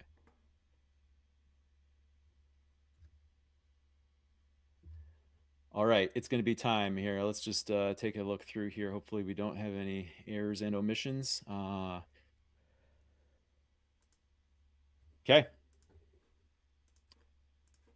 Should we do our updated rundown? All right, let's get this. Let's take a look. This is big because at this point we have all of the results for the women's basketball tournament, right? Yep. So these are going to be final projections. Of course, we're running the numbers and we're very confident in them. However, everything we're running is unofficial. Official bids will be handed out based on the NCAA's report, right? We're doing all our own numbers independently, and while we're confident in them, that doesn't guarantee that everything is in perfect alignment. So we'll just throw that disclaimer out there. These should be treated as unofficial. However, we are able to do this with some confidence. I am finding it's difficult to have to carry a live stream, run data into numbers, and then also check to make sure everything's coming out correctly out the backside. So usually I would be checking and rechecking, but now we're doing this. So once we get off air, we will do more background checking and just to make sure that we have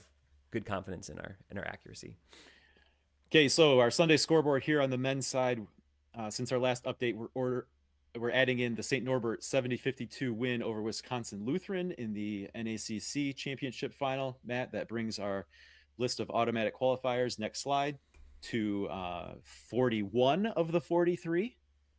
St. Norbert gets added to our list. Our Sunday winners there in yellow. Our two outstanding here are the SCAC and the SCIAC. So this was a big result here for the bubble, with St. Norbert getting the win over Wisconsin Lutheran. Next slide, we'll look at our Pool C outlook, where Wisconsin Lutheran is a Pool C lock. We have 19 locks now, with Wesleyan, Wisconsin Lutheran, and Roanoke officially joining that list today. As it stands now, we think that Gettysburg is still looking good, right? They've got a little bit of buffer, whereas Gustavus Adolphus is now sitting on that Pool C cut line. If you look to the graphic to the right, officially in this run of NPI numbers, Trinity, Texas is sitting in that 21 spot. But of course, to be in Pool C, that means they've suffered a loss. And if they were to take a loss here, that would drop their NPI number, and it would be behind Gustavus Adolphus, who would be there ready to assume the number 21 position. But should there be a bid thief in the SCAC or SCIAC championship, Gustavus Adolphus is the team that would be on the cut line there. And as long as both of them don't go to bid thieves, Gettysburg looks to be the team in position to claim one of those last up for grabs Pool C at-large bids. Zach, how would we be feeling right now? We knew that there'd be another team in this mix if a certain result went a different way. I think right between Gettysburg and Gustavus Adolphus would be Calvin in there. Well, actually, that maybe would have bumped Gustavus off. So we would have been that where you read Gustavus Adolphus, you could almost read Calvin right there, and that'd be tough. Yes, yeah, it will be interesting when all is said and done to maybe flip that result and see what the case would be. But I almost don't want to know. Yep. All right, and glad we don't really actually need to. Nope. Okay, let's take another updated look here at the top seeds here on the men's side, the top 8 protected seed. We're still tracking that race for the last protected seed. Wesleyan, NYU, Platteville, Trinity, Connecticut, Emory, UW La Crosse, Randolph-Macon have been locks all day. Entering the day was Illinois Wesleyan in that that number 8 spot for the last top 8 protected seed. Over the course of the day, Tufts has moved into that spot, but as we've noted all along here, that could still yet flip based on what Cal-Lu does later. We don't actually know at this point. We're not running updated simulations, so we don't really have any intel on what exactly would happen, other than, as we've said, once that SCAC result is in, we can start looking at what the scenario, at that point, we're only down to 2 scenarios, right? You don't need to run simulations. You just say, if this team wins, what happens? If Cal-Lu wins, what happens? If CMS wins, what happens? So at that point, I think we'll know what's going to happen with that last top 8 protected seed. But at this point, we're just saying both Tufts and Illinois Wesleyan are in the mix. Yep. All right, moving on to the tournament picture here for the women's basketball championship. The last result we were waiting for, Matt Vassar is a 66-53 winner over Ithaca in the Liberty League championship. And that completes things on the women's side. The women's picture is set. The NPI numbers are final at this point. Matt, you could advance us another slide here. We've got our final list of automatic qualifiers in women's basketball. Vassar is the last team added to the list here. Our 5 automatic qualifiers that won their bid today: Vassar in the Liberty League, Gettysburg in the Centennial, Bowdoin out of the NESCAC, Smith in the NUMAC, and Texas Lutheran out of the SCAC. So with all the games played, we're at 21 locks here. Again, we'll just qualify this unofficial. We're running this completely independent from any NPI runs done by the NCAA. And so we're not claiming that to be official, but our unofficial projection is that the women's tournament field is set, with these 21 schools going to be awarded the at-large bids. We project those will go to UW Oshkosh, Johns Hopkins, Ohio Wesleyan, Catholic, Carnegie Mellon, Bethel, Trine, UW Stout, Elizabethtown, Western New England, Colorado College, Washington and Lee, Amherst, Merchant Marine, Trinity, Connecticut, McMurray, Tufts, Bates, and then the last 3 in, as we've been tracking today, Matt, Brockport, UW Stevens Point, and UW La Crosse, we believe all will be getting in after any bid thief scenarios were avoided here on the last day of the women's basketball regular season. And things have been pretty static here in our top 8 look on the women's side for a while, Matt. It was all that was really to be determined today in terms of that race was the outcome in the Centennial Conference Championship. Gettysburg got the win, and we believe then is a lock for that last top 8 projected seed. Here in the final numbers here, we see we expect that Bowdoin will be the #1 NPI overall seed heading into the women's basketball tournament, followed by NYU, Scranton, Baldwin-Wallace, Whitman, Illinois Wesleyan, Gustavus Adolphus, and Gettysburg. So there we go. The women's basketball field is set. The picture is complete, waiting on just a couple more results on the men's side, Matt. But it's a lot of fun, and we're able to do what we're able to do because we have some great supporters who have chosen to support us with what we call a voluntary subscription at patreon.com/D3Datacast. Yep. And again, as we've said all along, we're so thankful too much. It's overwhelming how big this list actually is now. I think when we launched the Patreon, we thought a couple people, right, like our parents would support the Patreon, but it's been so much more than just that. Thanks, Mom and Dad. It's been so much more than that. It's been actually good to see that the Division III community cares about the show, and we're just so thankful that they have contributed in this way. So patreon.com/D3Datacast. If anyone would like to join, that's just so awesome. It helps us to keep the show or the website ad-free, helps us to keep us doing these shows, so which are so fun to do, and it's so fun to contribute to the Division III conversation in some way.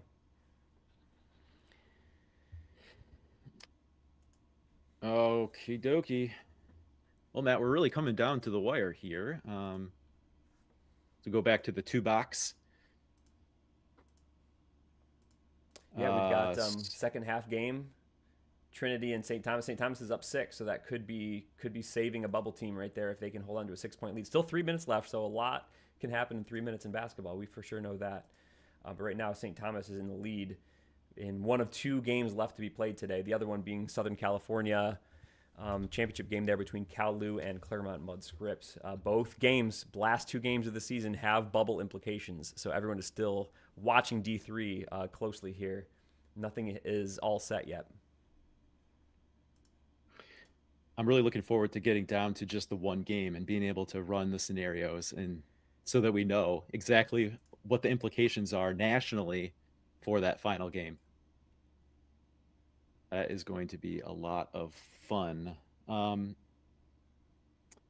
much time we got left going in that SCAC championship? Showing 3:02 on the live stats, so 3 minutes. So still plenty of time left. It's not going to end in the next minute or 2 anyway. All right. Do we want to take a quick break just to regroup and make sure we're going to be in good spot here for the stretch run? Yep, let's definitely do that. Okay. Sounds good. Yeah, we'll we just ran through the outlook here. Those slides will be looping here as we take a little bit of a break.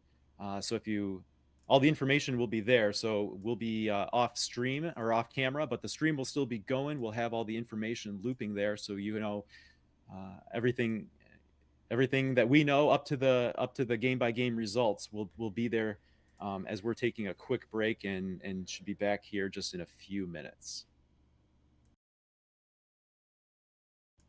Hold on. What did I do wrong? Oh, okay. Sorry, I'm new at this. You had the wrong. I think you had the wrong screen up. Well, I thought it was.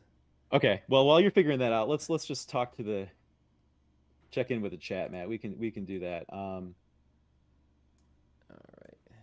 I don't know. You keep messing with stuff. King of Swag with 4 NJACs in the top 30 for NPI. Do you think NYU can still land there for a pod?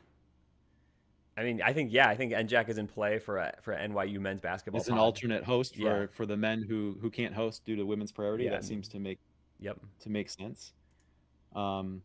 If Hamilton doesn't host, where could you see them going? My top choice would probably be WPI if they're also in line to host. It feels like one or the other is going to host. I think right now WPI is higher, so I would maybe put Hamilton there. All right. I think we got Oh. some surprise here that Colby women are left out. I think that's the case. Yes, they are left out. Definitely looks to be the case. Yes, Drew Latrentia, thanks for pointing out that SCIAC final is underway. It is 5:13 here. They had a 5 o'clock Eastern time tip, 2 p.m. local time, so that is underway. Again, we'll reset the implications of that one way or the other after we can do a little picture reset here following the SCAC championship. All right, Matt, do you have things figured out here? I think I have things figured out. I think I did the wrong thing before, and that's why I was confused. So okay, if I click this button, we'll be able to go to our break, let's and do then the right thing. We'll be back to fix things.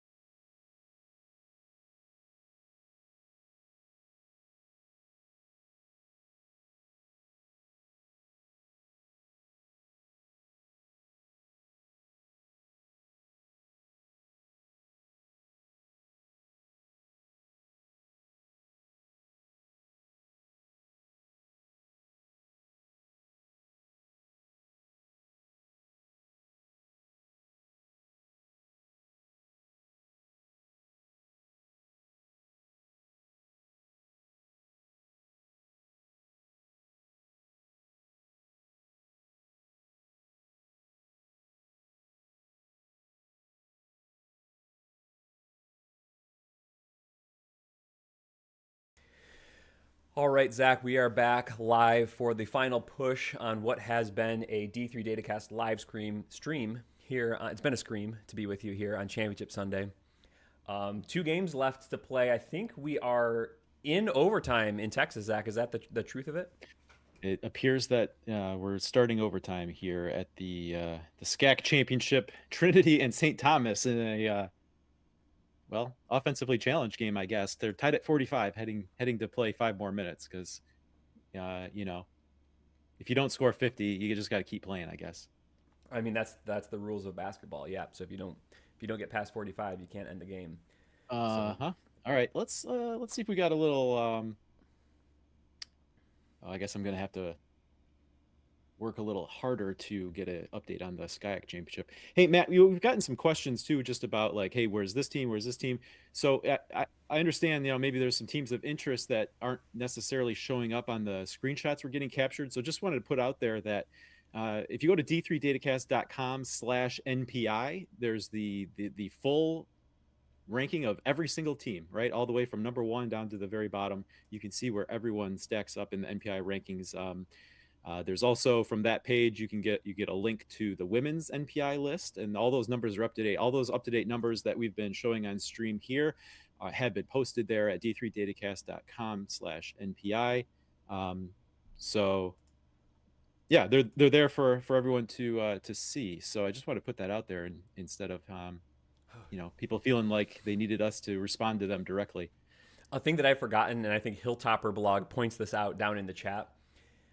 This SCAC game is probably on Flow Sports, and the SCIAC game is on Flow Sports. So this is like a face palm to end the Division III season of 2 bubble games, and there's probably a lot of people that can't necessarily. What more opportunity for people to come hang out with us as the final games are playing on, right? There's no one has to feel bad that they're not watching the actual game if they don't subscribe to Flow Sports, because they can just come hang out with us, right? For sure, and we like that. Cal Lou is up 12, kind of midway through the first half there against Claremont Mudd Scripps. We've seen lots of leads change quickly in conference tournaments. Well, I know a team that was down 12 last night. I can think of a 12-point lead that changed in yesterday, one of yesterday's games. So it feels like we're kind of just in waiting mode. Like we're just kind of hanging out now. Things are mostly covered, but we have like 2 bubble spots to hand out. Well, that's the interesting thing. It's not like we're dealing with 2 games to play out that are inconsequential. We have 2 teams that are going to be sweating out these last 2 games, and now one of them in overtime, right? I think as we've talked about the picture, it's probably Gustavus Adolphus that is going to be very, very nervous watching this overtime play out between Trinity, Texas, and St. Thomas. Trinity, Texas now does have a 2-point lead, 3:12 to go in that first overtime period. Of course, we did see, which game was it? We did see a double overtime game yesterday, didn't we? That was the Hamilton Wesleyan game, wasn't it? 2 OTs in the NESCAC? Yes. Yeah, correct. I'm actually going to, I don't know if I should do it. Should I work on a mock bracket yet? This is kind of dangerous with like 2 bubble games left to go. We're getting more questions about bracketing and stuff, right? Yeah, we are. I guess we got one on York. I was just going to say, did we? I think that maybe is the only one we didn't talk about, right? York, Pennsylvania. So. Where might they might be headed? I'm assuming that's York, Pennsylvania, and York, New York, because York, New York is not headed into the tournament, but York, Pennsylvania certainly is. And I had mock bracketed them to Hampton, Sydney, but they are also geographically, they could go to like literally a dozen places, maybe not literally a dozen, but almost literally a dozen different places. So they could move around quite a bit.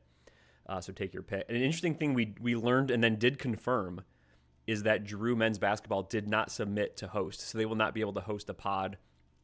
Likely will be seated as if they're kind of in that range because they had a really good season, are in that top 16 mix, but that could go somewhere else. So that's another pod. I mean, yeah, that could even go to York, right? I don't know, but they would be a team that could be in the mix. They're both in Region 5, so maybe they would look to mix up that region a little bit. But as like a pod 3, York could host a Drew pod, maybe, sure, yeah.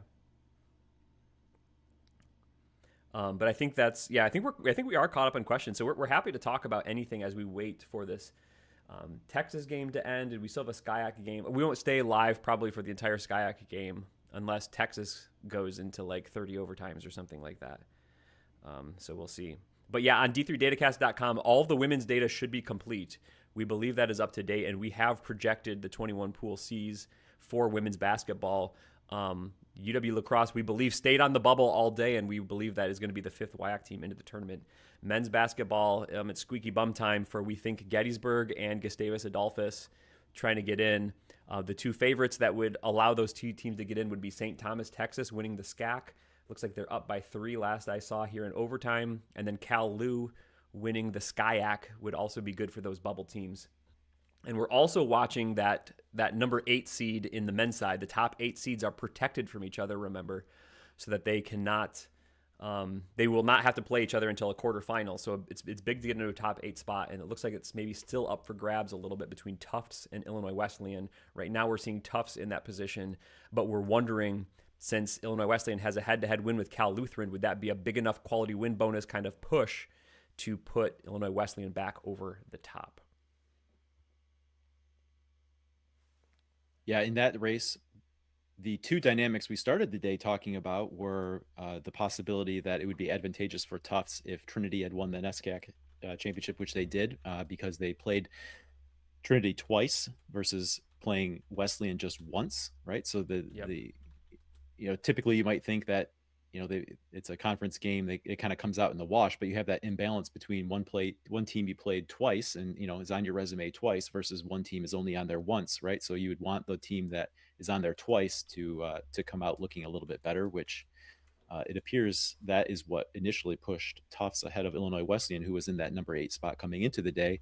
But it was also rightly pointed out, Tufts also has a win over Yeshiva. So, probably to a lesser degree important for Tufts that Yeshiva got the win today in the Skyline Championship, but also don't want to discredit that as part of the dynamics at play here today in that final race for the last top 8 protected seed. All right, Matt, getting some more here in the chat, so let's go. Alex is wondering about Baldwin Wallace hosting for the women. Maybe some teams that might be in the mix in a pod at Baldwin Wallace, who is going to be one of those top 8 protected seeds on the women's side. Yeah, they look like they're probably like one of the number 4 overall seeds. So I think they might even be anchoring a quadrant in Baldwin Wallace. I think that's really interesting. I would, just eyeballing geography right now, I would put Baldwin Wallace and Illinois Wesleyan as the two top. I think Illinois Wesleyan actually has slid down to the number 6 overall seed on the women's side just because of things happening around them mostly. But I would maybe put them with Baldwin Wallace because I think you could start to construct like a geographic quadrant around those two teams. So I think Baldwin Wallace will host, assuming that they put in. And then I think Illinois Wesleyan women will as well. And I think that's going to be in the same quadrant there. Going to the men's side, John wants to know our thoughts on UW Platteville and UW Lacrosse, both as top 8 protected and their hosting possibilities. That's an interesting there because, Platteville is going to be in one of those top 4, and then UW Lacrosse is going to be in one of those next 4. So I think when you're looking at bracketing, it seems very likely to me that they're going to be in the same quadrant, right? They're just going to be on a path that wouldn't meet until a section or sectional final, right? They would, if they were to win until they met each other, it would be for the right to go to the final 4. Yeah. Actually, Zach, if you want to take us to the 2 box, I'm working on the side here. I'm doing my the thing that we love, where I'm typing on the side while doing the show, and I'm starting to re-put together a mock bracket here. So if I can bring it up, see if I can fit it onto the page correctly. This is kind of what I'm looking at now, Zach. And if you still have that link, you can see what I'm looking at on the S-Curve NPI tab.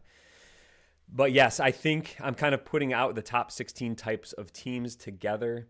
I think UW Platteville has a great chance to host. I think UW Lacrosse has a great chance to host, and they're probably in the same quadrant. And if Illinois Wesleyan stays behind Tufts, let's say, then I think right now they're slotting in as the 3 seed in that quadrant. I think you're starting to see natural geography.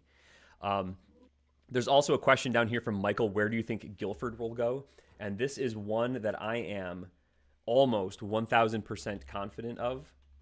is I think Guilford will be at the Emory pod. I think they're a very natural fit to be kind of the second seed if you think of the pods seeded 1 through 4 in that pod. I think Guilford at Emory, that's one of those few teams that can get there within 500 miles. I think that's so supernatural right there. I think that's happening. I was always thinking that a Southern California team would get there until Guilford made this huge run, and I think they seed in well right there.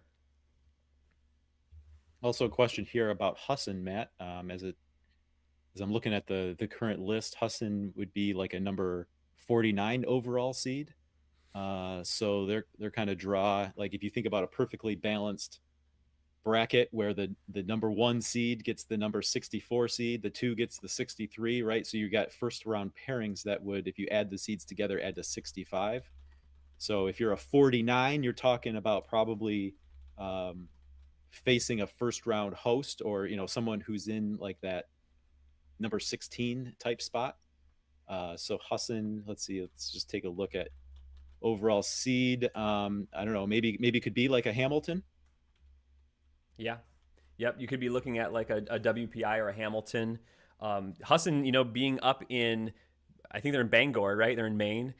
That's, even though I think of like, okay, up in the Northeast, you can go a lot of different places. Husson can only get so far. So yeah, like a WPI or a Hamilton, if Hamilton does host, I think they can get there. They probably won't have to play like Wesleyan or NYU, one of those top seeds. I think you're looking more along those like 3 or 4 lines. So I would pick I might pick WPI. We just talked about Hamilton maybe being there. So you could be looking at like Hamilton, WPI, and Husson being 3 teams that are there. I think they kind of fit naturally in seeding. It really depends on how things fall, but that would be like a pretty decent option just looking at bracketing right there. You could see those teams in a pod. Well, I see this is, I'm glad I checked. Husson to Hamilton, 505 miles. Oh, Hamilton. I think of Hamilton as being that direction in New York, which is interesting because I think Husson can get all the way to New York City, right? So Husson to WPI is 267, right? So Okay. So let's take Hamilton off the board because that's not within 500 miles. But you mentioned WPI, that definitely would be. Yeah. So I mean, I think this makes this pod even more natural, where it's at WPI, Hamilton goes there, and also Husson goes there. I think that could be 3 of a 4. That's very, very possible. Husson could get to Montclair, for instance. So if we're talking, we've kind of talked about whether it's an NJAC as Montclair has moved into that top 16, or we've talked about the possibility of another NJAC site that could host a pod involving NYU because their women are going to be in line to host. So the NYU men will be on the road there. So we just went final in Texas, Zach. If I can figure out which button to click here. There we go. All right. Well, we have another guest waiting on the line to see out the final. All right, bring in the guest while I update the final minutes. Yeah, you can get started on the necessary updates here with the SCAC final. Trinity was looking for the upset bid to get into the tournament. They fall short to St. Thomas 58-53. A bid has been saved. We're joined now by host of the QCast and D3Hoops.com top 25 voter Bob Quillman wearing the Gettysburg merch. And I tell you what, this result we think is going to be very, very good news for the Bullets. It's great timing, guys, because Coach Dunn was nice enough to send me this gear. And I think with the score you just provided, does that lock the Bullets in? I think we would put them in the field now with that score. I think that they're now looking safe. Yep. I've just protected the battlefield. Like, this is big time. This is great timing. Go Bullets. And I'm very excited for my guys there. All right. So, Bob, what do you think? What do you think about the way the days played out? I know you've been on the golf course, but give me the Championship Sunday hot takes. Yeah. So here's what I'm going to say is I'm used to being on the Pool C bubble this day historically. And so this has been the greatest day, I would say, of my life, potentially. I golfed.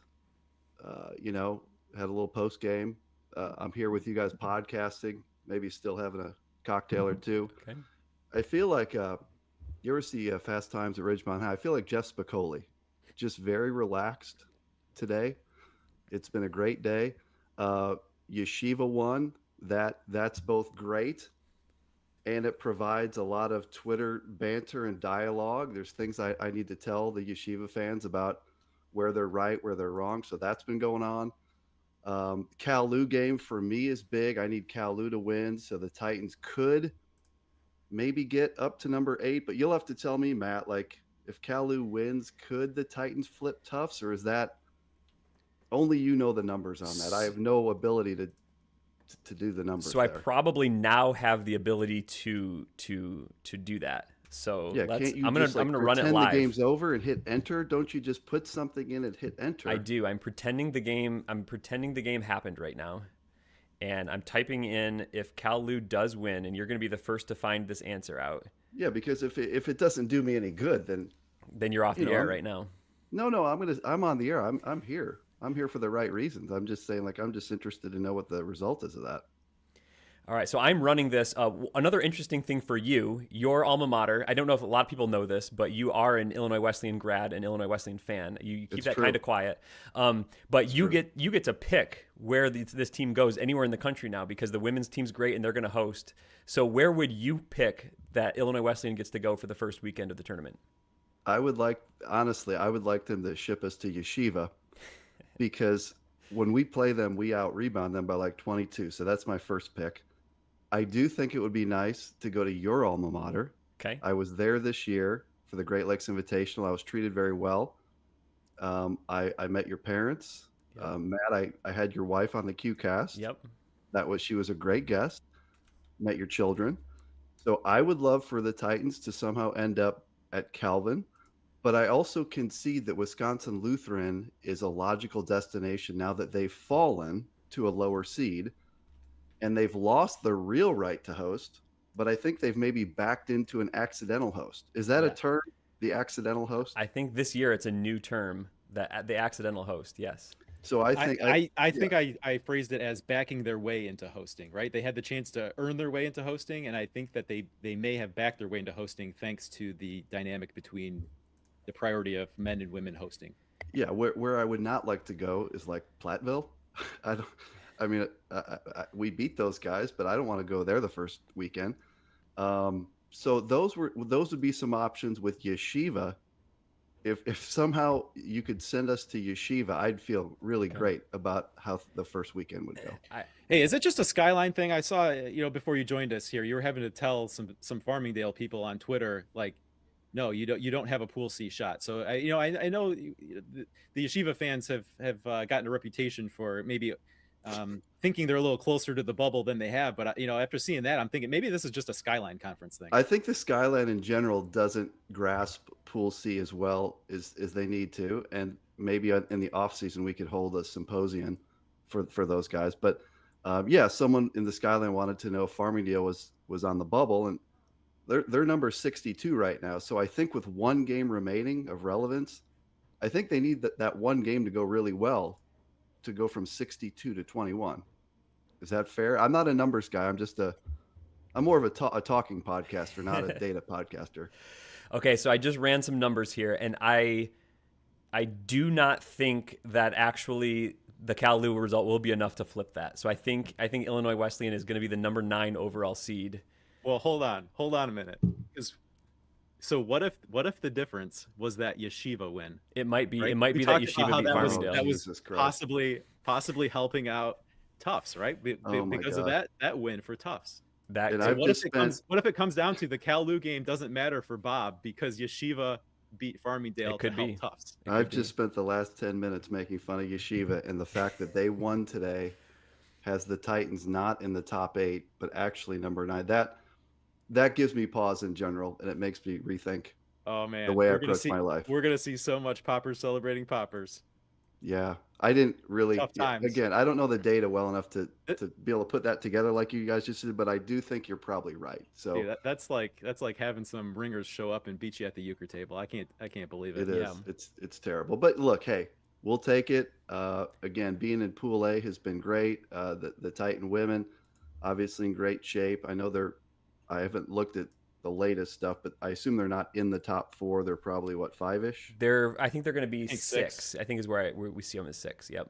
On the men's side, what I'll say is that there's a big difference between being 8 and 9. I mean, all jokes aside, to me, the being protected thing, and when you're 9, you can get sent a lot of places you can't get if you're sent if you're 8, right? I mean, Matt, am I saying that correctly? There's a big difference between 8 and 9. There really is. So like now, I think Illinois Wesleyan will be sort of like the number 3 team in the Platteville and La Crosse quadrant. Right. Whereas if you were 8, then you would be like paired up with Wesleyan or Trinity, Connecticut, even though it's not a geographic fit, but you'd be somewhere else. You'd avoid the UWs if that's a thing you wanted to avoid, and you'd get paired with some NESCACs or something like that, which would be a different experience for Illinois Wesleyan because you don't usually get a different route through the tournament, right? Well, and this is all because of Yeshiva. It turns because Zevi hit that crazy shot. You know, we don't know that, but it might be. Well, for VIPs for you, like we could actually run that scenario after the fact. Later. I don't think I want to know. I Give you the definitive answer. I would ask that you guys never release that information either. It's like we should never talk about this. We should never know. Okay, we'll just not know. I mean, for a while we were thinking like, okay, if Calvin doesn't get in, it's because Logan Pearson hits the shot on day 1 of the tournament, and that could have ended up knocking Calvin out. But they won the Pool A, and so we didn't have to think about that either. And I don't even really want to know at this point what that would have been either. Now I have some questions for you guys because you guys know I'm a renowned podcaster as well, and I like to ask questions. So how were you guys feeling at halftime last night of the Calvin Hope game? Let me just add, were you guys comfortable, or was it a little bit of an anxious, dicey type of feeling in the pit of your stomach? Zach, you go from watching it on stream. Okay, well, let's I think we need to talk about just kind of general fan disposition, right? We got to hang out with you at the Sigma, right? So you kind of saw us pregame, during the game, right? I think Matt and I both very comfortably fit under the category of nervous fans. You guys are nervous fans. So even before the game, like Matt's sending me messages, like, you know, giving me his blood pressure readings. Like I'm telling him I just want to throw up, and like I don't even feel like the bubble picture was necessarily all that bad playing out over the course of like Saturday afternoon. But I was like, I wish this could have been like a 2 p.m. game rather than a 7:30 p.m. game, right? So I think we're just naturally inclined to be nervous fans, right? So when you get down, you're down at halftime, 9 or whatever it was, like 11. I don't remember exactly what it even was. I think it was 9.5. Yeah. Yeah, at halftime, right? I would say like that's not the time where nervous fans are feeling confident. Yeah. So I mean, and it's not a lack of confidence in the team or anything like that. It's just like we're just like nervous fans, right? And we know all the implications, but at the same time, you look at it like credit Hope putting up 41 on Kelvin in the first half. Not a lot of teams have done that, especially over the last like 3 months. They had a great first half, and it's like, are they going to be able to do that for a second half? Of course, they're 18 in the second half was big too. In the recent conference tournaments, they kind of have been able to do that. But yeah, I mean, I think Matt, what about you? Like you're the most nervous of the Snyder brothers. For sure. I mean, you must have been like panicking. Well, all day long, it's just the bubble watch, and it's like if one team is down by 4 in the first minute of the game, like I'm already grinding my teeth because we're going to get our bubble burst, and there's still 36 minutes of this other game, like John Carroll and Mount Union. Mount Union was up for a while, and I was stressing about that game. But for me, the nervousness, it goes away once the game's actually being played. Even at halftime being down, I'm not nervous anymore because it's not really about the do they win or do they lose or do they get in or do they get out? Because all that's fine. We've been through this so many years. Some years your team gets in, some years it doesn't get in. Like, that's fine. Whatever. Well, and how about your halftime interview? Just the anticipation. Did you find it interesting when you did your interview that the Backstreet Boys, I Want It That Way, was playing loudly in the arena? As you like, do you think that was an accident, or do you think one of your podcaster friends had something to do with the Backstreet Boys being? Or did you get to choose your own backdrop music? I did not get to pick my running in from the bullpen music. You know, I didn't honestly know that it was Backstreet Boys playing. I was locked in. I was dialed in for my spot on television. I don't get to do those types of things very much, so it was a good opportunity. I sent them 3, Matt. So like I had that as one, and then I asked when that ended if they could play Rick Astley, Never Gonna Give You Up. Okay. Yep. And then I think I had Hanson, Mbop. Okay. That's was the third one. Yeah. And so I was just glad that I heard one of those play when you were doing your interview. I appreciated that. So Bob, what do you think of Russell White coming on? They're like an hour and 20 minutes out from their SCIAC Conference Championship game. He's messaging us like, hey, I'm not really doing anything. I'm available to hop on. just send me the link.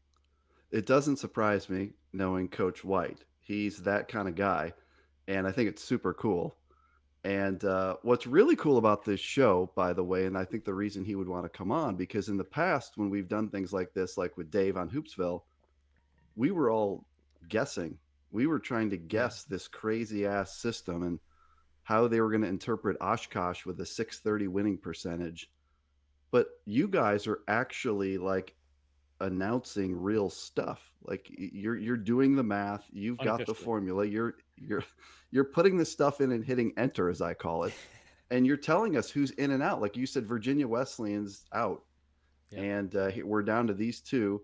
So I think that's why coaches are wanting to come on and people are because this is a whole nother level. Yeah. And that's why I like NPI, because we're not guessing how any of this works. We've got the numbers. I also wanted to ask you about that. I mean, you've always had your spreadsheet. You've got the winning percentages, the strength of schedules, right? You're looking into the RROs and all that. Like you've been very active in trying to play out that decision-making process for yourself. What's been your reaction to watching NPI play out and the kind of results it's producing? I do think I was one of the more underrated bracketologists in D3. I mean, okay, Bob's celebrating Bob.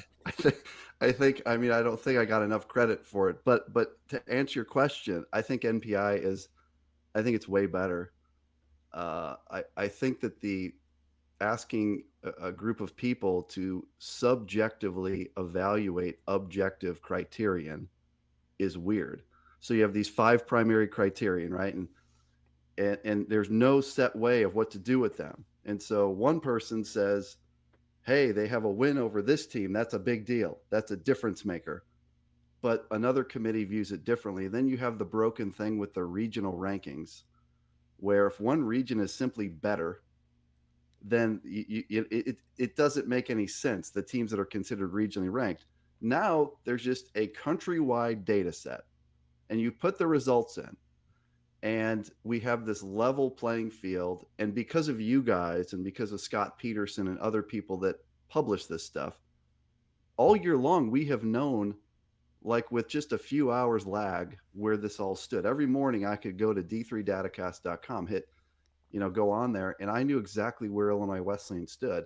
I think this system is so much better, it's not even close. That's my take. I know it's not that way in football. I know football that people hate this because there's not enough data. For basketball, I think this is awesome.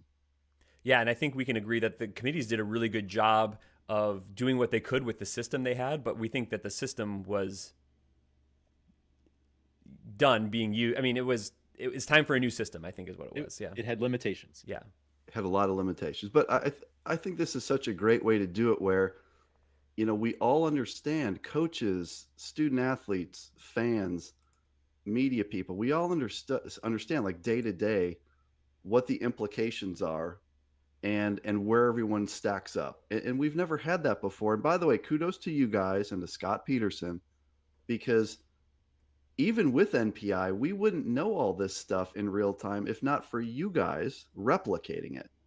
The NCAA puts this out there, once a week, Matt? Is that right? Yeah, they were only doing it, and it wasn't even, I guess, to start the season is not a big deal because there's no data. But once they did it, it was only once a week. And I would love to see them just do it every day and just not have the need for D3 Datacast to be doing the live. Like we could do projection stuff or do silly things like that, but the live data could just be out there every day, right? Yeah, like if you guys decided that you were going to close up shop on this show and this effort, which we hope you never do, but it seems like the NCAA should put this out there every day like you guys are. You just put the results in, and now I'm talking about like it's no big deal, like this is all super easy, but somebody should be doing this. And so just thank you on behalf of D3 Hoops Nation for what you guys are doing for the men and the women on this, because it's huge. Well, it's nice, and it gives us kind of a corner to stand on if it's one thing that we get to do that no one else has. But I would be happy to not have to do it myself. But the NCAA did do it like the last 2 weeks every day, which was good. I would like to see it a little sooner just because I love looking at it. I would look at it every day starting back in like January, and I think it'd be nice to have the data out that soon. Now that said, you do like numbers, and you enjoy looking at numbers. I do. I look at numbers all day long. Yeah. Yeah. So I mean, you're a different kind of cat, but we appreciate you because of that, Matt. He's a macro data refiner. All right. Matt, are you ready to? Have you done the this or that scenario? I mean, we're down to just the one game, and it happens to be a 1-point game at halftime. So we are very much in a this or this scenario. Are you ready to like start talking about that, or are we? Yeah, I can have that very quickly. Do we just want to run the two different scenarios, and then what pieces of information are we most interested in? Because I did quick look at just if Cal Lou wins, will that flip Illinois Wesleyan? And we think that's a no. So I think the answer to that appears no. So at this point, are we calling Tufts a lock for the top 8? I think we are. I think we're calling Tufts a lock in the top 8. So there's 3 NESCACs in the top 8. Is that correct? Yes. Yep. What was it for men's soccer? Like 5? It was even more than that. So 3 NESCACs are in the top 8. Okay. We'll do a side podcast sometime about that, if maybe in the off season. How about that? Yep. Not to record, just to have you gonna put it out on the QCast? Well, QCast after dark. Okay. I tell you what, Friday in Fort Wayne, we will talk NESCAC.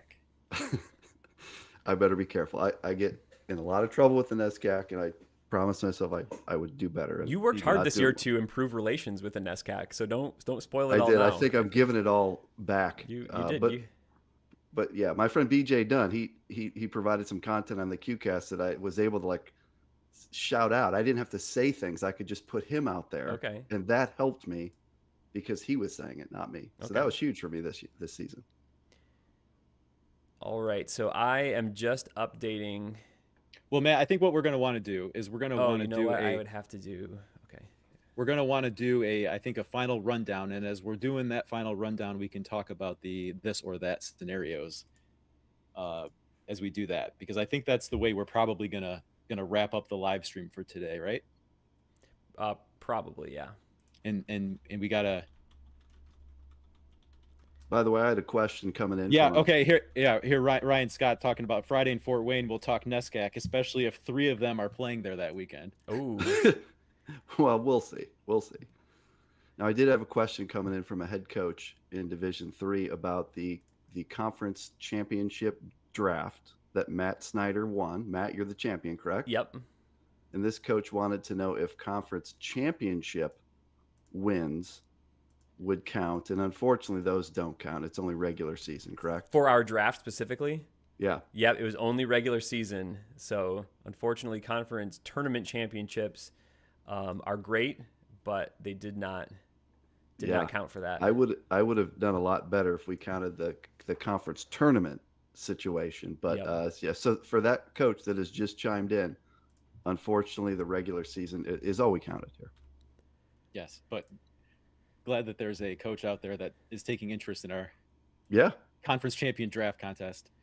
So here's the big question now that the trophy appears to be heading from Ryan to Matt. Is that going to replace maybe that blue and white basketball behind you, and is the trophy gonna sit on that shelf behind you? It's definitely gonna go in my backdrop. Proudly display it every time we record a show. Yes.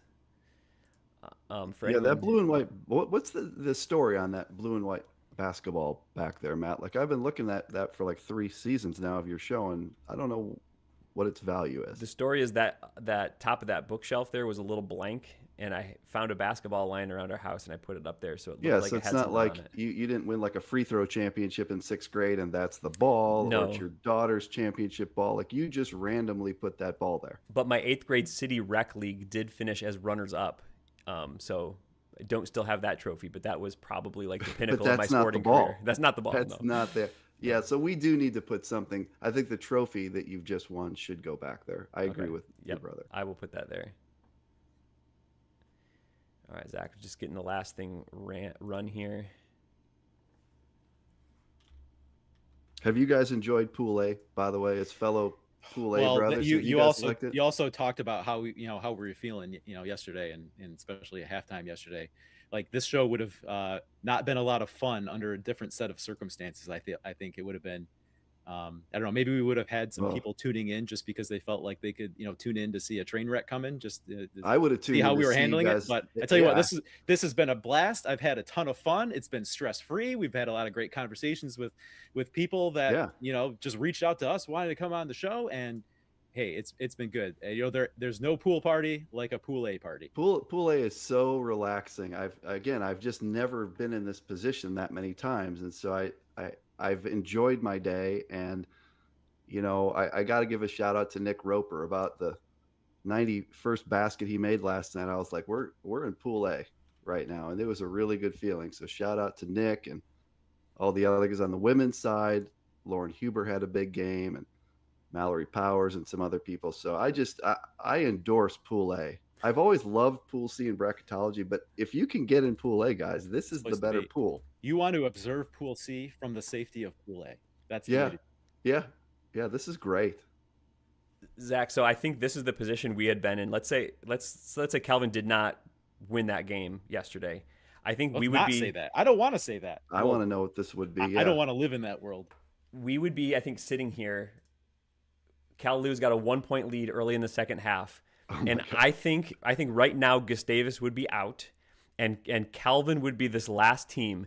And it's if Cal Lou wins, that'd be great. They are in. And if Cal Lou loses, I think literally this would be the cutoff line during this show that we would be sitting here with the school we graduated from. No, because you would be on right now. You would be giving us so much crap right now if this was it. You'd be going play by play. Like, I don't know if Cal Lou's got this. I think they're going to lose.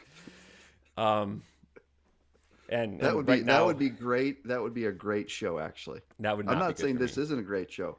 You talk about people tuning in, though. Like you said, to see a train wreck, they would tune into that one. I think people would tune in just to see like us through gritted teeth. Claremont Mud Scripts hit a buzzer beater. They're up 3 now, actually. We would not be functional right now. Well, my takeaway in all this is that Yeshiva has cost my team. It might actually be the case, right? It's the first win Yeshiva's ever had against the Titans, but because when I looked at the odds, it was not just straight, if Trinity wins, Tufts; if Trinity loses, Illinois Wesleyan, right? It was not a match. Like Trinity's Pool A odds were not the match for the Tufts pool or top 8. So it may have been some combination. They for sure probably needed the Trinity result, but then it was probably some combination of Yeshiva and Cal Lou, how that played out. That was going to be the deciding point. And with the Trinity and Yeshiva, it could be that is what was enough, that regardless of the Cal Lou outcome. And if we want to blame it on someone, Zach, if we want to actually find a person, let's unwind this. So why is this hurting us? It's because Yeshiva has been able to schedule so well recently. Yeah. And we know the person that is the scheduling vice president, the director of operations for scheduling. Well, you hear all these big time programs, they're bringing in general managers, right? College football, college basketball. I think theirs happens to wear shorts in February, and his name is Poppers. With his name across the chest. If Poppers doesn't get out there and schedule good teams, the Titans are the 8th seed. Can we say that? Period. Done. Right? Yep. I think we can say that for sure. If Poppers doesn't schedule Tufts, my team is in a better bracket. Yep. Well, they also they needed to win, right? But yes. True. I think probably the bigger game was the Trinity game than just the Yeshiva game over Farmingdale. But now, had we beaten Augustana and North Central, that would have helped too, probably. So there were some opportunities along the way. I think that. Well, see, and that's kind of the we've seen, actually not a lot of it, but a little bit of reactions, as the last few days have played out about the computers deciding everything, right? Well, no, all the computer is doing is taking all of the result, right? This is literally only based on the actual basketball games, right? The only thing the computer knows is every game that's been played and who won. And I mean, you can disagree with the results, but it's kind of funny to say the computer's deciding. Well, no, the teams had something to say about it, right? Every decision, that Pool C cut line, if it's going to be Virginia Wesleyan on the wrong side, well, as we were looking at the projections, all they had to, well, I don't want to say all they had to do, but had they won that home ODAC quarterfinal against Guilford, they probably would have been safe. So it's just kind of funny to say the computer's deciding. And I like that now, Zach, that it seems to be such a black and white level playing field, because in the past, again, because of the RROs and how they were interpreted, like maybe Illinois Wesleyan loses to Augustana on the road, and because the RROs are so great, it doesn't even matter. Whereas in this system, that loss hurt a lot. And you could see it, after the data's put in, you could see the drop. But, I don't know what IW's RROs would have been if we go back to that system. They would have been pretty darn good, probably, if you think about it. So maybe someone in the committee would have been like, well, they've got this one over Platteville and Kalu and Chicago and WashU. So it just kind of nullifies another loss. And so I really like this system better because all the games truly matter, and there's a black and white way through which we handle this. And that makes tons of sense to me. I know you guys are numbers guys, so you probably like what I'm saying. I mean, there's probably some former committee guys that think I'm a sellout right now, but sorry. I think even us, what we had talked about when we were trying to fix, we did a whole episode trying to fix the previous system. I think that there was maybe room to, as long as you're not working with these 10 fairly arbitrarily cut lines where, Right. oh, sorry, you beat this team that's ranked 8th in region 7, or region 6, which is always a deep region. Right. And you're working off, everyone's working off the same list, then that's fine. So, I mean, that maybe would have been more of a half step or even quarter step towards what we actually got. But yeah, I think that's the biggest difference. Who you beat matters, who you lose to matters. And it's not just a matter of whether it's within a certain arbitrary subset of teams. It's all the way up and down the board from the first place team to the last ranked team. Is Gustavus is sitting here number 21 as we speak. Is that correct? We think they're the one on the bubble right now. Yes. So Gustavus is sitting there just begging for Kalu to win this game. Is that right? Yep. Okay. Bob, we have a chat question. I think that you can, you can handle here from David Sampson. If IWU comes to play Yeshiva, do they want to bring a video stream with them? Yeah, well, I think we do. Yeah, I think we want to set up 5 cameras, except I don't think there's any room in that little gym to set up any more cameras than Poppers already has in there. So yes, we would, but I know there's no room. That's they would have all the cameras, extra cameras would have to be up next to your seat up on the track, right? It would, and then you go in the production room. The truck, which is basically Poppers and 6 guys in a little closet that's smaller than my closet upstairs, and that's where all the Max Live is run out of. You wouldn't have room for IW's production to also be in that little closet. So I know that that's not realistic. All right. Shout out to Greg Thomas. Says Pool A is the 4 seasons of postseason accommodations. Oh yeah. Yeah. Bob, I know you're the premium accommodations guy of the bunch here. So yeah. I'm not about a Residence Inn or a Hyatt place. I'm all about the 4 seasons. I would agree that this day today has been like being at the Ritz or the 4 Seasons. So I agree. I know a bunch of coaches that feel the same way. They much rather be in Pool A than Pool C, especially if you're. I mean, I can't imagine if you're what do you say? It was Gettysburg, right? You're sitting there and you're having to watch this. You had to probably subscribe to Flow Sports so you can watch this game, so you can sit there like chewing off your fingernails while you watch it. Well, let me ask you this on behalf of D3 Hoops Nation, guys. Is there any chance you've screwed up the formula, and you're telling us these things and then it's wrong? Tomorrow we tune into the show and all this stuff is wrong. Is there any chance of that, or are you guys good? I don't think. I mean, have you been feeling bad? No, have you been tracking on any of our numbers versus the official releases? They seem good. They seem like they're lined up. They're right. They're good. We think that they're good. Yeah. There's sometimes we have to look like, oh, this game was neutral site, not home away. Okay, it changes this team by 0.02, which can be a big deal, but we try to catch all that stuff. And I think right now the way we're looking at the Pool C cut line, there's no big difference. Okay. I guess the official women's data is out, and Ryan Scott's in the chat here saying the data matches on the women's side, so the math is likely good. Now there are some different dynamics. The women don't have certain multipliers and things that make things a little trickier on the men's side. But I'll tell you what, when we were looking just out of diligence, looking at our numbers versus the official numbers, trying to look, okay, anytime there was something that showed up that has a little bit of difference, trying to dig in, what was going on. And sometimes it was something on our end, sometimes it was something actually on their end, right? So I think we've got those as they were starting to post some official numbers, got that all worked out. So yeah, we're good.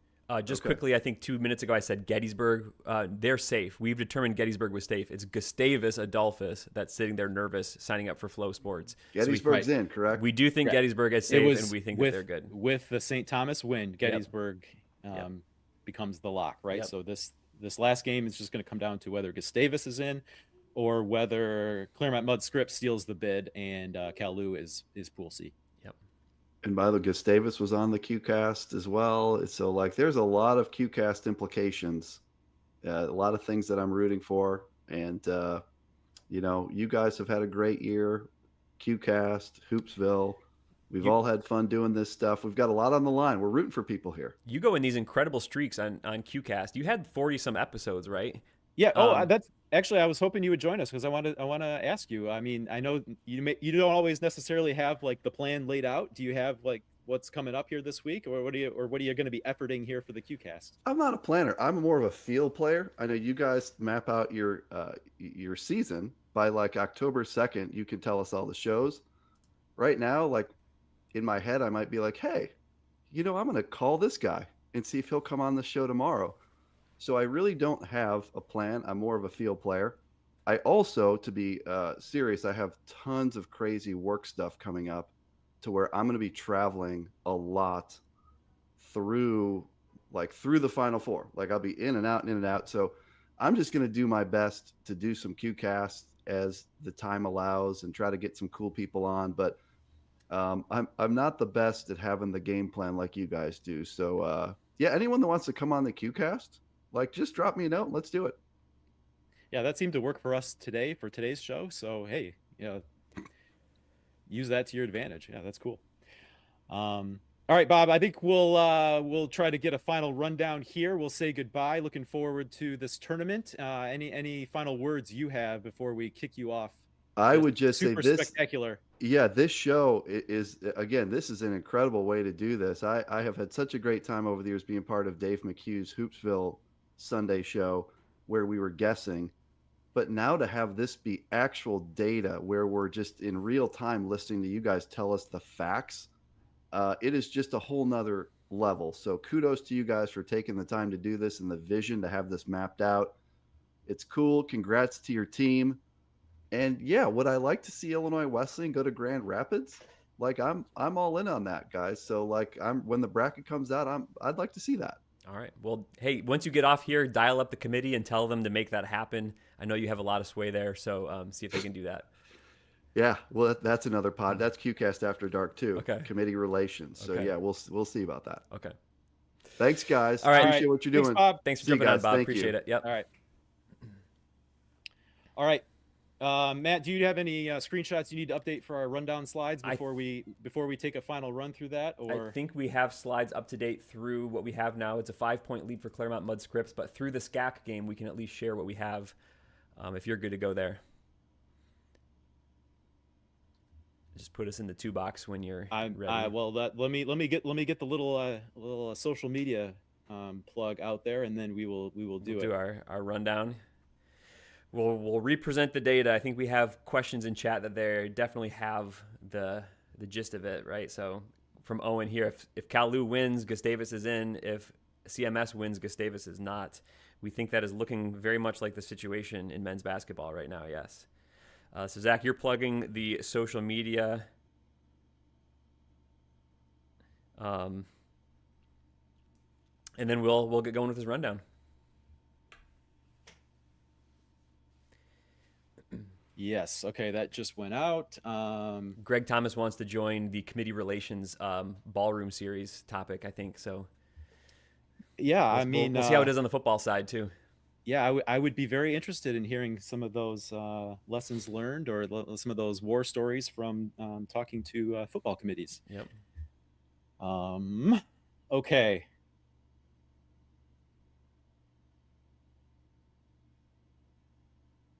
All right, Matt, let's do it.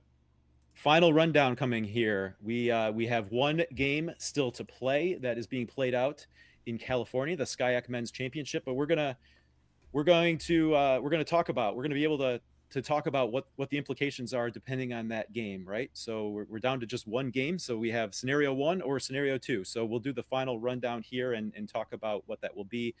before we end the stream here. So just recapping the day, Matt, we started with the NESCAC Championship. Trinity got a 75-67 win to give Wesleyan their first loss of the year and claim the NESCAC Championship. Yeshiva got an 81-78 win over Farmingdale State. In the Skyline Championship, Ithaca won the Liberty League Conference Tournament over RPI 72-67. Roanoke fell in the ODAC Championship to Guilford 79-74. F&M was a 60-47 winner in the Centennial Championship. St. Norbert, one of the day's bid thieves. I guess as it stands now, the only bid thief of the day. St. Norbert gets a 70-52 win over Wisconsin Lutheran.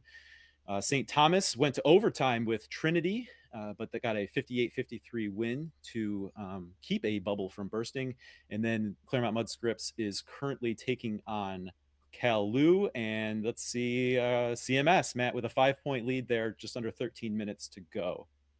All right, so let's take a look. We've got our full list minus that SCIAC champ in terms of the automatic qualifiers. Congratulations to everyone who knows they're in the tournament field and don't have to sweat out the bubble. But Matt, at this point in the game, there's really only one team that needs to sweat out the bubble. So as we move to our Pool C outlook, we're calling it 20 locks at this point. With the SCAC championship outcome, with St. Thomas winning that and denying Trinity's bid thief bid there, that moves Gettysburg into what we're calling a lock. So with this one game left to play, it's Gustavus Adolphus who's going to be sweating it out. They're going to be rooting for a Cal Lutheran win. If Cal Lutheran wins, Gustavus Adolphus, we project, will be the last team into the field. If Claremont Mudscripts wins, Cal Lutheran will claim that last up for grabs at large bid on the men's side here. Another call to make here in the top 8 picture with Tufts. Matt, you ran the scenarios, and Tufts was in that 8 spot either way. So it's been an interesting one to look at with Illinois Wesleyan entering the day in that 8 spot.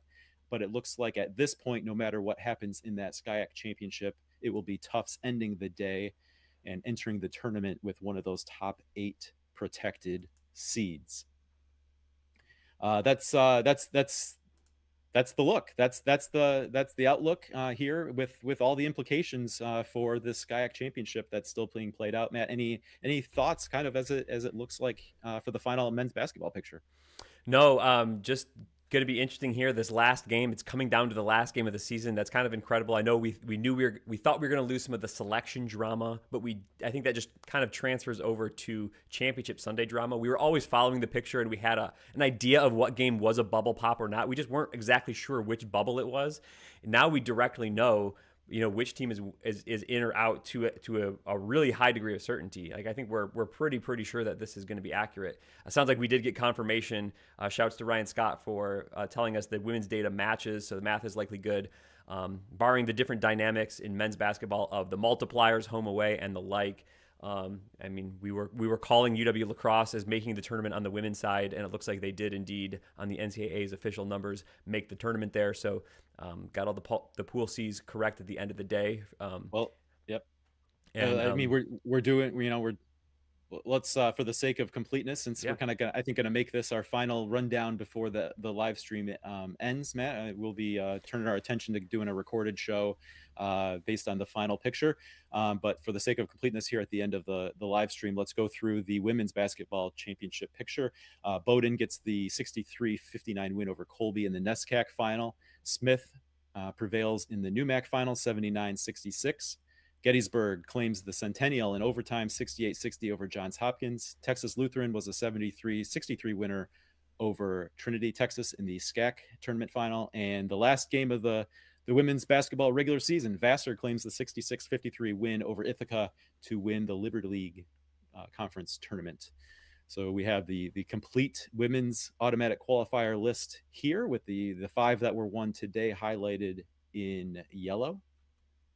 Going on to the at-large bids on the women's side, there were a few to be awarded. We knew that Centennial loser would claim one of those spots. That was Johns Hopkins. At the start of the day, we had 3 up for grabs, and thanks to no upsets, no bid thief situations, Brockport, UW Stevens Point, and UW La Crosse maintained their position as the bubble teams entering the day, all 3 get in.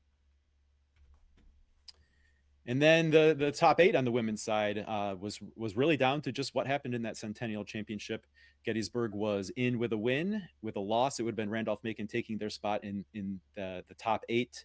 But at the end of the day, Gettysburg did get the win. They will be one of the top 8 protected seeds, joining Bowdoin, NYU, Scranton, Baldwin-Wallace, Whitman, Illinois Wesleyan, and Gustavus Adolphus.